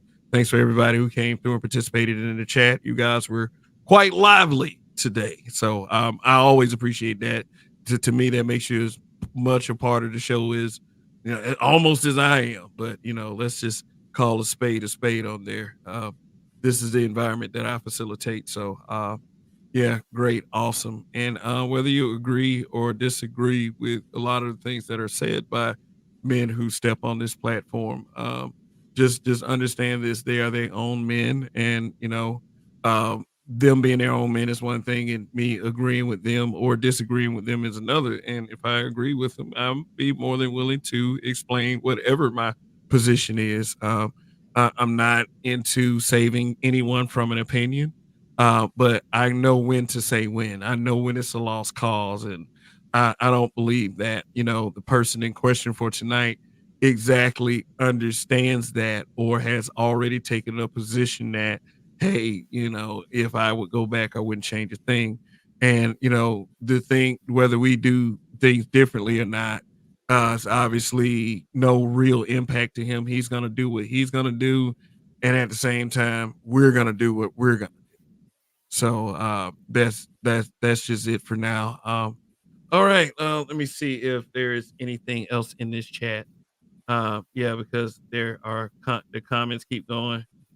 King Kunta, we need more stepfathers in the community. The all child is back, man. Get the fuck out of here, bro.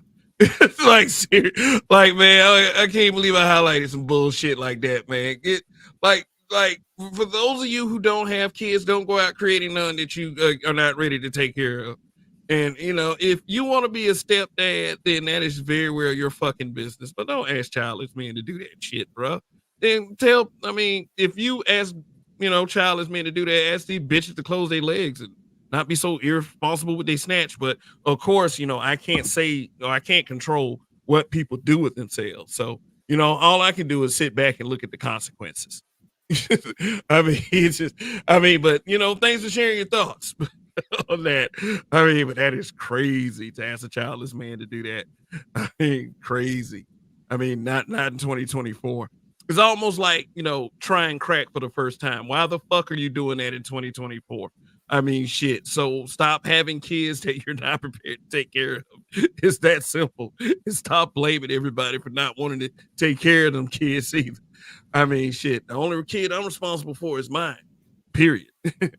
So, but I get what you're saying about childless men, but I don't get the logic behind that. I would never ask a man to give up his life for someone else, especially in situations that aren't worth it.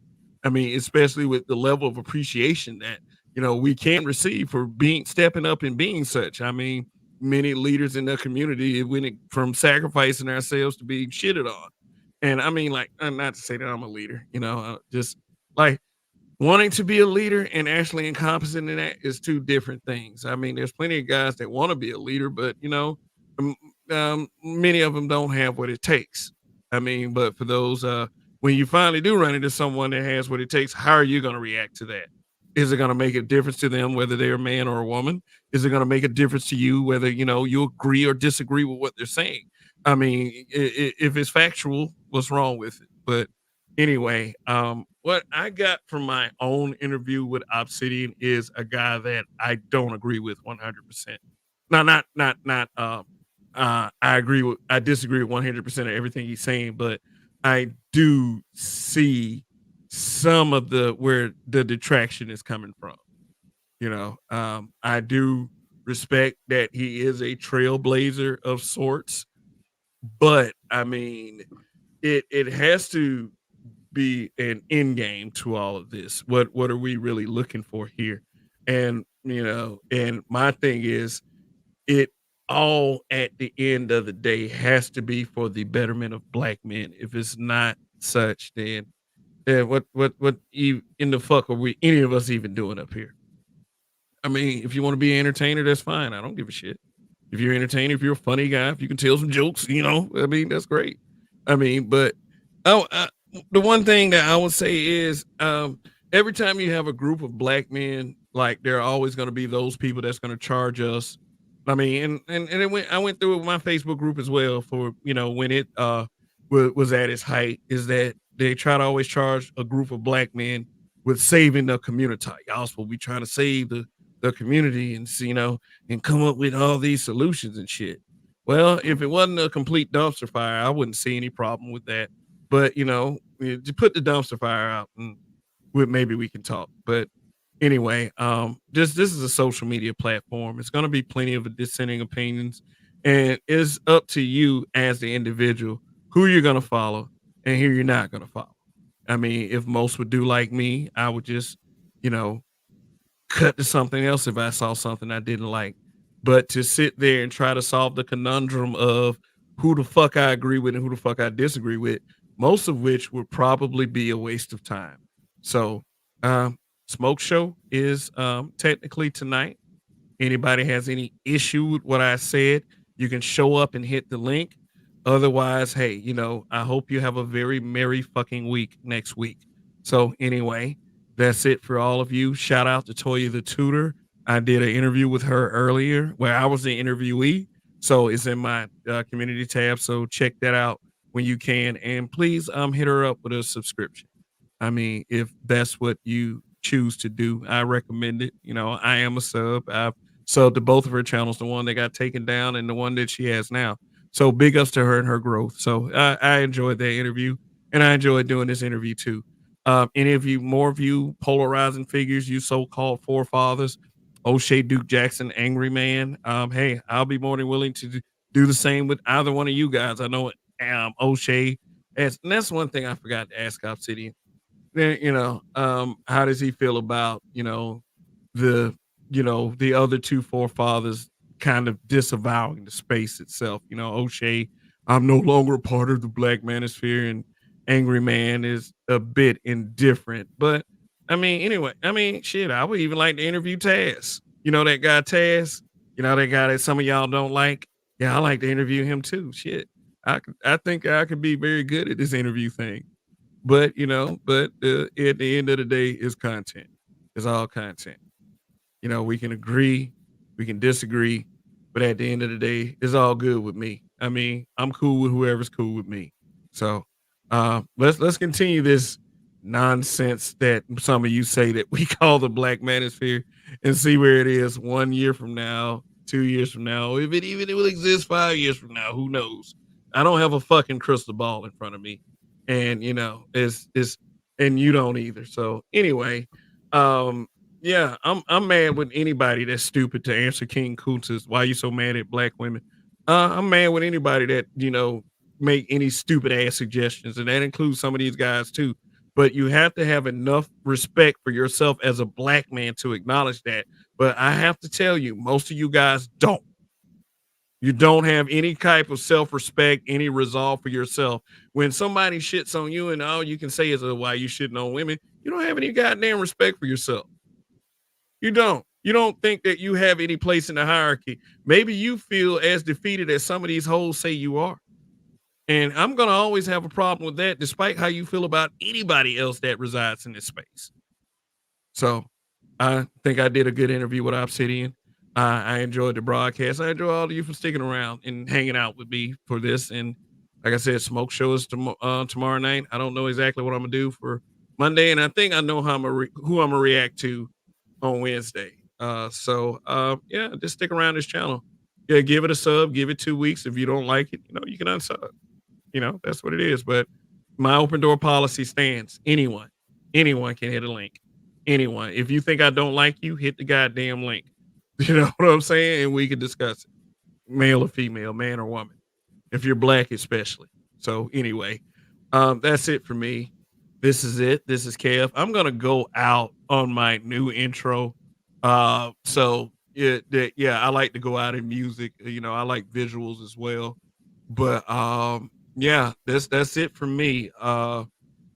See you guys next time. Long live the habitual line steppers. In Kev we trust, and this is for each and every one of you to listen to. When you don't give up, you win. Peace out.